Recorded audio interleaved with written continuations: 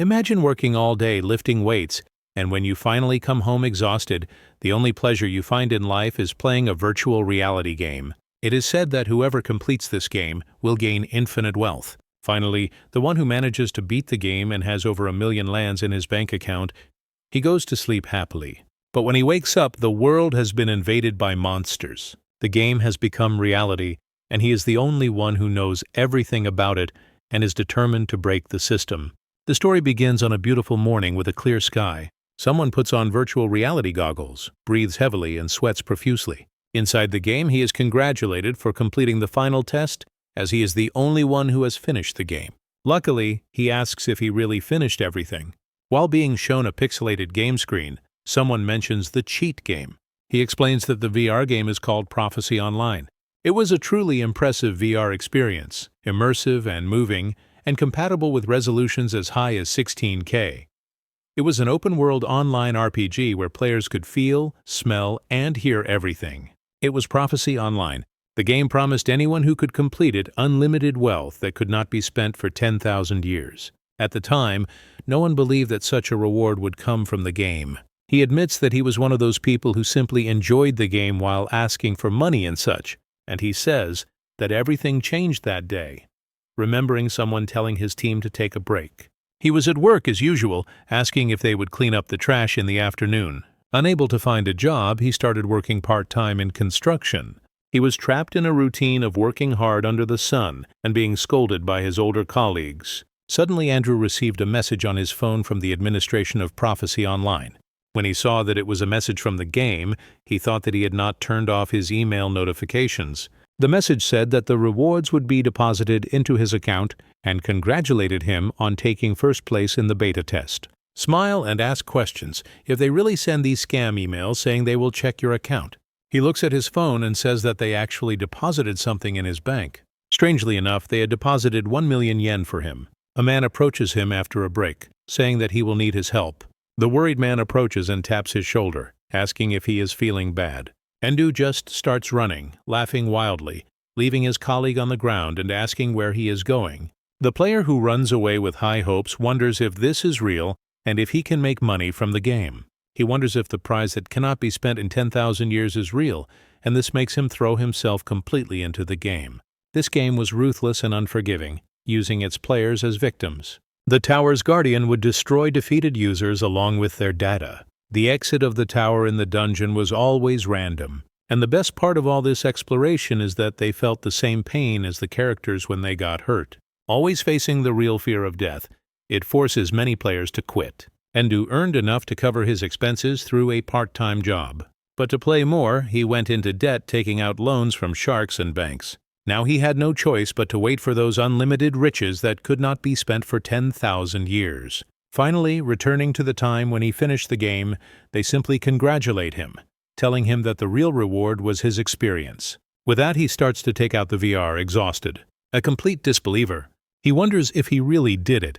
He drops everything and runs to his phone, anxious for the reward. By clicking on the email sent by the Prophecy Online team, they recently announced that they had reached their goal. And because of this, Prophecy Online will be shut down. Angrily, Endu wonders what his rewards will be as he reads the thanks to all the sponsors of the game. Feeling bad, he drops his phone. He cries as his phone breaks on the ground. Endu, kneeling on the ground, thinks that he will be rewarded appropriately after completing the game.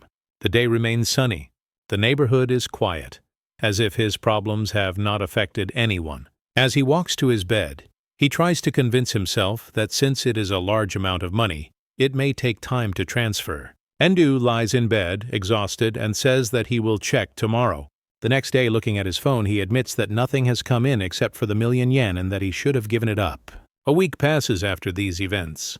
He hears a loud noise and wonders what happened so early. Looking at his phone, Endu realizes that the noise is not from him. At this point, he looks up and sees the system window. In front of him are notifications that the ice court has failed and Moscow has been destroyed. There will be a test of Earth for the next 43 days. If it fails, the test site will be destroyed. Now Japan. He watches everything in bewilderment, not understanding what is happening. On television, horrified journalists report the current situation in Moscow to the public. Although the monsters have completely destroyed the city, the Russian government declares that there is no hope for the survivors. The journalists, not knowing what kind of creatures they are, declare that they are dragons. A helicopter observes the monsters from above. The journalist's prize reports that a similar situation is about to occur in Japan. According to the information gathered, Wen reports that many say that this is a disaster caused by the complete similarity of the game Prophecy Online. The geologist says that the only possible cause of a disaster of this scale could be the movement of tectonic plates, not monsters. As a monster opens its mouth towards the helicopter, the journalist asks if he is trying to take aim at them. Someone shouts desperately, ordering them to get out and turn back. But unfortunately, there is no answer. The horrified presenter starts shouting the journalist's name, asking if he can hear him. The expert, horrified by the scene, says that this could never happen with the movement of the plate.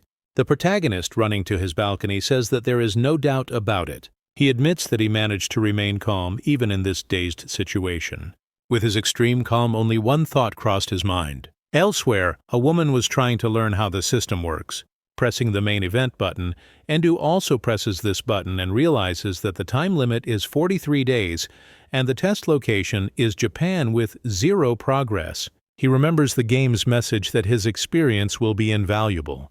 The hero thinks that the priceless assets that the game mentions are his experience. He was the only one who completed it. After a long time, his door suddenly opens. All-handsome young man confidently walks out. With a sly smile, he says that he will get his money now. As he runs, he notes that with the implementation of the game, there will be fierce competition for points and experience points. While still running quickly, he sees that the nearest dungeon is in front of him. Ender rushes towards a large building. Many people are panicking, asking how they should run because the buses and trains are not running. He continues to run anxiously and hurriedly. Suddenly, someone angrily shouts at him to stop. The man steps in front of him, surprising the protagonist. The man asks Endu if he will leave, ignoring his reminders. Looking at the man, he realizes that this is one of the loan sharks chasing him. The loan shark tells Endu that he is going to his house and orders him to turn around. He throws a cigarette in Endu's face. A year ago, while the protagonist was in prison, an advertisement came out. It was for a company that offered 200,000 yen interest-free to anyone who passed their test. But they wanted 50% of all prizes. Endu thought this was a great offer, since he got the money interest-free and only paid it back after finishing the game. However, after spending 200,000 yen, he failed the selection, so he was told to pay 50% interest within 10 days. He remembers the time when the gun was pointed at him. From that moment on, Endu began to take out loans from banks to pay off his debts. However, when he tried to pay off his debt, they turned him away, hoping that the interest would accrue. The man smiles and asks if the hero has the money to pay his debt. Angrily, Endu looks at his loan shark and asks how he can pay if they don't answer his calls. The man asks if this is true, saying that people who don't want to pay always make excuses, calling him a coward. Smiling again, the loan shark says that he is lucky that he is there for other reasons. He asks if Endo has not played this Prophecy Online game. The man notes that the current state of the world is the same as games. Grabbing Endu by his shirt, he asks if he knows anything, and if he does, he'd better spill everything. The hero orders the man to get his dirty hands off him. The even angrier man asks Endu if he knows who he's talking to. Then the protagonist tells Tako that he will give him useful information, activating his ability, the Advice Fist, to force the loan shark to take a step back. Taku increases his punch power by 50% and begins to punch the man. The force of his blows is so strong that the loan shark throws itself onto a road sign. Looking at the man lying on the ground, he says that he's on the job from now on. Seeing Taco unconscious and bleeding, Ender says that the loan shark probably won't be able to cure him. He just leaves Taku there and continues to run towards his target. A man in a black hood watching from inside the car comments that perhaps this is his gaming skills. He says that he didn't expect to find such an experienced person so quickly, with his face partially covered. The man smiles and says that law and order will soon fall apart, making everything more interesting. The hero arrives at a place called the Sanctuary of the Goats. Something unexpectedly catches his attention. When he sees the car, he wonders if someone has come before him, and he begins to descend into the deep, dark dungeon, still moving along the corridors, looking for something. Suddenly, he smells a strong smell of blood. Surprisingly, dozens of lizardmen lie dead in front of him. The same hooded man who was in his group apparently saw someone else coming. Looking at Endu, he asks if the protagonist is also a prophecy player. Endu, a little annoyed, asks if the group did all this. The Padman says that these were high-level monsters, and without them the protagonist would have died. Endu begins to ask if the lizardmen are really high, remembering that their level is at the lowest level. Taking off his hood, he comments that Endao seems to have no friends and asks if he wants to be one of his subordinates. He says that the hero will have to hand over half of everything he has won, but in return, he will protect him because he is so powerful. Everyone behind him is charmed by his kindness. Endao apologizes, saying that he prefers to go alone. Pointing forward, he asks if they can get past the boss. They're shocked by the idea. The hooded man, who is talking to his group, asks if it is worth killing Endao after the boss finishes speaking. The man, who has everyone upset, says that the less people know about the game, the better. He says that this is his decision and anyone who disagrees with him will face random death. Suddenly, everyone feels a certain fear and anxiety. The man informs his subordinates that the boss here is a scapegoat, so he does not want the hero to attack him last. There were only 5 minutes left before the door opened. Some of them approached the surprised Endao. A girl moves towards him with 2 men. A little nervous. Laughing, she asks if they will try to stop her. They start to worry a little and say that she is right, and that they should stay there. It seems to her that she will easily throw them out, but this time she will let them go. Thinking that the hero will not be too late and will defeat the boss after most of them are killed, the door opens. After the time left for the door to open is up, it finally opens. He simply takes a juice from his inventory and leans against the wall, waiting for his moment. Hearing the doors close, he looks into the boss's room and wonders how far they can go. As they enter, the leader thinks it is convenient that Endao did not enter with them. The girl notes that perhaps the protagonist has realized their intention to kill him, but the leader says that he is not smart enough to notice this. In front of them is a large hall, completely empty except for a single light coming from a crack in the ceiling. He knocks the shield of one of his subordinates and orders the boy to do his job. The boy says that the boss with his shield will not be a problem, as he addresses the leader as Sir. A purple flame-emitting candle and a wall sconce light up. Suddenly, a strong wind hits them, confusing everyone. Surprisingly, a large fire tornado forms in front of them. The leader, filled with extreme fear, begins to ask what kind of scenario this is. Interrupting his thoughts, a large claw emerges from the flames. It is then that he realizes that it is actually a hellfire goat. The monster was a mixture of a goat, a wolf, a horse, and other animals. The goat screams loudly, sending shockwaves and flames spreading in all directions. Many warriors scream as another devastating attack hits them. Light himself, along with some of his subordinates, rushes towards the entrance door. He curses, thinking about how it all ended with a monster standing in front of him. A frightened girl asks what they should do now, and he angrily tells her to be quiet and orders everyone to retreat. One of his subordinates shouts that the door is closed and the leader says that this is impossible. He starts shouting, asking what is happening. He orders some of them to distract the creature. The shield should be able to block the monster's attacks. Although the man holding the shield tries to say something, his leader ignores him, ordering him to do as he is told. The shield-bearer stands in front of the creature, who raises the hammer. Completely overcome with fear, the man holds the shield in front of him, but is crushed by the creature, who has no chance. His companions are completely terrified and start running. After the leader raises the hammer again, we see the man lying lifeless on the ground. The strange creature takes the man's shield with its fingers. Unexpectedly, it puts it in its mouth. It starts chewing the shield as if nothing had happened. They start saying that it is incredible, since it is an epic-level shield. Light comes to the conclusion that everything is completely wrong. The monster they are facing is a low-level monster that anyone can handle. He says that this happened after the update, before there was a monster called Hellfire Goat, and no player could beat it. Trembling with fear, he comes to the conclusion that this world is based on the original version of the game. Light remembers that the hero is waiting outside and maybe he can open the door. The leader begins to knock desperately on the door and begs Endu to share the reward. But, as expected, he receives no answer. Frustrated, Light asks if the boy heard him and orders him to open the door, but something is very fast and approaching his body. Looking back, Light sees the monster heading towards him and sweeping away all his subordinates before reaching him. They are thrown far away, still completely wounded. Looking at the monster, he says that with such ridiculous physical strength, they will all be destroyed soon. Endu, who opens the door, asks if after all this talk, he is the only one he can control. and says that Light does not have the talent to be a leader. Our trickster looks at the monster with a proud smile. Although he almost dies, the man still mentally curses him.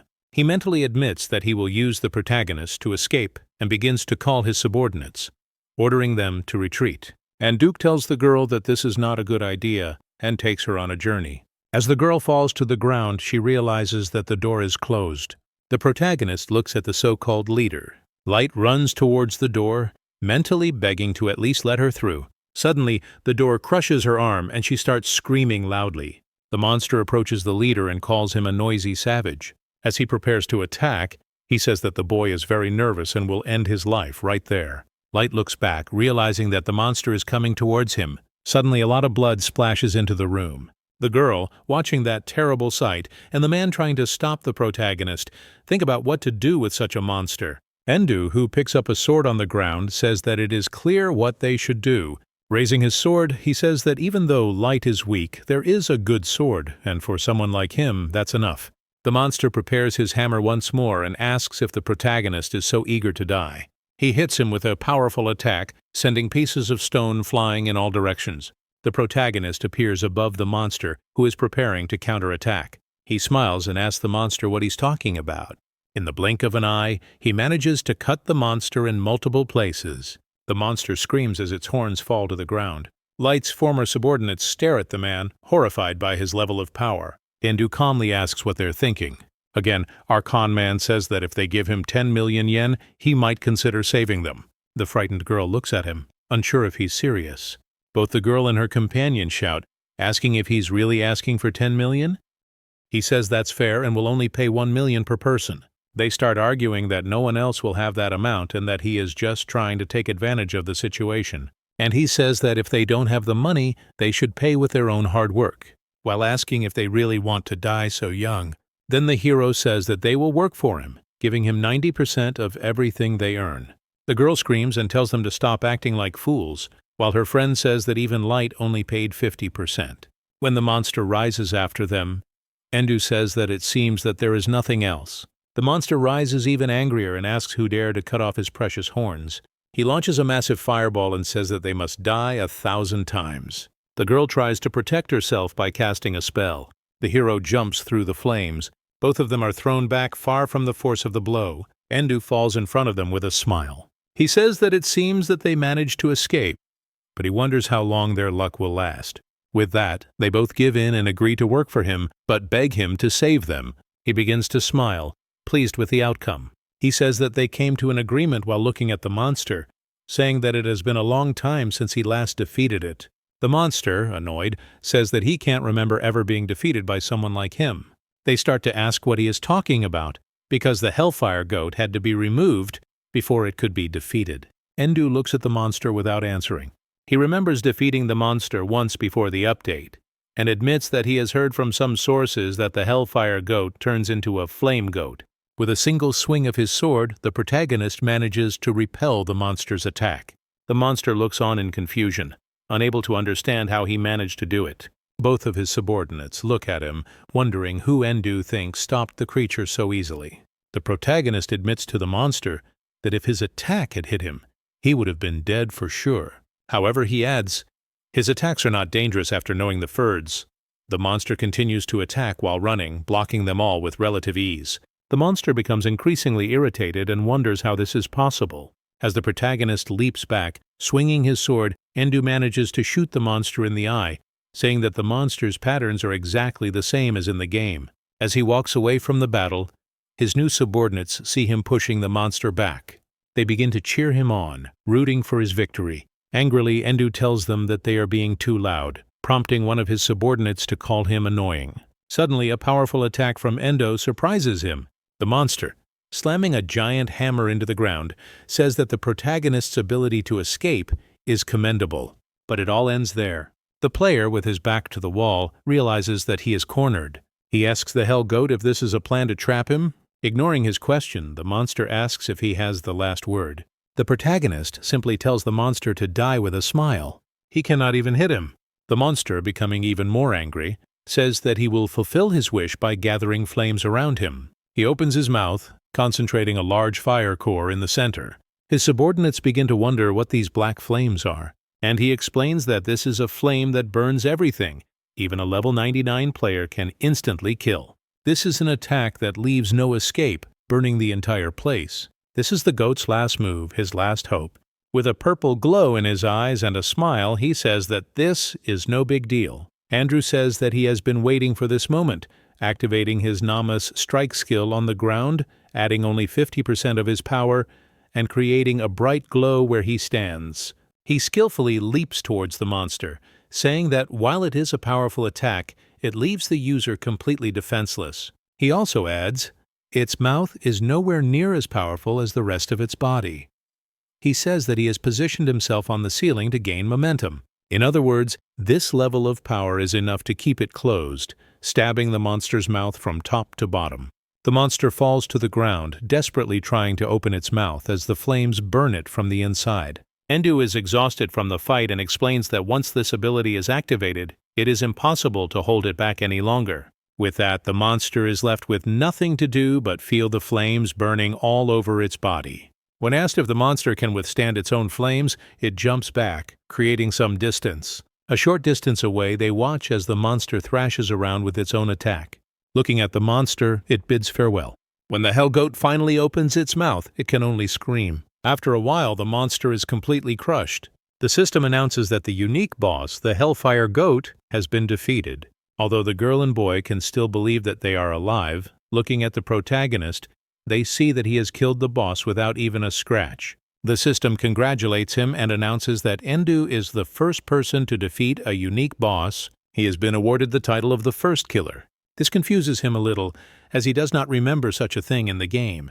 This title gives him an additional 50% damage when fighting the boss. In addition, as an additional reward, he can choose his second profession. The system asks him if he wants to choose his second profession now, and he says that he has chosen it. The system also explains that once his secondary profession is chosen, it is impossible to change it. Resolutely, he chooses the profession of a soulmaster. Endu stretches out his arm firmly in his choice. Suddenly, a bright light envelops his body. He says with a smile that it seems that he will make a lot of money. Collecting the boss's drops, he finds a dagger and a key. The girl informs him that this is the key to the underground sewers. It's a great place to level up quickly and make money. The man accompanying him says that their main goal was to get the boss's extremely rare drop in the first place. Endo starts to spin the key on his finger. He explains that this item is not that rare. In fact, the drop rate with the Hellfire Goat is 100%. They are horrified by how random he is with an item that is so hard to obtain. Looking at the dagger, he thinks that obtaining it is a complete stroke of luck, and he walks towards the ruins. When he points the knife, yellow and blue sparks begin to come out of it. With a downward movement of his hand, he splits one of the pieces of rubble in half. Both of his subordinates look on in shock, asking what that dagger is. While noting that it's still not good enough, he begins to use his secondary profession ability, hoping that the materials required will be simple. While the term secondary profession sounds optional, Endu explains that it's actually the main thing. He explains that his Soulmaster profession allows him to use small soul fragments to create or enhance something. It's the only profession that allows him to reach the end of the game. The protagonist activates his ability to see his soul. Looking at the sword, he discovers that it can be awakened with a soul fragment from a Type F wizard. Looking at the girl, he realizes that she's a wizard, and that if he contracts and removes the fragment, it won't do anything. He admits that he wished he'd known that before he agreed to take 90% of his earnings. As he throws the dagger down, he says that he still has something he can use. Looking at the two, he asks if they want the key to level up. Confused, they ask if he's really okay with that. Ender says that in exchange, they'll have to give him everything on this list and reduce the fee they have to pay a little. Her ikisi vacidedir ve ona teşekkür etmeye başlayırlar. Başkuğruman onlara teşekkür etmeye ihtiyaç olmadığını söyleyir. Aksi, ne kadar çok kazanırlarsa, hasilat şartlarını yerine getirerek bir o kadar çok kazanır. O fi tipli serbazdan müvaffakiyetli bir ruh parçası elde etti. Elindeki materyallarla Ender ruh ustası kabiliyetini bir daha aktifleştirir. O kılıncın oyanmasını emredir ve o, parlak şekilde parlamaya başlayır. Parçalar güç tornadosunda fırlandıkça, kılıncın bıçağı benövşi renge çevrilir. Exvanjörü kabağına kaldırarak, o, Soul / adlı yeni bir bacarık elde ettiğini görür. Kahraman onu sınamak üçün bacarığı aktifleştirir. Tabeliğinde olanlar korksarak baksarken o yolundan geçen her şeyi kesrink irhile atılır. Hücum o kadar güçlüdür ki ambardan geçerek kenarda bir meşe aşkar edir. Her iki tabeliğinde olanlar belli güce heyranlıkla nahen kratere baksırlar. Hamı ilk zancerin bir hareketi il ayrılan güce baksır. Bir insanın bel bir güce sahip olup olmadığını düşünerek yere yıksılırlar. İlk zancır baksarak şerh edir ki görünür bu onun heddidir. Kıza baksan Andrew değil ki, onun silahı ve minimal bacarıkları var. Lakin nöbeti addıma hazır olmalıdır. Baş kahraman sadece olarak kızın karşısında dayanarak onu korksudur. Rumi Celd onun yüzünü örtür ve onu öldüreceğini düşünür. Onu teəccüblendiren Endu sadece onun yanından geçir ve ni baş verdiğini şaştırır. O, tabeliğinde olan geçmiş yoldaşlarının cesetleri karşısında çömelip dua etmeye başlayır. Ruby onu ovsunlayarak izleyir ve Endu'nun ölen oyuncular için yas tutması il maraklanır. Bununla Bell, istindi baş kahraman sadece ülavlerin pul kisosini isteyirdi. Küçük oğru üzlerinde seyli pul olduğunu söyleyerek gülümsemeye başlayır. Her ikisi onun cehennem odu keçisinden daha tehlikeli olduğu koanaytine güldü. Hardasa göyden çokslu kara tükler düşür. Bir ziyaretgahın etrafında bir neçe kara uçur, çünkü kimsi darvazanın karşısında dayanır. Bu yeri müşahede edin Endo'ydu. Sakitçe kuyuya yakınlaşır. Pillekenleri enerken kahraman, bu kuyunun altında çokslu sayıda canavarın olduğunu keyit edir. Aditen onlara yalnız 3 ve ya daha çok sniper'düğün ibaret kurup itiraz edirdi. Ama Endo bunun ona ait olmadığını deyir. Keçik sanceri var, pillekenlerin dibini çatanda etrafa baksır. Bir don ona teref uçan sikka sesini eşidir. O, temastan kaçarak tez yarıya bölür. Dövüş üçün mövke tutan oyuncu ilk zinceri önde kaldırır. Ne ise göre basbılaşar kabağa baksır. Gözlenilmeden 3 kişi peyda olup yeni konak olup olmadığını soruşur. Cana susamış baksışlı adam baş kahramana buranın onlara ait olduğunu söyleyerek bıçağının buna karar verna sual verdiğini gösterir. Adam deyir ki, kim birinci gilsü, o kalip gilir ve bunun oyunun kaydası olmadığını soruşur. Kişilerden biri deyir ki, pul ödülse, raziden istifade etmeye icazı verecektir. Bu adamların ona benzediğini anlayan Endu kıymetin ne olacağını soruşur. Adam deyir ki ondan saatte 50.000 yen alacak. Çünkü belli olsa baş kahraman yine de kazanç elde edecek. Pulları ona teşekkür eden kişiler verir ve indi başlamasına 1 saat vaktinin olduğunu bildirir. Zindana daha da derinleşerek canavar mağarasına girir. Birden oyuncu kışkırık eşidir. Canavar süritle ona terif kaçır. Bunu başa düşmezden evvel onlarla canavarın hatasında olduğunu görür. O, bunların almaz canavarlar, pul kazanmak için âlâ olan orta seviyeli canavarlar olduğunu ve bu mağaranın onların kurup halında göründükleri yegane yer olduğunu şerh edir. O, ruh bıçağından istifade edebileceğini söyleyir, lakin helallik sega daha yakışıdır. Bir anın içinde bütün canavarlar onun üstüne hoppanır. O, mırharutle onları ittiham edir. Bir göz kırpımında o, bütün canavarların arasından geçir. O, onları öldürmeye devam edir, paketin arasından geçir ve başlarını kesir. Onları bitirdikten sonra o, sadece olarak hücumunu dayandırır. Nefesini dimlemek üçün bütün meyitlerin arasında oturur. Güle güle deyir ki, gözlenildiği kimi çok da semere vermedi. Gözlenilmeden girişte onunla karşılaşan adamlardan biri, zırh indirmeye hazırlaşarak onun arkasında peyda olur. Nispeten asanlıkla baş kahraman düşmanının hücumunun karşısını almaya bacarır. İsvancer'ını yelleyerek karşılık verir. Teəccüblüdür ki adam onun hücumundan yayınır. Lakin hücum mağaranın yuksarı hissüsüne diyerek güçlü partlayışa sebep olur. Alnını kesen düşmanı bunun tehlikeli olduğunu itiraf edir. Kahraman K'dedir ki, dövüş tecrübesini nümayiş ettirerek hatta çetinlikle de olsa hücumundan yayınmaya bacarıp, oyuncu büyük oğlana deyir ki, o çirkli oynamaya ilk soçlayır. After all, he waited for him to kill him monsters and lower his guard. With a manic grin, his opponent says he loves it. The protagonist concludes that their real objective is to wait for other players to gather equipment, then kill and rob them. Overhearing their conversation, the group's leader says that it seems he figured it out. Smiling, the protagonist says this is a secret spot used by all cheers, so it'd be strange if they were the only ones there. Endo says that if they wanted to deceive him, they should have at least planned a fake round. The player admits to himself that, in reality, he only noticed this after seeing their weapons. He notes that the big guy is using a kind of knuckle duster, the famous rocket punches. It's a risky move, but greatly enhances the speed of its user. He also mentions the skinny guy's weapon, a sword that cuts through vibrations. As for the ring on the leader's finger, that's truly a problematic item. The leader apologizes for the misunderstanding and says he'll even give him compensation for the trouble. Reaching into his coat, he throws hundreds of coins for the protagonist. Endu is startled as the coins fall, but he's also extremely angry inside, saying the guy is throwing 10,000 yen like it's nothing. As the man's ring glows, he says his hands slipped and asks the protagonist to pick them up for him. Noticing the trap, the protagonist asks if it's really worth making his enemy kneel. He explains that the ring's ability causes small explosions with coins and wonders if his enemies are underestimating him. As he tosses his dagger upward, the protagonist says they can't return alive after hunting someone of a higher rank. As the three gather in front of him, they ask if Endu forgot it's 3 against 1. While preparing his dagger, the protagonist says that even together, it wouldn't be worth 1 yen.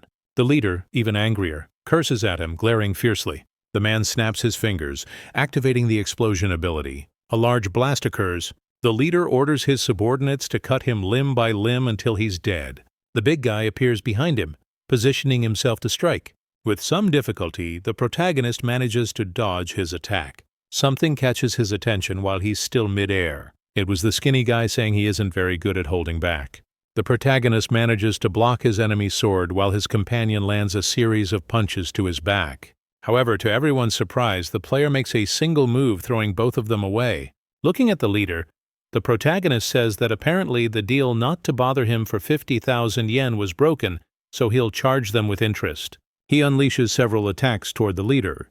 While smiling, he says he'll pay him back with interest, but in explosive coins. From above, we can see that the protagonist is in the center, raising his dagger with 2 of his enemies on the ground, and the leader still standing.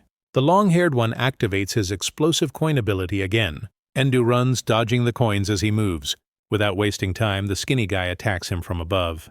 With a certain ease, he manages to block the skinny guy's furious attack. However, his fury turns to fear as he sees his sword breaking.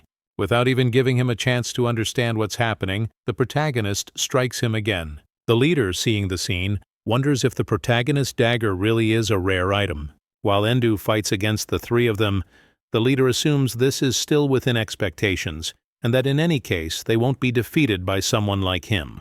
Quickly, the player tries to dodge the explosions again. Endu gets angry as they throw money around like it's worthless. The big guy appears behind him once more, trying to strike him. The protagonist dodges the attack, causing a huge explosion. The explosion's force is so strong that even his allies need to shield themselves. The player's blade spins in the air as if announcing his defeat. The big guy starts celebrating, saying it was a great challenge, while his friend tells him he needs to learn to hold back.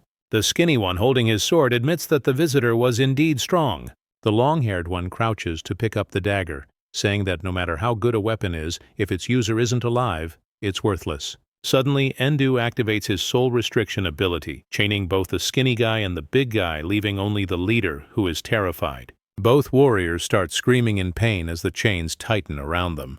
The concerned leader starts calling out their names. Emerging from the mist, the player explains that he used his soulsmith ability to cause unparalleled pain.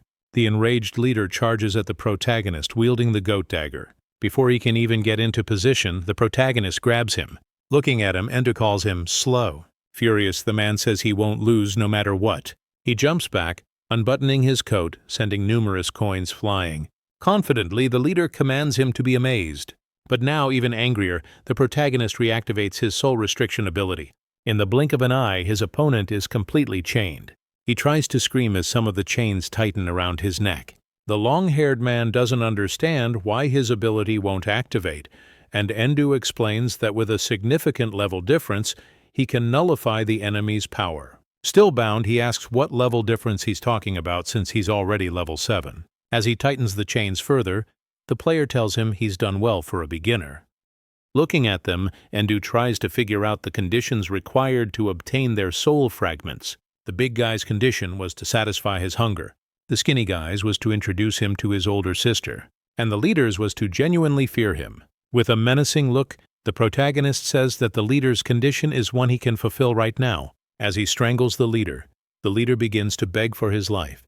Holding his dagger, the player says he would be only one at a disadvantage if he left him alive. The terrified man, in extreme fear, starts asking what he means, and says he'll sell parts of his body since there are always people willing to buy. Once again, our scammer says that the interest rate on the 50,000 yen was pretty high.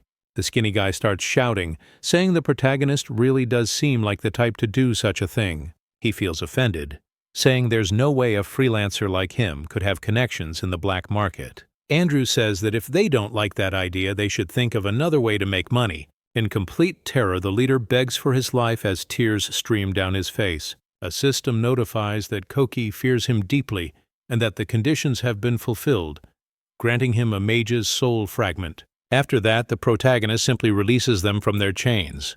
They collapse to the ground, gasping for air. The protagonist hands them several contracts, ordering them to sign. They're all outraged by the fact that they'll have to give up 90% of their profits and still obey his every command. With a bloodthirsty look, Endu glares at them, asking if they have any complaints. Terrified, they both answer that they have none. He says that from now on, the three of them are his subordinates, and that if they ever think of betraying him, the operating table will be their fate. Unexpectedly, Endu asks them to lead him to the real leader. They're all utterly horrified, asking how he figured it out. He explains that the items they're using couldn't have been obtained by weaklings like them, obviously meaning someone else is behind them, and asks if he's right. Koki starts begging, saying that if the boss finds out, he'll kill them. Placing his foot on his subordinate's head, Endu asks if he's going to betray his former boss or have his organs transplanted. Trembling, the skinny guy starts muttering something. Suddenly he starts crying and running, saying he wants neither, leaving the big guy shocked. The player points his finger at the man, asking if he really thinks he can escape. With that, the soul restriction chains grab the man once again. His two companions are utterly terrified by his total control as their friend is suffocated, and they say they'll lead him to their boss. But Endu still demands all their weapons and money. The protagonist notes that the security in this world is terrible. Even the game's security was better. With a grin, Endu laughs, saying there's probably no one left who could hurt him now. In his status window, we can see that the protagonist is on a completely different level. At dusk, we can see a circus. Like any circus, there's a spot where the tightrope walker performs along with rings of fire and other things. Then we're shown someone being beaten by a man. The person being attacked falls to the ground bleeding. Some people inside a sort of cell say that he'll be next and express their sorrow. A man with a bloody face tells the person being beaten that he didn't even complete the task. The man asks if he won't apologize to the boss. Another man in the cell shouts, begging for him to stop, saying that the person will die.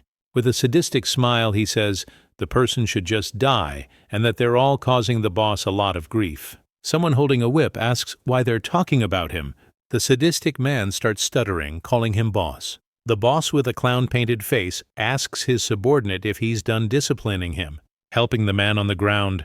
The boss says that if he had broken a bone, it would take a long time to recover. He tells his subordinate that no matter how incompetent they may be, he shouldn't simply break them.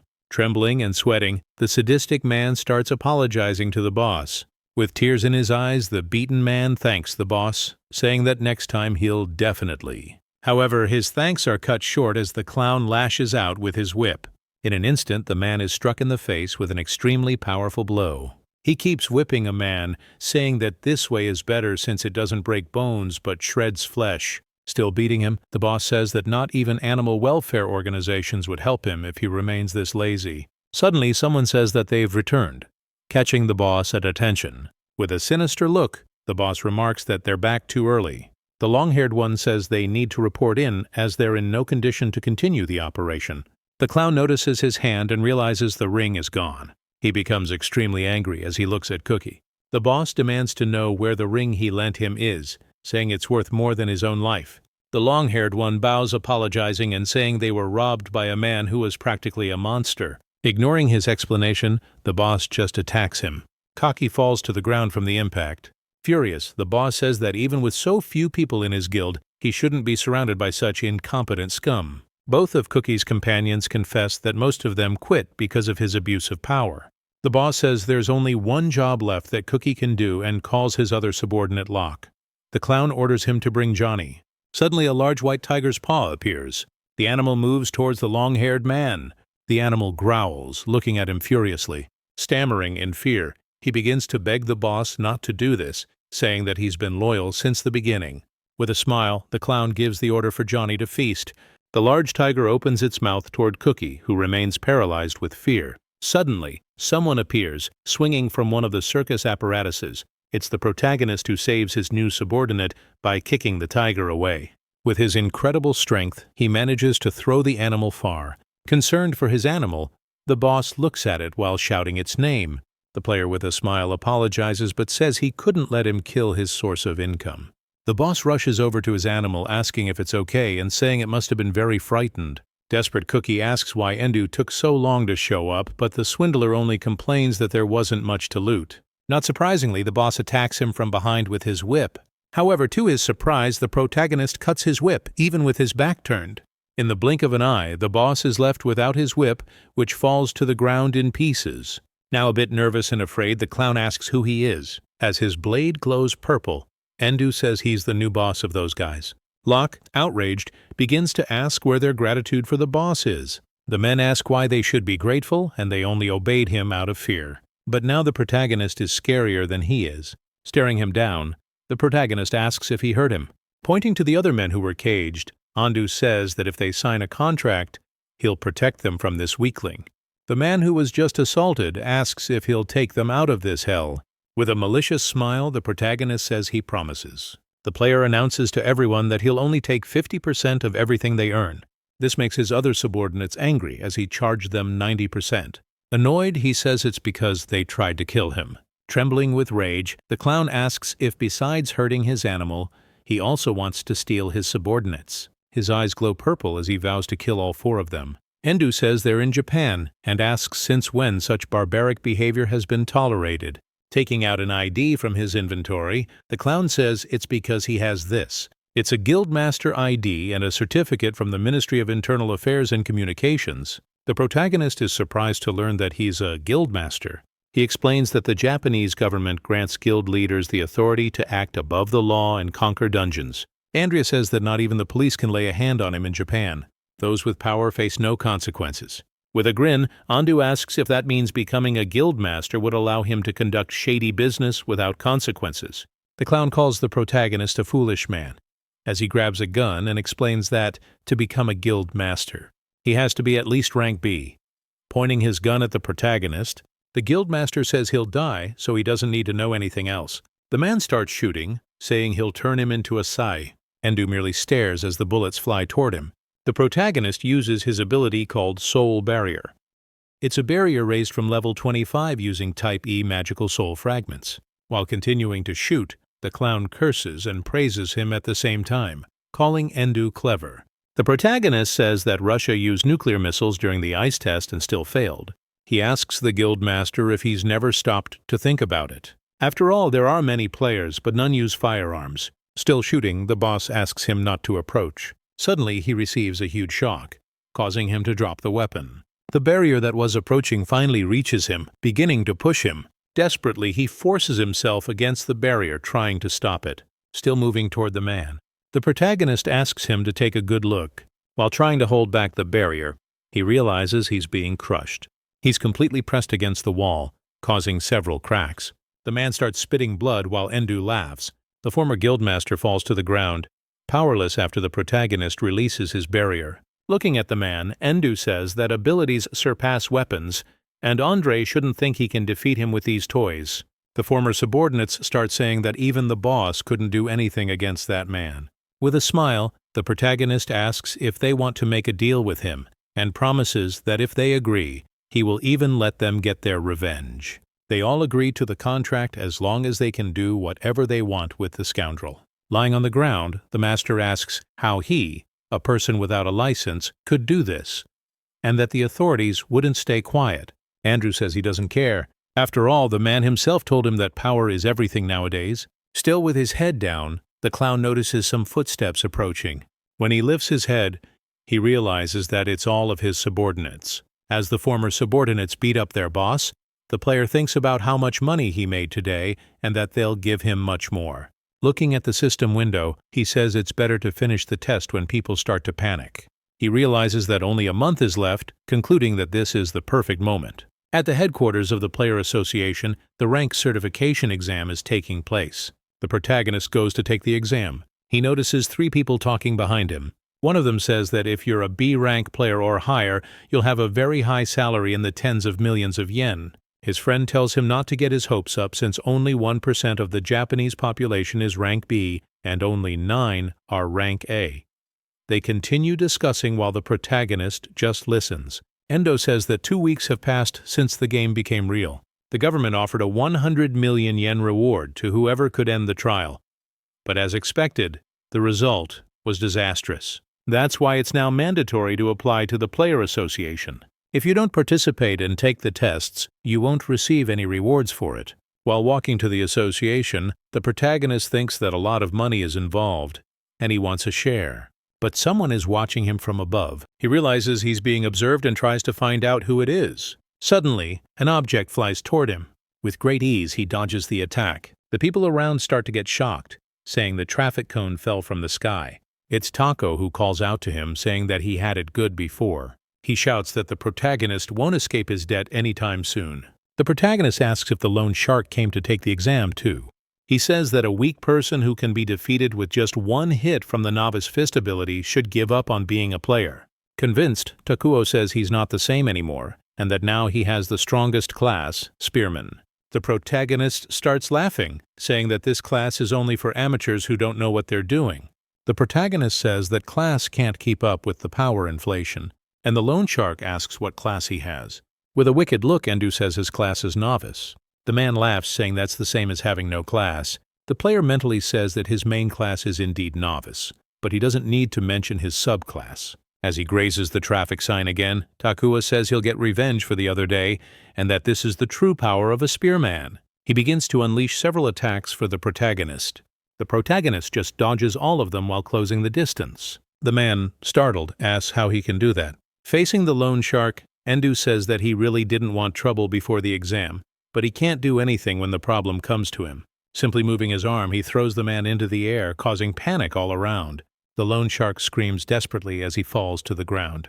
Everyone looks at him and the protagonist continues walking, saying it was self-defense. Inside a very luxurious place, the attendant informs him that the registration fee is 8,000 yen, which he thinks is extremely expensive. Sometime later, he's sitting depressed for losing 8,000 yen, but suddenly someone approaches him. It's a girl who apologizes for the delay. With a smile, she says they'll now begin his rank certification exam. He was facing a large black rock. It emitted a strong purple light.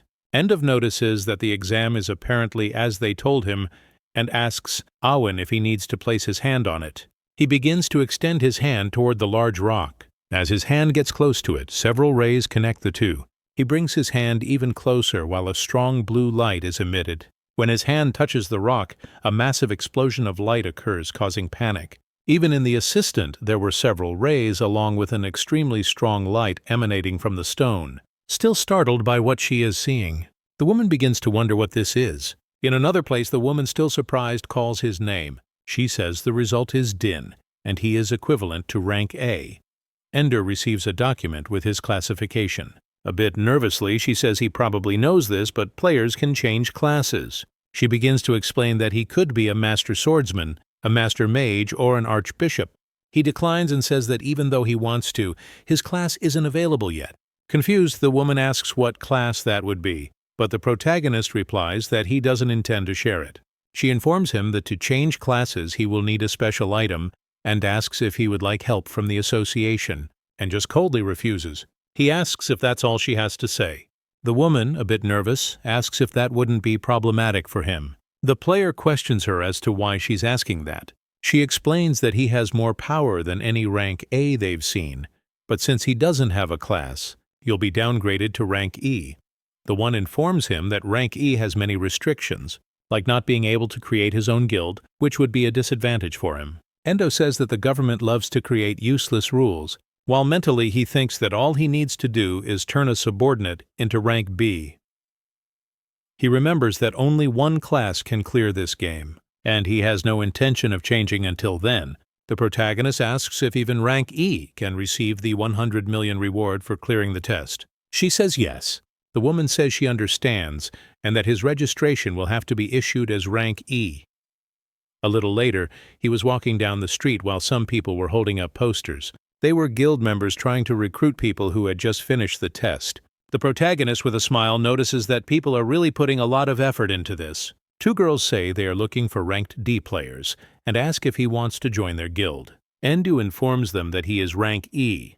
The girls begin to laminate for him, saying they understand. The protagonist notices that rank E players are being treated like pests, but he convinces himself that he doesn't care about any of this. Suddenly his attention is caught by a man in a suit walking through the crowd. The man had an orange aura surrounding his body.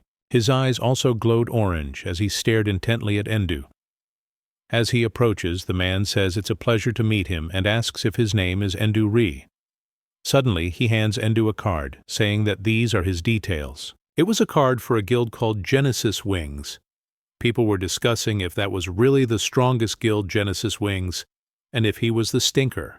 The protagonist asks what stinker means, and the man awkwardly explains that it was his nickname in the game. The player realizes that he is famous and wonders if he should make friends with him after all. He can make money. He asks Shinji what he wants from him, but their conversation is interrupted by the lone shark, who asks if the stinker was looking for him. Taku approaches, saying that even though he's a rank B player, he won't be influenced by bad decisions. The protagonist wonders if this weak guy is really rank B and guesses that he may have threatened the examiner. Shinji asks who he is, and the lone shark angry calls on a little girl. Taku gets enraged and grabs the man by his tie, threatening him, saying he's strong. However, with a single movement, the man easily twists his arm. He places the lung shark on his knees while complaining of pain. A bit more seriously, Federer says that with each passing minute, they are getting closer to destruction, so he doesn't have time to waste on him. Taka storms off angrily, saying Shinji shouldn't cry and try to recruit him later. The man apologizes to the protagonist for the commotion, but Endu says it's fine, as Takio was a nuisance to him as well. The protagonist asks what he wants after all. Someone like him wouldn't have anything to say to a rank E. The man just laughs, calling and humble. Feeder says that the only reason he's rank E is because he refused to change classes. Laughing, the protagonist says that apparently the association is very loose-lipped. A bit awkwardly, the man says that with Japan's end drawing near, they can't afford to let their guard down. Shinji asks the protagonist what he thinks about working with them, offering the same amount they paid for the information. Looking at the check, Endu is shocked to see it was for 10 million yen. He says it's an amount he had some time ago, while internally he screams that he wants the money. The player returns the check, saying he doesn't want to join any guild. Shinji says that strong people really don't settle for less. With that, the stinker makes another proposal, asking if Endu isn't interested in the information they have. He says that his guild is supported by government agencies and even other guilds around the world. Looking at him, the protagonist asks if they could find out who the player was that completed Prophecy Online. Smiling, Shinji says it's impossible after all. No one has completed that game. The protagonist, extremely irritated, says that in that case he'll have to decline. The man becomes very afraid when he sees his reaction. He says it's fine, handing him a piece of paper, saying that if he changes his mind, he can contact him. As he leaves the place, the man wonders why he gave up so easily. He questions whether he was worried about tarnishing his guild's reputation by insisting too much, but he concludes it wasn't that. Shinji confesses that he was terrified, as if every part of his body was telling him not to get into trouble with such a monster. Causing the stinker to nearly soil his pants, the protagonist pats him on the shoulder. Endu hands him a paper, leaving the man even more confused. He says that if he needs help, he can call him, and depending on the amount he might accept. Taking the paper, still very nervous, the man thanks him for his kindness. Still disoriented, Shinji wonders who he really is. Later, at the headquarters of the Genesis Wings Guild, someone was walking hurriedly down the hallway. On the top floor, Federer enters the guildmaster's office. He formally announces his return to the master. Suddenly, the master turns around, revealing herself to be a woman. She asks how it was to meet the newbie deemed the strongest by the association. Still a little nervous, Shinji says that he is genuinely a monster. Still trembling, he admits that the protagonist was the only player who made him feel fear through a conversation. With a terrifying look, the guildmaster asks who is stronger between her and Endu. He stammers, hesitating to answer. She says she'll take his silence as an answer while looking at the protagonist's file. Still very nervous, Shinji says he's sorry. Tsukino says he doesn't need to apologize as his job is to relay all the information without hiding anything. The guildmaster says that among the 10 transcendent players, she is certainly the lowest ranked and that it's not surprising that there are people stronger than her. She explains that the 10 transcendent players are the best from the beta test of Prophecy Online, those who receive a cash prize. Tsukino also informs that in a world where a game has become a reality, the appearance of someone powerful disrupts the hierarchy of power. She notes that since Shinji returned alone, it means the negotiation failed. He says that apparently the protagonist isn't interested in the information they possess, let alone the 10 million yen offered. With her arms crossed, she says that if Endu is truly one of the 10 transcendent players, fame and money will come to him in no time. She observes that there's no way for one of the 10 transcendent players to remain a rookie voluntarily. Sino says that on the other hand, there are hidden items that are extremely powerful but also come with side effects. She says that in any case, Federer should continue to assess the man with his own eyes, and if his assessments are correct, he will surely become the strongest in the world. The master says that in all cases, the strongest person in the world could only be one of the 10 transcendent players whose name is unknown. Nervous, Shinji asks if she's talking about first place, informs her that even the United States looked for the data on the top 10 players. However, the data for number 1 was corrupted. Tsukino raises the possibility that the United States is lying about the number 1 data, secretly hiding them in their country. Shinji says he also believed the rumors, but after seeing Endu in person, remembering the protagonist, Federer says it's very likely that he really is number 1. The master says that for him to be saying this, it means there's a good chance they are right. Looking out the window, she says that Shinji must inform all members that hostile actions against Endu are strictly prohibited. She says that a nuclear bomb, which they don't know when it might explode, must be handled carefully. Still very nervous, he says he will do as instructed. On the other side of the city, in another large building, Andrew says that a few weeks have passed and they were looking for places to use as a hideout for their source of income. He was looking at the view when suddenly someone called out to him. His subordinates were positioning the TV and asking for his opinion. Kaki presents him with a suitcase full of money, saying he managed to collect the taxes for the day. The protagonist praises him and asks how the attack group's preparation is going. He says they are easily leveling up in the underground sewers and making him 1,000,000 yen a day. Excited, he informs that even the new recruits are making a 100,000 yen per day. Extremely happy, the long-haired man says he never imagined making so much money while thanking the protagonist. The player reminds him that he said he would make the money. After all, if they make money, he profits too. He says that the taxes are practically fees for information. Kaki mentally thinks that paying 90% is really a lot, but without the information, he wouldn't even be able to make 10%. Looking at the protagonist, he realizes that this man has very valuable information. The long-haired man asks what they will do about the judgment since there are only 10 days left, and the reward is already at 400 million yen. The protagonist tells him that he will wait a bit longer. Suddenly, Endo's attention is drawn to the TV, which is broadcasting something. It showed the location of the test, informing that if they don't complete it in 10 days, Japan will be destroyed. Another presenter says that just like at the beginning, the situation seems hopeless. His colleague says they have new information. She announces that the Japanese government has stated that they will pay 1 billion yen to whoever manages to complete the test. Looking at the announcement, the player says that if they take too long, foreign guilds might try to intervene. Picking up a piece of clothing, he says that now is the best moment. He could stress, saying he'll go out for a bit, while the long-haired man asks if he's going alone. Andrew says of course. After all, he can't put his source of income in danger. Everyone is fascinated by him. However, the 171 personality takes over, and he says it's 1 billion yen, and for that, he'll take everything. Kaki snaps back to reality, realizing that it's all about the money. It was already night when he finally arrived at the test location. There were many people in front of the gate that led to the test. The protagonist approached while Shinji noticed his presence. As always, the player was calm as if he were going to a market. Happy Federer asked if he really came. Passing by him, Endu said he had no intention of cooperating. However, Shinji said that was a shame, as he wanted to make a profitable deal with him. He informed him that he just needed to transport some things for 100 million yen, making the protagonist pay full attention to him. Shinji led him to a space where hundreds of backpacks were. He said he wanted the protagonist to take one of those backpacks to his members inside the test. Curious, Endu asked what was inside them that made them worth 100 million yen. Shinji replied that they were provisions. Opening one of the backpacks, Endu noticed that it was full of supplies. He asked what this was with the saying they were the guildmaster's favorites. Shinji explained that they were in the deepest layer of the test, and because of that, they were running low on provisions. With a smile, the protagonist asked what the problem was after all. With that amount, many people would accept. A little embarrassed, Shinji said that in fact they were in a difficult situation. Shinji informed him that he had asked 39 groups to help, but all of them were completely annihilated. The player began to say that the first 4 layers should only have formalities and wondered if it was different from the game. Still very nervous, the man concluded that he was sure Endu knew something.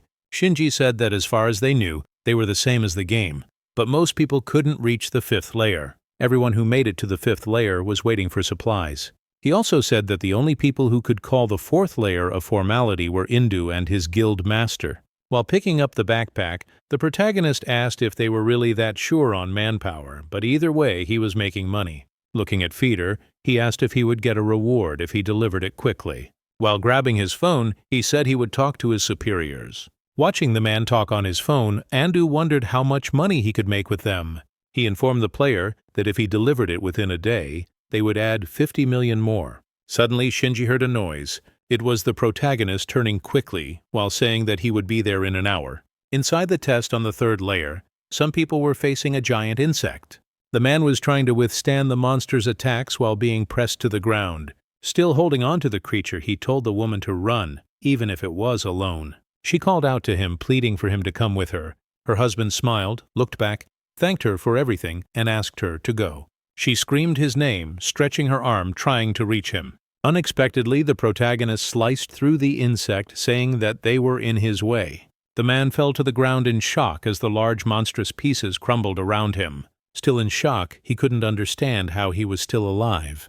While his wife thanked Endu for saving them, but in the blink of an eye and the player was already far away, leaving the two behind, not understanding what had just happened. As the protagonist ran through the cave at an absurd speed, they continued to wonder if he was already gone. He finally reached the 5th layer, stopping his sprint. Endo realized it hadn't even taken an hour and concluded that these 150 million yen would definitely be profitable. But suddenly he became confused upon noticing something. It was a man asking if he was Endu. Placing the backpack on the ground, the protagonist asked if the man was from the Genesis Wings, to which he confirmed. He said he brought the provisions that Shinji asked him to deliver. The man informed him that the payment had been deposited into his account as soon as he left, since Federer had assured them that he would deliver it. Opening his bank app, Endu saw that 150 million yen had indeed been transferred to his account. Satisfied, he simply thanked him for the deal. As various players appeared, their leader informed them that they had been waiting for food for a long time. They began to divide the provisions, saying that they were finally saved, while one of them said he would inform the front line. The protagonist said that it seemed horrible, while the leader responded affirmatively. He informed the player that they had already lost many people. Unexpectedly, many people started to run. They shouted that they would be caught. As they neared the camp, they said they were safe now. While the leader asked what had happened, but before they could answer, a loud noise echoed through the cave, causing pain to everyone. They looked ahead where a large cloud of smoke was emerging. To everyone's surprise, a large swarm of giant insects was heading toward them. The protagonist was preparing to attack when suddenly a huge flame passed by his side. Completely taken aback, the guildmaster passed by him, burning all the insects. After destroying them all, she stopped, her blades still surrounded by flames. The insect bodies fell completely charred. Endu noticed that this was a Heil's secret skill, the elemental sword Hellfire. The W approached him, saying it was a pleasure to meet him. She thanked Endu for taking on the transport mission. As she sheathed her sword, she introduced herself as the guildmaster. Hey everyone, did you enjoy the story? Men çok beğendim. If you want to follow the next part, make sure to subscribe to the channel and leave a like. See you in the next story, guys. Endu looks at Tsukino, trying to understand her. Still sheathing her sword, she walks toward him. She casts a severe glare at him, but breaking all the tense atmosphere, Tsukino ends up tripping. She apologizes, saying she hasn't eaten for 2 days. While the other members argue over food, the protagonist remarks that it seems they really are having trouble with supplies. At another moment, both of them are heading toward the tents. Seated at a table, Endu asks the guildmaster if she's the strongest there, to which she affirms. Still with her mouthful of food, Tsukino says that even though she is the weakest among the top 10, she is still part of the Transcendence. Not quite understanding, he asks who would name themselves something so ridiculous. Embarrassed, the guildmaster says she didn't name herself, and that all the top 10 players in the game are called that.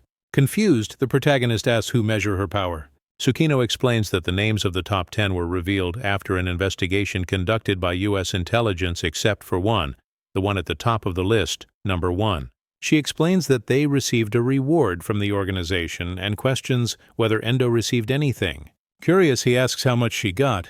Tsukino explains that it can vary depending on the country where you live, and that since she's in Japan, she received 1 million. He recalls that this amount is what left him in that state. The protagonist concludes it would be better to hide the fact that he is number 1 as it might jeopardize his plans. He questions whether this amount isn't too small compared to what you earn after clearing a dungeon. Tsukino admits it does seem small, but thanks to the game, she acquired much more valuable knowledge. But even with this knowledge, she wasn't able to defeat the challenge boss. The protagonist asks that if someone in the top 10 was enough, and she replies that in the end, they are still human. The woman says that if she had her levels and equipment from the game, she could do it. But in her current state, it would be practically impossible. He places his hand on the table as he stands up. Endo says he has completed his mission, and that if she wants more of his services, she can hire him with a good reward. The protagonist begins to leave, deciding that he must defeat the boss as quickly as possible and secure his 1 billion. Suddenly, Tsukino gets up, desperately shouting for him to wait. She asks if Endo could help them defeat the boss. Her subordinates oppose the idea, saying they don't want a guy like him with them in the battle. Irritated, the guildmaster asks if she didn't prohibit any kind of insult toward Endo. Tsukino says she understands them, but in any case, she doesn't intend to lose more of her friends while remembering them being killed by a giant spider. She also recalls when she attacked the spider with extreme abundance and still couldn't inflict any damage. Her companion screams, saying they couldn't hold on any longer. She orders them to take the wounded and leave the area. One of the soldiers opposes her decision, saying that if they flee, the others will have sacrificed themselves in vain. But she insists that she wants to avoid more deaths. Another guild member steps forward, asking Tsukino to leave it to him and get out of there. But before anything can happen, the man is sliced in half. The guildmaster is horrified by what she sees. The man's body falls in front of her. She becomes extremely enraged by the sight. With her head lowered, Tsukino admits that if there is even a chance Endo can defeat the boss, she wants to bet on it. Everyone falls silent, visibly uneasy and nervous, unsure of what to say. The guildmaster shouts that they must restore peace to Japan, honoring the sacrifices of all those people. Many of her subordinates are moved by her words. At the exit, Endo says he doesn't want anyone slowing him down. With a smug smile, he states that he can handle the boss on his own. Seeing his confidence, Tsukino admits that he really must be one of the Transcendents. Watching the protagonist leave the cabin, the guildmaster wonders how he plans to fight and decides to witness it during the battle against the boss. She follows him, asking if he hadn't said he'd accept any job as long as the reward was good. Desperately, Tsukino pleads with Endo to join her group to face the monster together. The cunning thief senses a big profit on the horizon. Turning toward her, Endo asks if the guildmaster isn't eyeing the reward. Tsukino says he can keep the reward as a fee for the inconvenience. With a sly grin, Endo agrees but sets 2 conditions. Each person must pay him 10 million. Half of the payment must be made up front, and the other half is conditional on not disclosing anything they see during a battle. He also clarifies that he doesn't guarantee their safety and that they can split the money among whoever survives. To everyone's surprise, Tsukino says that it seems the negotiations are over. Annoyed, the guildmaster orders everyone to prepare to depart. As he watches them, Endo internally concludes that he'll easily secure 1 billion after everyone pays him. Suddenly, they hear a series of buzzing sounds approaching. They look in the direction of the noise, trying to understand what's happening. It turns out to be a swarm of giant insects heading their way. The protagonist remarks that he could deal with them all for a good reward, but Tsukino declines, saying it's unnecessary. She begins summoning her flames, declaring that they are interrupting her meal. The guildmaster unleashes an attack called Infernal Firestorm. Endo mentally notes that it wasn't bad at all. After her attack, Tsukino shears her sword once again. She quickly finishes eating her energy bar. With great dignity, the guildmaster turns and calls for the protagonist. He shows his phone, indicating that he's already received the payment. With that, they can now liberate Japan. The group moves toward the boss's chamber. They proceed deeper into the dungeon, defeating all the monsters along the way. One of the players asks Tsukino if Endu isn't a bit too simple. The bald man remarks that given the protagonist's extreme confidence, he imagined Endu would use grand and flashy attacks. Clearly exhausted, Tsukino tells the bald man to pay attention to how he kills the monsters. The man observes that the monsters were killed with a single strike, leaving no visible trauma on their bodies. The guildmaster acknowledges that Endu is indeed very skilled, leaving her subordinate even more puzzled. Mentally, she notices that the protagonist doesn't make unnecessary movements, as if he doesn't even need to exert himself. Still watching him, Tsukino comments that if he lives up to her expectations, the boss will indeed be defeated. After some time, they stand before the boss's door. Staring at the massive gate, Endu remarks that it's been a long time since he was last here.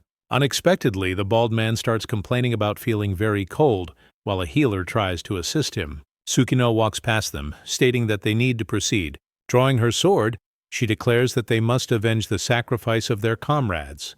Preparing to enter, the guildmaster tells everyone to give it their all from the start. They follow her, shouting and brandishing their weapons. Above them, the massive spider looms while the protagonist calmly steps into the area. This was the boss of the 5th floor, the Scarlet Spider. Suddenly, Tsukino, along with 2 other subordinates, launches an attack on the spider. A massive explosion engulfs the area. Some guild members begin to celebrate, claiming they finally defeated the boss, but Endu coldly denies it. He states that it's not over yet, while Tsukino looks upward in shock. The monster unleashes a powerful counterattack among them. To everyone's surprise, the boss remains completely unscathed. Shocked, Tsukino starts questioning why their attack didn't work, even though the boss is supposed to be weak against fire of being an insect-type enemy. Apathetically, Endu explains that the monster is still weak to fire, but they simply lack sufficient power. Suddenly, the spider launches a massive attack against the guildmaster. With great effort, she manages to evade, but her companions aren't as lucky. Tsukino warns everyone to be careful with the webs as they are sticky and hard to escape from. Another attack comes their way. Unexpectedly, Endu grabs 2 guild members who are nearby. Skillfully, he leaps to save them, holding them securely. He lands on the ground and sets them down. Still on the ground, one of the men apologizes to the protagonist.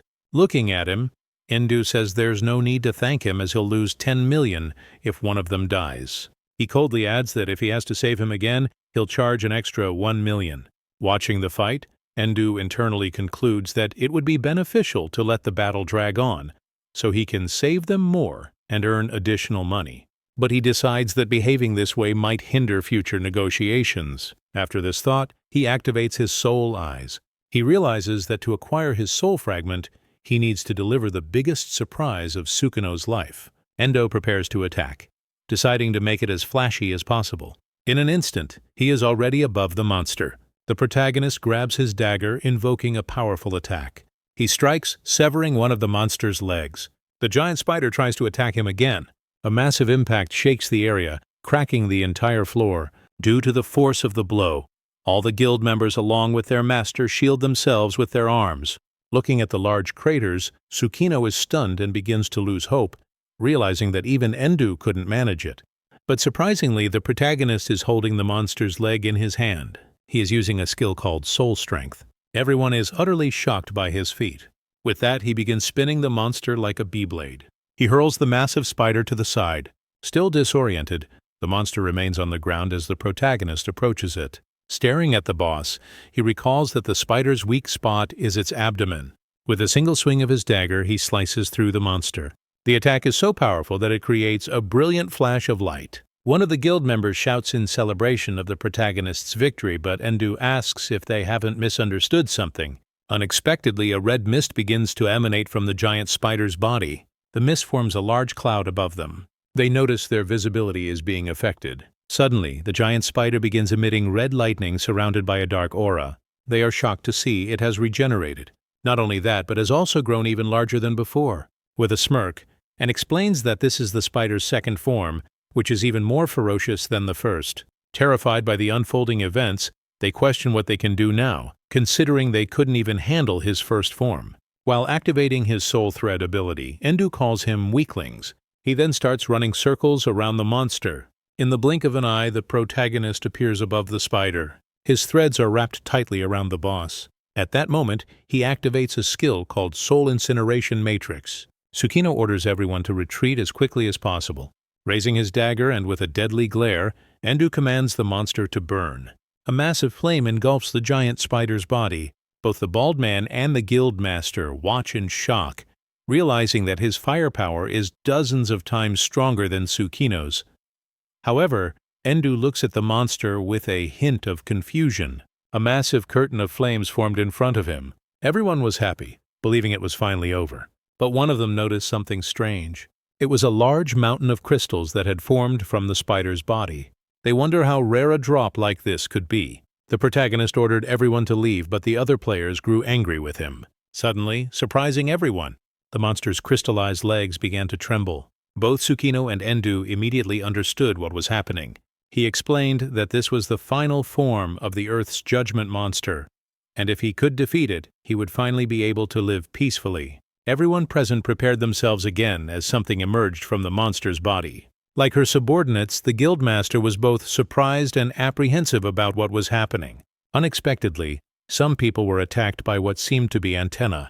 The spider began destroying everything around it. While dodging the attacks, Tsukino noticed that this strike was much wider and faster. With great difficulty, she managed to avoid another attack that came dangerously close to her body.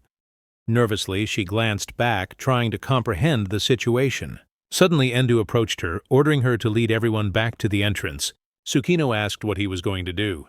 The protagonist said there was no need to state the obvious as he continued dodging attacks and closing the distance to the monster. Endu declared that he would finish it off and claim its drops. Watching the scene, Tsukino was astonished, realizing he was effortlessly avoiding the spider's strikes. The protagonist explained that the monster would attack indiscriminately until everyone was gone and told them they were getting in his way. Still closing the gap, Endu admitted to himself that even though he could dodge everything, his main concern was figuring out how to defeat the monster. He struck one of the antennae. Surprisingly, it didn't even leave a scratch. The spider looked at him as if mocking him. When another attack came his way, the protagonist realized that even his goat dagger couldn't pierce it. He leapt, deciding that he needed to create a weak point. At that moment, Endu activated his soul reserve. The soldiers questioned what he was doing, flying so high and leaving himself exposed. With a maniacal grin, Endu began taunting the monster, urging it to attack him. Obliging his request, the spider drove its antenna through him. Everyone was utterly shocked and horrified by the sight. Tsukino screamed, calling out to the protagonist. However, the madman kept smiling. Looking at the spider, the protagonist laughed and said he had finally caught it. Even the monster seemed frightened at this point. Quickly, Endu raised his dagger. He activated his soul barrier ability. Unexpectedly, the protagonist began launching multiple air slashes toward the monster. The strikes targeted the base of its antenna. With precision, he managed to sever the antenna, forcing the monster to release him. Even as he plummeted to the ground, he continued glaring at the spider with a grin. The monster exploded into countless pieces, triggering a massive explosion. He landed on the ground as numerous crystals flew toward him. Opening his system, he decided he needed to recover enough to avoid dying. Suddenly, some artifacts were used on him. High healing, elemental cure, and damage recovery. Surprisingly, Tsukino, accompanied by some of her subordinates, had approached his body to heal him. Endu sat up, thanking them for their help, saying it spared him from having to use his own skills. Looking at his fully healed body, the protagonist remarked that the guildmaster had excellent healers. Irritated, Tsukino asked if he had taken the attacks on purpose. Standing up, Endu affirmed, "This is the true prophecy online." Once again grinning like a madman, the protagonist stated that taking hits without dying was a basic skill. Both Tsukino and the soldiers were horrified by his words. Still shaken, Tsukino reminded him that they were in the real world now. Endu explained that when it came to combat strategies, everything worked exactly the same, whether in the game or in reality. Her fear of him grew even more, concluding there was undoubtedly something wrong with the protagonist. Suddenly, the system notified him that he had fulfilled the requirements and earned a soul fragment of the swordsman type D.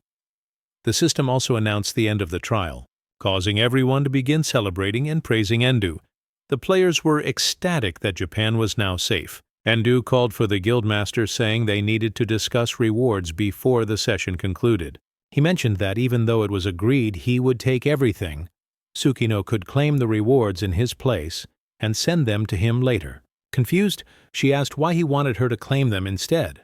The protagonist explained that he wanted to give her the credit, reasoning that it would be better than reporting that some unknown rookie defeated the boss. Furthermore, if they reported that a major guild had taken down the spider, it would increase the reward for the next boss. While everyone else remained uneasy, Endu decided it would be harder to earn money if the truth came out. Some hesitant, Tsukino asked if this was all about the money. She explained that taking credit for something she didn't do didn't feel right. Andrew replied that her guild had hired him for the job for 1 billion. The guildmaster finally gave in, saying she would do as he asked. After Tsukino registered her guild's name, the protagonist felt satisfied that his information was secure. After all, if his details leaked, the guild would effectively be announcing that they took credit for something they didn't do. A helicopter began flying over the area of the trial. The journalist reported that the earthquakes had not stopped since early morning, with their epicenter located at a trial of the Earth. As they flew over a crater, she explained that the area was collapsing, forcing the players to retreat. The entire mountain began to crumble as some people tried to escape. Everyone who was in the boss's room started to be teleported. They were brought back to the surface. The protagonist calmly landed on the ground. The couple he had saved embraced each other, overjoyed to have survived. Ahead of them stood a large and imposing structure. Gazing at it, Tsukino affirmed that it seemed everything was over. On the structure, it was written that the name of the team that completed the trial, Wings of Genesis, would be engraved there. Dozens of reporters began running toward the players, asking which guild had managed to defeat the boss. They pointed at Tsukino and her subordinates, declaring them the members of the subjugation team. Watching the crowd, the guildmaster realized that the journalists were gathering. She turned and asked Endu if they could really take the credit. At that moment, everyone noticed that he had simply disappeared. The blonde subordinate informed his leader that the protagonist had left a letter. In the letter, the sly guy wrote that if she had any profitable jobs in the future, she could feel free to call on him. The reporters swarmed Tsukino, bombarding her with countless questions while her team tried to block them. The guildmaster reassured the blonde man, saying it was all right. Suddenly, she began preparing to make a speech. With a smile, she announced the Japanese people something she felt proud to say. With her chest puffed out, she declared that Wings of Genesis had conquered the dungeon. Still seeking more information, the journalists waited eagerly for further details in her speech. Cookie and the thin subordinate had gone to look for Endu. He remained clearly satisfied, while Tsukino expressed her gratitude to everyone who had participated. All the guild members, including the guildmaster herself, bowed before the cameras to thank everyone. Even the reporters found this gesture admirable and dubbed them the strongest guild. She raised her head again, smiling. Returning to his hideout, Endu noticed that Tsukino had performed exceptionally well. He mentally acknowledged that he could profit greatly if he were famous, but he would always be pursued by the media. With a sinister look, a protagonist decided he needed to craft a public persona. He told his subordinates he was hungry and ordered them to stop somewhere. News about the end of the trial of the Earth spread quickly. A group of people gathered at a table watching TV as it reported that Japan was the second country to surpass a trial.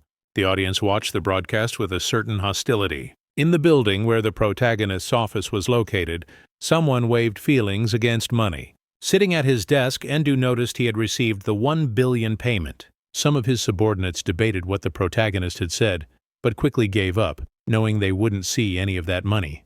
They were crafting some sort of coins, complaining about not even knowing why. One of them asked the reason they were doing this, but another told him to shut up and keep working. After all, the words of Scribe Endo were absolute. Suddenly, the protagonist asked if Rumi's guild had been registered. The girl confirmed that it had, and they were already approved. Feeling a bit awkward, Rudy questioned if it was really okay for her to become the leader of the Golden Farm Guild. He explained that only rank B or higher individuals could become guildmasters. Smiling, Endu pointed out that someone like him, ranked at Eve, couldn't open a guild.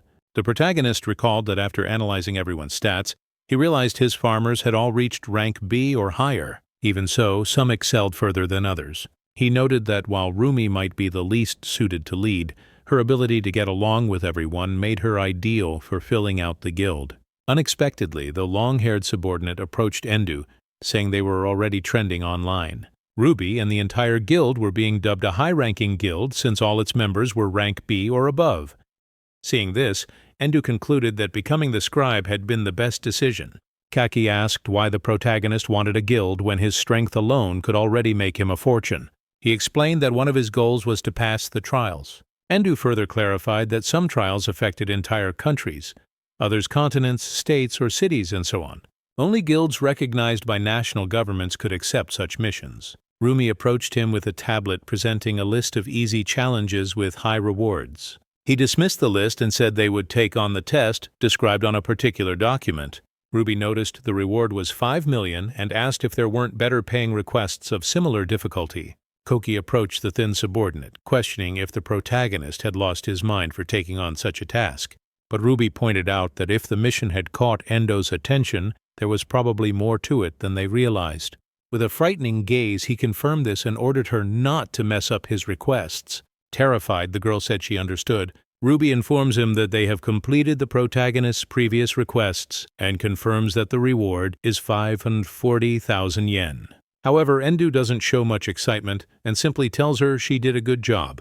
He also informs her that he will be in the designated test area in about 30 minutes. An interesting thing to mention here is remember when used to be impressed by just 1 million. Well, humility has left the building. While he's talking to her, he gets another call on his second phone. When he picks up, it's Yugi. He's speaking in a hushed tone while standing in front of the massive white location, saying that he's following the protagonist request to monitor the test site. The problem is that some strange people have arrived at the location and entered. When the protagonist asks how many, Yugi responds that there are about 5 of them, and according to him, none of them notice his presence. The protagonist takes note of this, deciding to deal with him later. When he hangs up, we see that the contact name he has for Yugi is Moneymaker 2. If you don't get the English slang, it means someone who rakes in cash. After hanging up, the protagonist starts thinking that anyone entering a test site unauthorized probably isn't a decent person. So with that in mind, he decides to conceal his face by creating an item called the Mask of Illusions. Logically, he uses some materials, including the one he obtained from Tsukino, the soul fragment of the Type B swordsman. However, using this, the success rate of automatic creation is only 0.23%. Instead, he cancels it and opts for manual creation. The problem is that the probability of success is completely uncertain. If he fails, the result will be either psychological or physical damage. The system even goes out of its way to ask if he really wants to go through with this nonsense. But since our protagonist Indu is cunning, he proceeds with full confidence, diving straight into the soul world. As he enters this so-called soul world, his body flips completely upside down, observing a vast library. The system warns him that he must harmonize with his own soul, and that the success rate depends on the integrity of his soul. He soon notices a large number of pieces like Lego blocks that he must assemble to harmonize his soul. Since the success rate is below 1%, the difficulty is extremely high, and he only has 60 minutes to complete it. As he continues assembling and shaping the pieces to fit best, he eventually manages to form an almost perfect sphere. Even the system acknowledges that he has harmonized his soul perfectly. So you know what that means, Geidak. The probability rate, which was 0.23%, combines with a harmony bonus of plus 99.77%. Thanks to that, he returns to the material world with a 100% success rate, and the item is complete. Back in the real world, he now holds the mask in his hands, the soul blacksmith who successfully completed his creation. As soon as he stores the item in his inventory, he tells his driver to drop him off right there. He steps out onto the street, puts on the mask, and his appearance changes completely. He transforms into a blond man with blue eyes dressed in white clothing. Without wasting time, he enters the test site where Yuji saw 5 people go in. As soon as he steps inside, he notices the corpses of slain monsters scattered across the floor. These monsters are dismantled suits of armor, and the scent of something burnt still lingers in the air. From what he sees, it seems like there were no issues with the people who entered before him. He continues advancing to the lower level where he notices a secret door already open in the middle of a massive bookshelf. Proof that someone has already passed through, as he suspected they were aiming for the secret challenge. Challenges are divided into large and small scales depending on their purpose. Large-scale challenges involve multiple active countries, while small-scale ones can be handled by cities, villages, and guilds. Naturally, small-scale challenges are much easier compared to large-scale ones, but their rewards are significantly lower. Bununla beraber istisnalar var. Those that contain secret areas. These are generated from small-scale tests, but have much higher difficulty levels inside. Even though they are not directly related to the main mission, they often hold rare items that makes it clear why these people are here. In other words, players with a lot of information will always prioritize these locations. As he descends a staircase, he senses the presence of others. Shortly after, he comes face to face with a group of 5 hooded individuals. One of them, a white-haired man with green eyes, steps forward and asks the protagonist if he's from Gold Farm, saying that they've been expecting him. This surprises the protagonist, but to keep up his disguise, he simply asks what that is. The white-haired man then says he must have been mistaken. However, he adds that from what he has observed, Endu has the skills and abilities needed to clear this secret challenge, but the protagonist immediately cuts him off, saying he has no intention of completing the tests they hidden. According to the man, though, that doesn't matter. He simply states that they have already conquered the challenge anyway. Then he pulls a box from his inventory, the evolution box, and asks if Endu came for it.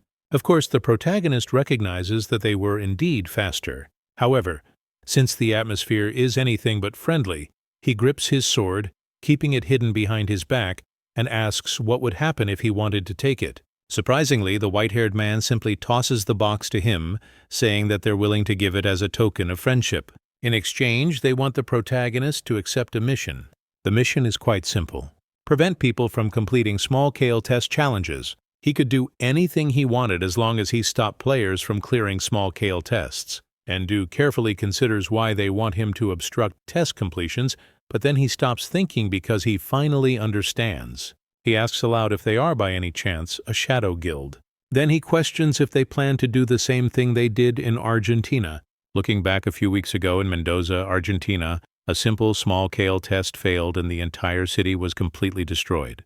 The real issue was what happened 1 week before that. A massive number of companies and businesses in Mendoza suddenly had their stocks sold off in extreme quantities. It was as if someone had foreseen the city's destruction. Everyone blamed his shadow guild, but the protagonist never imagined they would also have operatives in Japan. The white-haired man simply says that he'll leave the reasoning behind his request to the protagonist's imagination. Then he asks whether he will accept or not. Of course, Endu refuses. It's a tempting offer, but if it means destroying an entire city, he won't agree to it. The leader of the Shadow Guild group remarks that it's truly unfortunate. Since Endu rejected the offer, he simply asks for the box back, claiming it belongs to them. However, they say they'll be charging a small interest fee for having loaned him the box, even if just for a moment. Naturally, the protagonist questions what this interest fee is. According to the white-haired man, it's Endu's life. From the moment he heard their request, he had no other choices, either cooperate or die. However, Endu questions if they really think they can defeat him. Even the white-haired man admits that under normal circumstances it would be impossible. But since they were the ones who cleared the secret test, the protagonist shouldn't underestimate them. Then they all pull out syringes and inject them into their own necks. With his glowing green eyes fixed on the protagonist, the white-haired man warns him. Before the Shadow Guild, a player's abilities become completely useless. They all throw the sirens to the ground after using them and begin to act in a very strange manner, as if they had been poisoned, their bodies contorting and writhing in pain. However, their leader starts laughing, and our protagonist braces himself, already expecting the worst. It seems that these sirens they use are doping items. Additionally, Endu wonders if such a thing truly exists within the trials. Upon closely observing their bodies, he notices no visible changes and realizes that he knows nothing about such items. But after examining the box more carefully, our protagonist finally understands what is happening. However, he decides to toy with them for a while. While he thinks about this, the white-haired man pulls a remote control from his pocket and activates it, causing the box in our protagonist's hands to explode completely. All of them start laughing, commenting on how easy it is to deceive players since they all fall into such simple traps, because he pretends to want to fight as if inside the game players follow along and challenge him in the same way. Then he draws attention to their bodies and retrieves a small box, but he says this is the last attempt, as he hasn't managed to find anyone to complete his request so far. From the middle of the smoke, the protagonist nonchalantly says that he might not fulfill their request, but he will take a good look and decide what to do with their items. This revelation shocks everyone as it becomes clear that the explosion never hit him. Only the box was affected, and by the time they desperately look around, it's already too late. Our protagonist swiftly takes them all down one by one with rapid and precise attacks. Logically, they try to fight back. The leader of this small Shadow Guild group attempts to launch a fire spell at our protagonist, but ends up hitting all his allies instead. When they try to complain, calling out to him as Rigend, he simply tells them to hurry up and die, intending to burn them along with Endu. However, Endu disappears within the flames and reappears behind the man, not without his disguise. He then sarcastically asks if Ridge really committed friendly fire just to hit him, though, as they can see, it was a complete failure. Seizing the distraction, Endu uses the soul restraints, binding Ridge in multiple chains. The white-haired man is visibly furious, demanding to know how our protagonist can move after taking an explosion to the chest. Endu merely asks if he truly believed that of all people, he wouldn't recognize the true weight of an evolution box. He explains that he had realized from the beginning that Ridge had stuffed the box full of explosives. Naturally, just like the white-haired man, we're also wondering why Endu did nothing if he knew in advance. The answer is simple, isn't it? The explosion meant nothing to him.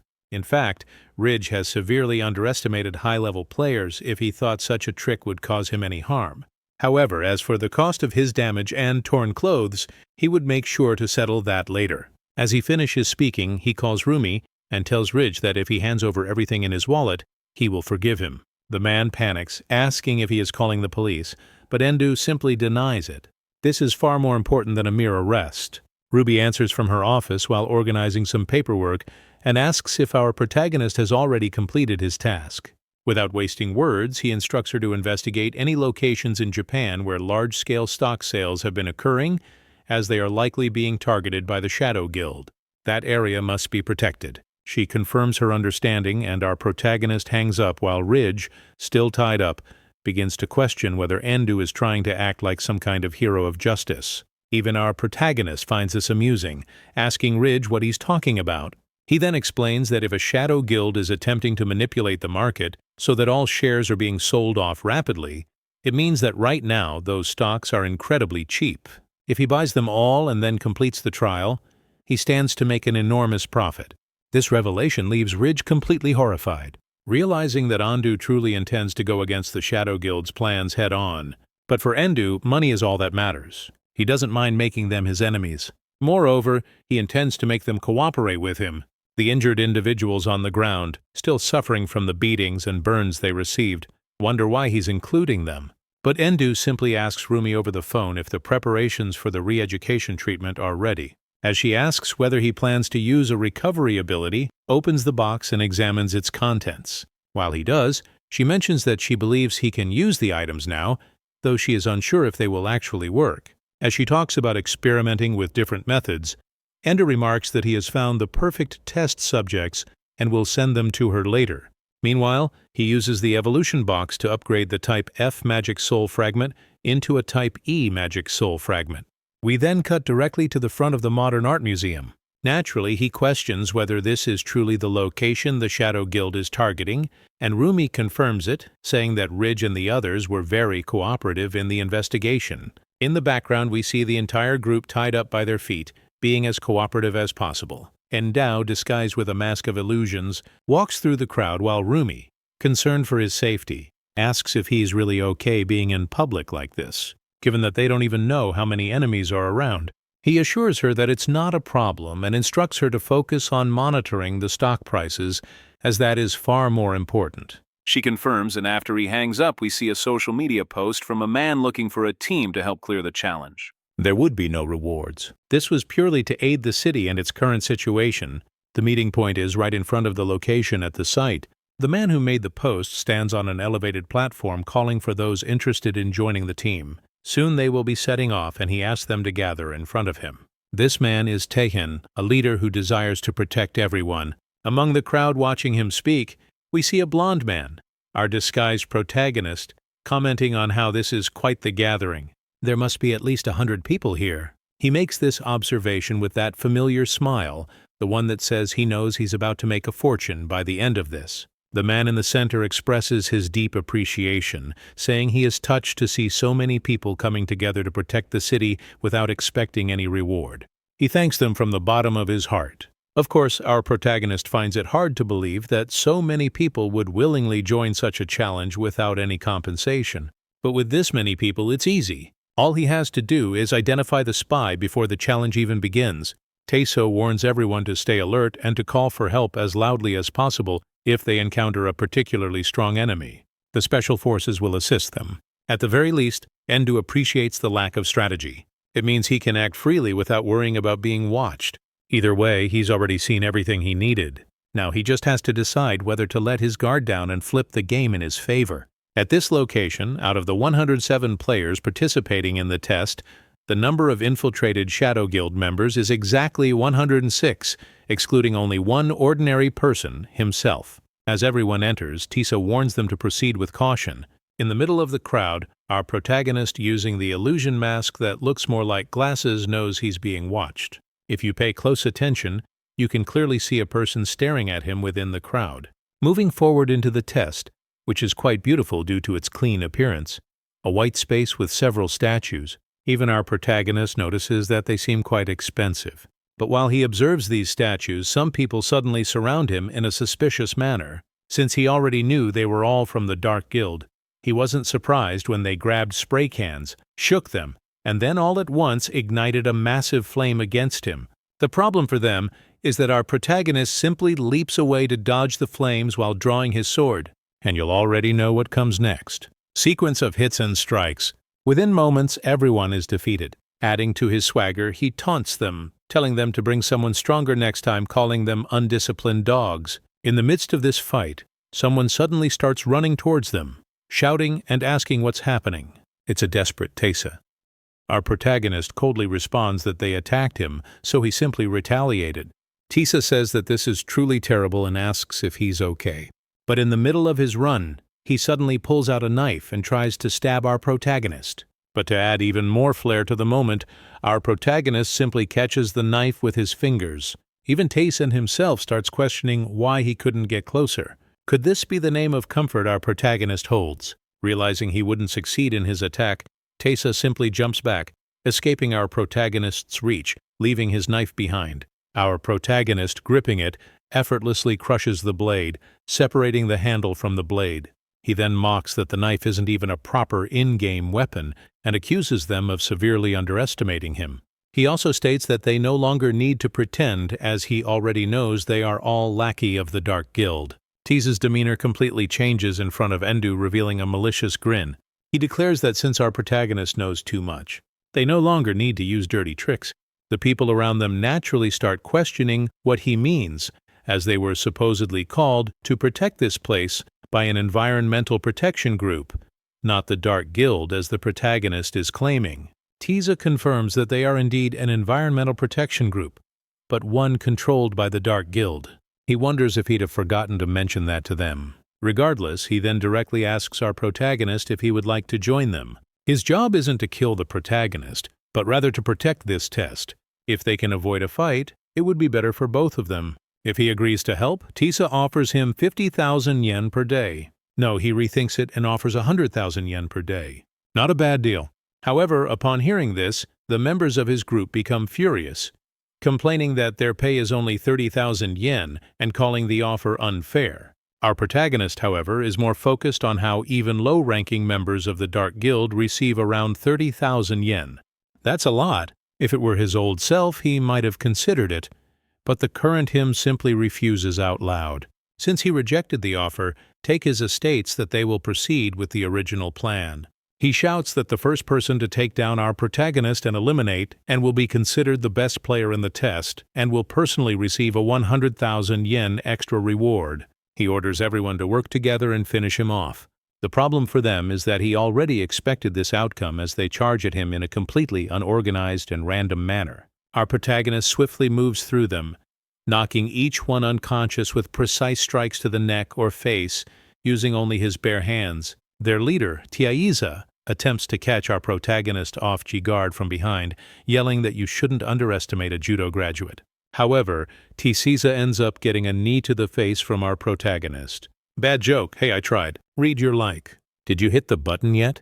After delivering a knee strike to Taisa's face, our protagonist jumps up and places his hand on his head, using soul imprisonment, instantly incapacitating the leader. He then slaps the back of Tace's neck, declaring that he's finished.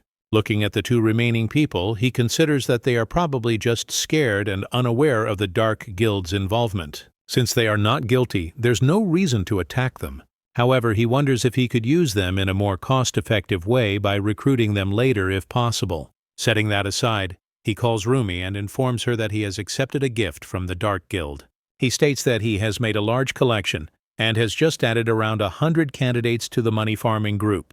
Ruby, understanding, asks if he really plans to put 100 people through the same re-education process that Ridge and the others underwent. However, she warns that the instructors won't be able to handle that many. The protagonist dismisses this, saying that they will be regular recruits and that only their leader requires re-education. In the middle of the conversation, a sword imbued with black lightning is suddenly thrown toward our protagonist. He barely manages to dodge it. When it strikes the ground, it creates a shockwave reminiscent of the Conqueror's haki from One Piece. Lightning everywhere, people being blown away.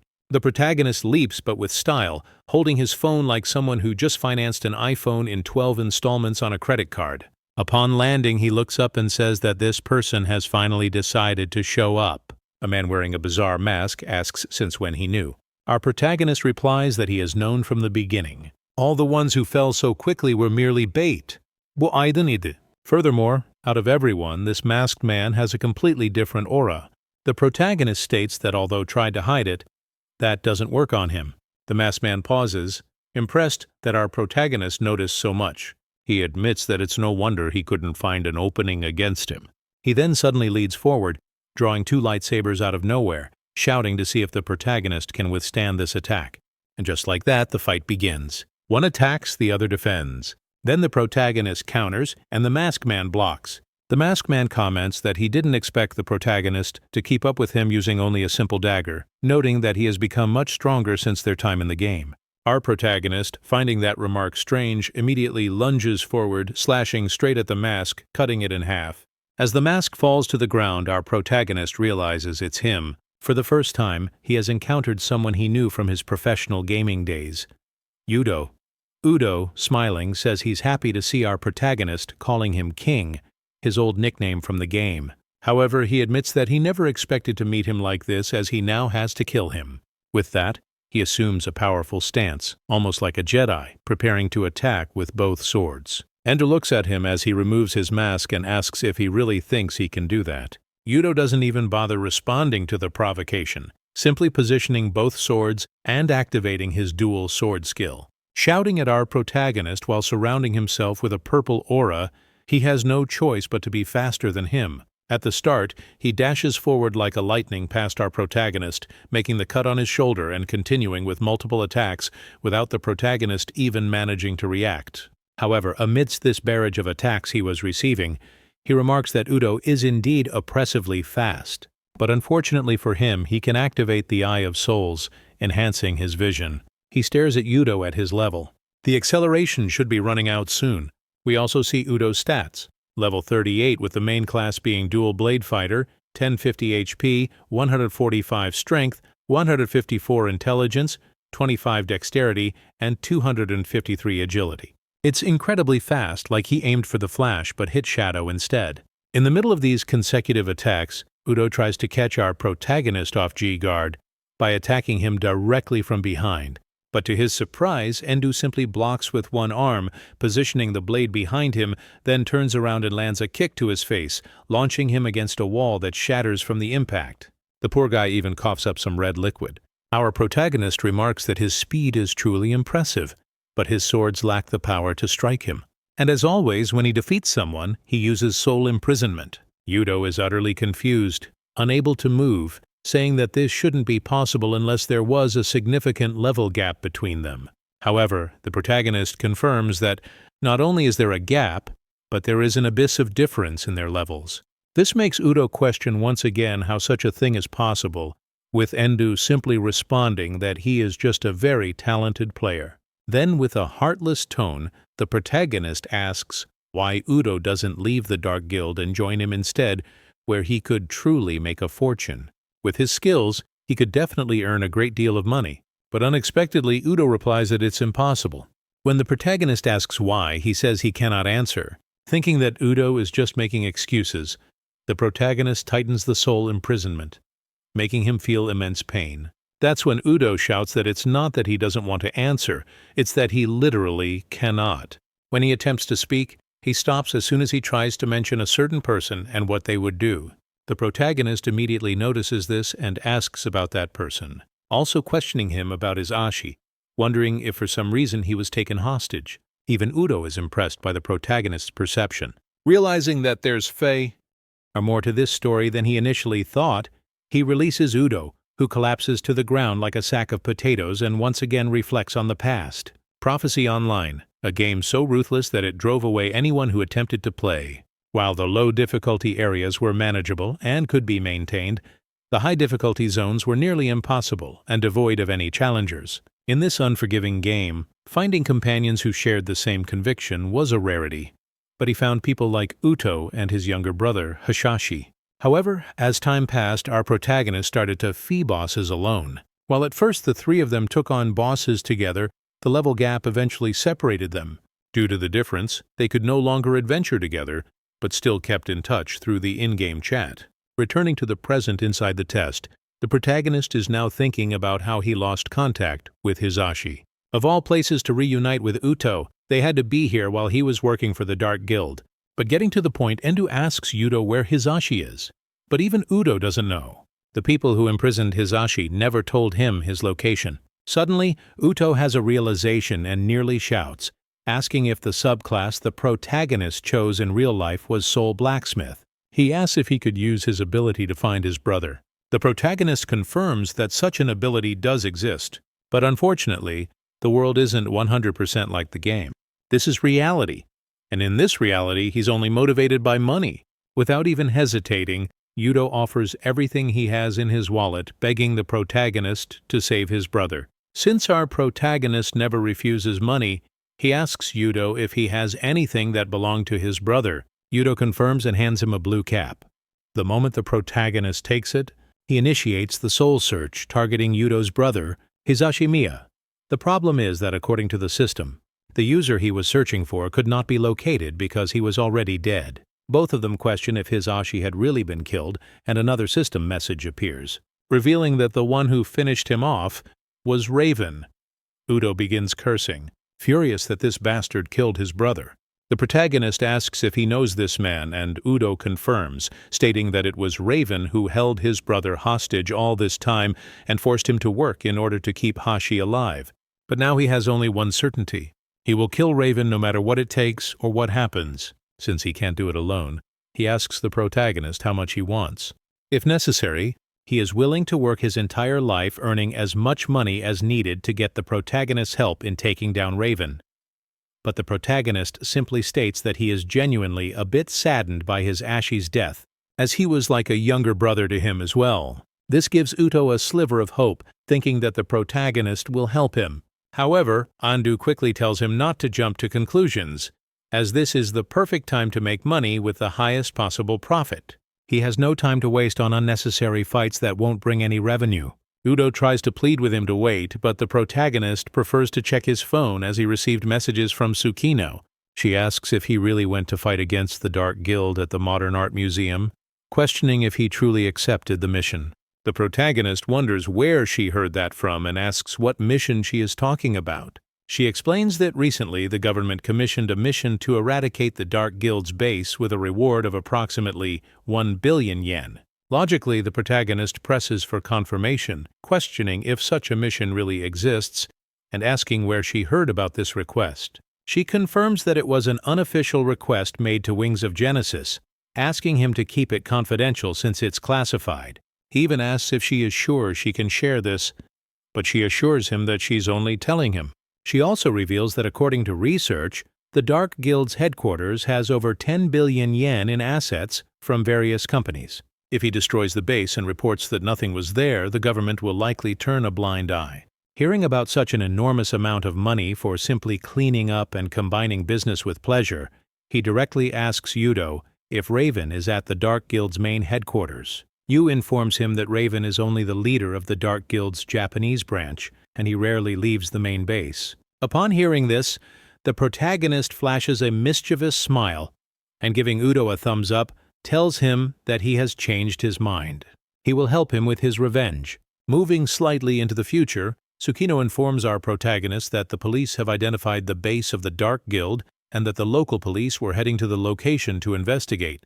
He asks if is the one on the 12th floor of a building, and naturally, she questions how he already knew since she received this information firsthand from the government itself. However, he simply states that he has been conducting his own investigation and informs her that he is heading there at that very moment. Since Tsukino is not knave, she directly asks our protagonist if he is nearby and if he could assist with the investigation, as the police would not be able to handle the situation if the Dark Guild resisted. Upon hearing this, the protagonist asks what the reward would be, offering 100 million yen for each Dark Guild member he captures and another 100 million for each police officer he protects, asking what she thinks of the deal. Naturally, she feels cornered and informs him that she will negotiate with the government, but if they refuse, the Wings of Genesis Guild will cover the costs and personally pay him. The protagonist states that the deal is done and informs Udo. From what he has heard, the police have also identified the Dark Guild's base in this region. Naturally, Udo gets excited since this means they can catch them faster. However, the protagonist denies it, explaining that as far as the Dark Guild is concerned, Udo is still completely dead and he prefers to keep his association with him hidden as it makes it easier to act. Since Udo understands what he means, he simply says he will wait for him and tells him to be careful because if the Dark Guild has noticed the police movement, the location will be completely filled with traps. After separating, the protagonist heads toward a large crowd gathered around a police yellow tape barrier. As he tries to enter, a man stops him, informing him that he cannot enter the area due to a gas leak and the police have restricted access. However, knowing that the man is just a government officer, the protagonist states that he was sent by Wings of Genesis to assist in the investigation, asking if the officer was not yet aware of this information. Not wanting to risk his job, the man apologizes and tells the protagonist to follow him, showing him the way. Upon being led inside, the protagonist approaches a table where several people are gathered, listening to what seems to be the operation leader. When the protagonist arrives, everyone celebrates the arrival of reinforcements from the auxiliary guild, Genesis. However, the leader does not seem to like this idea and questions why they would need reinforcements. He asks what good it would do to have a player who does not even know the regulations or what to do, stating that the investigation is in their hands and they do not need the protagonist's help. He informs him that orders from above made it clear that the officials should act alone and that he should not get involved unless he wants to receive a major reprimand. While he orders the troops to move forward, Ender remains behind, listening to a man's warning without advancing, stating that he does not recommend them proceeding.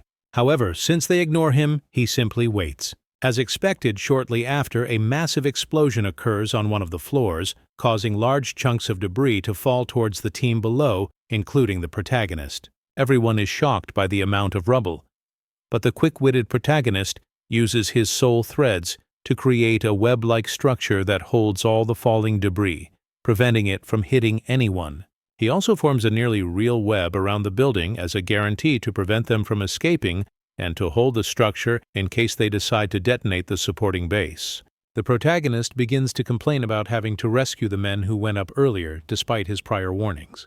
He uses the threads to ascend easily. As soon as he enters, he notices all the officers who had gone in earlier lying on the floor, including their leader. As expected, the room is empty, just a trap. Seeing that none of them have serious injuries, he remembers that he earns about 100 million yen per person and states that none of them should die yet. Using his threads, he wraps them up like cocoons and then descends like Spider-Man, carrying all of them together. With this stunt alone, he has already earned about 700 million yen, having saved 7 people. If he counts those who nearly died from the debris, his total reaches 1.2 billion yen. After rescuing these people, he simply begins to leave, saying that he has already done his part, leaving the others behind, who wonder if this is really how a player operates. Even the previously skeptical leader ends up bowing and thanking him for saving his life. Still with his hands in his pockets, the protagonist approaches Yutio and states that he has finished what he came to do.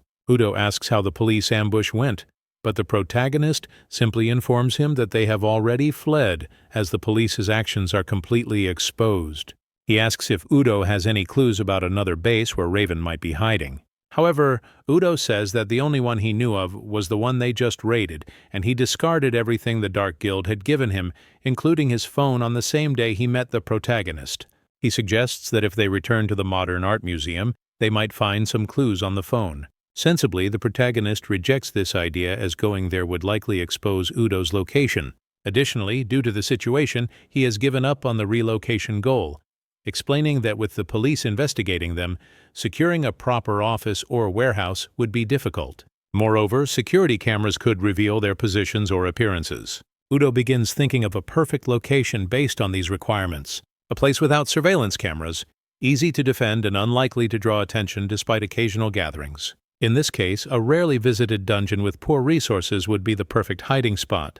The protagonist confirms this idea, stating that his guild has already been investigating such locations. Udo is even impressed that the protagonist has a guild, wondering why it is named Golden Farm. The protagonist explains that his guild is what it is, and regardless, Udo is now being forced to join it. Udo realizes that he has no choice but to work hard to sustain himself, and confused, asks he really has no say in the matter. Putting that aside, he asks why the protagonist does not call his guild for help in combat. The protagonist explains that they have other jobs and are occupied with their activities. He could call them at any time, but doing so would reduce his own profits. While speaking, the protagonist receives a large message, which is report number 37. It states that in the last month, around 36 dungeons across the country have shown no activity, 7 of which are in the capital region. Among them, the only closed dungeon with fixed respawn points is the Slaughter Fortress in the mountains of Shiba Province. Since there is no official address, they have sent a location link on the mapping system.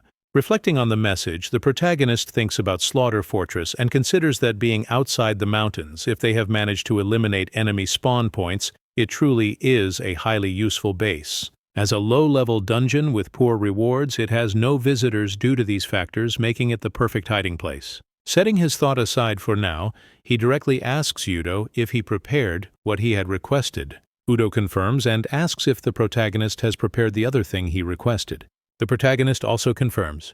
Meanwhile, Udo presents the protagonist with a brand new car, stating that it can easily enter the mountains. Without hesitation, the protagonist drives as fast as possible. As they both get into the car, Udo jokes that if they receive any speeding tickets, they should not worry, as the protagonist himself will pay for them. With a smirk, the protagonist assures him of this. Yu then demonstrates that a car can indeed fly without wings, while the protagonist declares this time they will capture their targets before they even think about escaping. As they followed the GPS route, our buddy Udo ended up arriving at a location where the road didn't lead to the destination anymore. He asked if it was time, but the protagonist simply told him to leave that for him to handle, and that he should just focus on driving safely. Udo pounded his chest and sent to leave it to him. Better to trust him than his father since he had a gold-tier driver's license. And as soon as he finished that sentence, that psychopath started accelerating straight toward the edge of the road, which looked like a cliff, and took a leap. Breaking through the barrier meant to prevent people from going off the road. Plunging down while still accelerating toward the base, the protagonist even wondered if this was actually serious, while the lunatic kept laughing, finding it incredibly fun. At one point, not content with just jumping off the road, he went ahead and leaped straight off a literal cliff, knocking down some rocks along with the car. In the middle of the free fall, our protagonist used his skills to maintain the car's center of gravity at the bottom, ensuring it landed wheels down, while Udo kept saying that this was real excitement. And in that he wasn't wrong. The moment they hit the ground, even taking out a tree that had been peacefully standing there, Udo celebrated the fact that they had landed on all 4 wheels. Meanwhile, our protagonist asked if this was by any chance the safe driving he had been talking about, but Udo explained that he thought it would be harder for enemies to track them. He simply decided to descend the cliff with the car instead of following the road. He argued that since the car was a high-performance one, they should take full advantage of its potential instead of just using it in a normal way. After they got out of the car and stood looking at the dungeon, the protagonist pulled a huge suitcase from the trunk and then pointed out that Udo had forgotten his luggage. Udo got irritated, asking why. First, He had to be the driver, and now had to be the luggage carrier. More importantly, he questioned why the suitcase was so damn heavy, demanding to know what the hell was inside. The protagonist casually responded that it was weapons, stating that since it was just the two of them against an entire group, they needed to be heavily armed to deal with the situation. He then asked if Udo agreed. There was no way to deny it, just like you can't keep holding back on giving this like. Almost at the fortress, the protagonist and Udo observed the gate, where a few clearly shady and well-prepared individuals were standing guard. One of them complained about how boring it was, and asked if there was any chance a girl might show up, but another immediately crushed his excitement, saying that no one came to this god-forsaken place. At least, though, they could have some fun dealing with whatever idiot tried to get inside. And of course, the real fun only started after they got to kill those players. Endo remarked that this place was truly a den of scum, while Udo noted that those shady-looking men were at the last base they had visited. The protagonist celebrated the fact that their guest had been completely right. And even though he wanted to attack that bunch of idiots right then and there, he still made a point to ask UTO about their level of security. But our dear employees simply told the protagonist that since the last base had been an office, they didn't need much security there. However, this one was completely different. Not only had they destroyed the other bridges leading to the entrance, but they also seemed to have created a barrier using abilities on the walls. That meant the only way it had to be through the gate those men were guarding, and they were smart to concentrate all their offensive power on a narrow entry point. In other words, as long as they controlled the gate, they could block any intruder from entering. Udo added that they really couldn't afford to be careless, since besides the 5 men guarding the gate, there were likely more people hidden inside waiting for an attack or invasion. By his count, at least 30 people had left the last base and come to this one. When the protagonist asked if they were strong, Udo denied it, saying they were just subordinates and wouldn't be much of a problem. However, from what he had heard, 3 people inside were on the same level as him, Jack, Croaky, and Raven. He warned that mid-tier players wouldn't stand a chance against these 3, and was even impressed to hear that there were 3 people on the same level or higher than their buddy, remarking that this invasion was definitely going to be worth it. Moreover, our 3rd employee was impressed by the protagonist's calmness and confidence, even in a situation like this, saying that this was exactly why he was so reliable. The protagonist warned that while they were fighting those 3 Gear opponents, they couldn't let a single subordinate escape since there was a bounty on each of them. The best thing they could do was completely lock down the base. Udo was a little taken back that all of this was just for money, but the protagonist asked if there was any other reason for him to be doing this. If they were talking about the total reward, they could take the risk and move forward directly. But before that, he logically asked if Raven was quick to escape. The moment Udo remembered why they were there, he got pissed, saying that none of them were getting away, and they would begin a full-scale lockdown plan. Since that was the case, the protagonist said that for a long-term blockade, he would ask Genesis for help. But if they contacted Tsukino, a spy could leak the information. The employee simply asked if they needed to trap the members of the Dark Guild there until the Genesis Guild arrived to stop them. And he was absolutely right. Even so, he asked if just the 2 of them could handle it, and the protagonist confirmed they were more than enough. Without wasting any time, the protagonist sent a message to Tsukino, stating that they had found the enemy base and that she should send enough capable members to secure the location as soon as possible. However, since there could be spies in her guild, she should only call people she trusted completely. After sending the message, he informed Utoto that they should now head to the gate, take down the guards, and establish a total blockade. As soon as Udo said he understood the plan, the protagonist started a countdown from 5 to 1. The moment he finished, both of them got ready to charge full speed at the guards. Our dual-bladed buddy activated his acceleration skill, instantly surrounding himself, a purple lightning and shooting toward them like a bolt of lightning, cutting them all down the moment he reached them, not even giving them a chance to react, not hesitating, not sparing them, and certainly showing no mercy as he slaughtered them all. The protagonist even congratulated him, noting that despite carrying such a heavy load, he was still so fast. But Udo simply said that something like that wouldn't slow him down. Now it was time for them to prepare for the real battle ahead. The protagonist then started spinning and throwing a bunch of suspicious-looking white spheres across the ground, scattering them all over the area in front of the fortress. He then declared that everything was ready, and now they just had to wait for the enemies to come out. After he said that, it became clear that a camera had been watching their every move. Moments later, a large group of people began pouring out from inside, shouting orders to kill the invaders. The protagonist, however, just grinned and remarked that 1,000,000 yen had just thrown itself at them, announcing that this was the perfect time to rake in some cash. As those idiots rushed forward, our guys, the protagonist simply declared that the money explosion was about to begin. All those white spheres started exploding in sequence, completely defeating the men who were totally unprepared for the attack. The two of them just watched the explosion, and after the enemies fell to the ground stiff, our protagonist remarked that, as expected, it was much better to take them all down at once. Those who were still standing after the explosion, having avoided direct hits, couldn't see anything due to the enormous amount of smoke left behind. Even though they were alerting each other about an imminent attack, it was already too late. Our protagonist had already dashed past them, landing a crushing blow while sarcastically questioning whether just being alert was really the best they could do. The protagonist celebrated the fact that they had already taken down at least 100 people, each worth about 1,000,000 yen, meaning that, in the end, he would probably make more money than from a simple weak test. On the other side, Udo declared that he was almost done with his opponents as well, dealing powerful, unrelenting blows to them so fast they couldn't even try to react.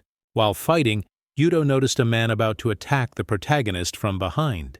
He shouted for him to be careful, but it was apparently too late. Too late for the guy who simply forgot to bring his head along with his body as Udo dashed past him at Deadpool vs. Wolverine speeds. Despite that, Udo already knew the protagonist had noticed the attacker, but couldn't reveal his tricks in front of the camera watching them. Additionally, he told UT not to call him by his name, since even though there didn't seem to be a microphone on the camera, someone could still read his lips. In the end, it seemed like they had already provoked the enemies enough for now. The protagonist glared at the camera, saying it was in the way, so he might as well break it. He prepared to slash at it, cutting off the vision of those monitoring them. His strike not only destroyed the camera but also took a chunk out of the wall. In a room filled with several executives of the Dark Guild, they had been watching through the camera when Raven announced that their enemies were finally coming.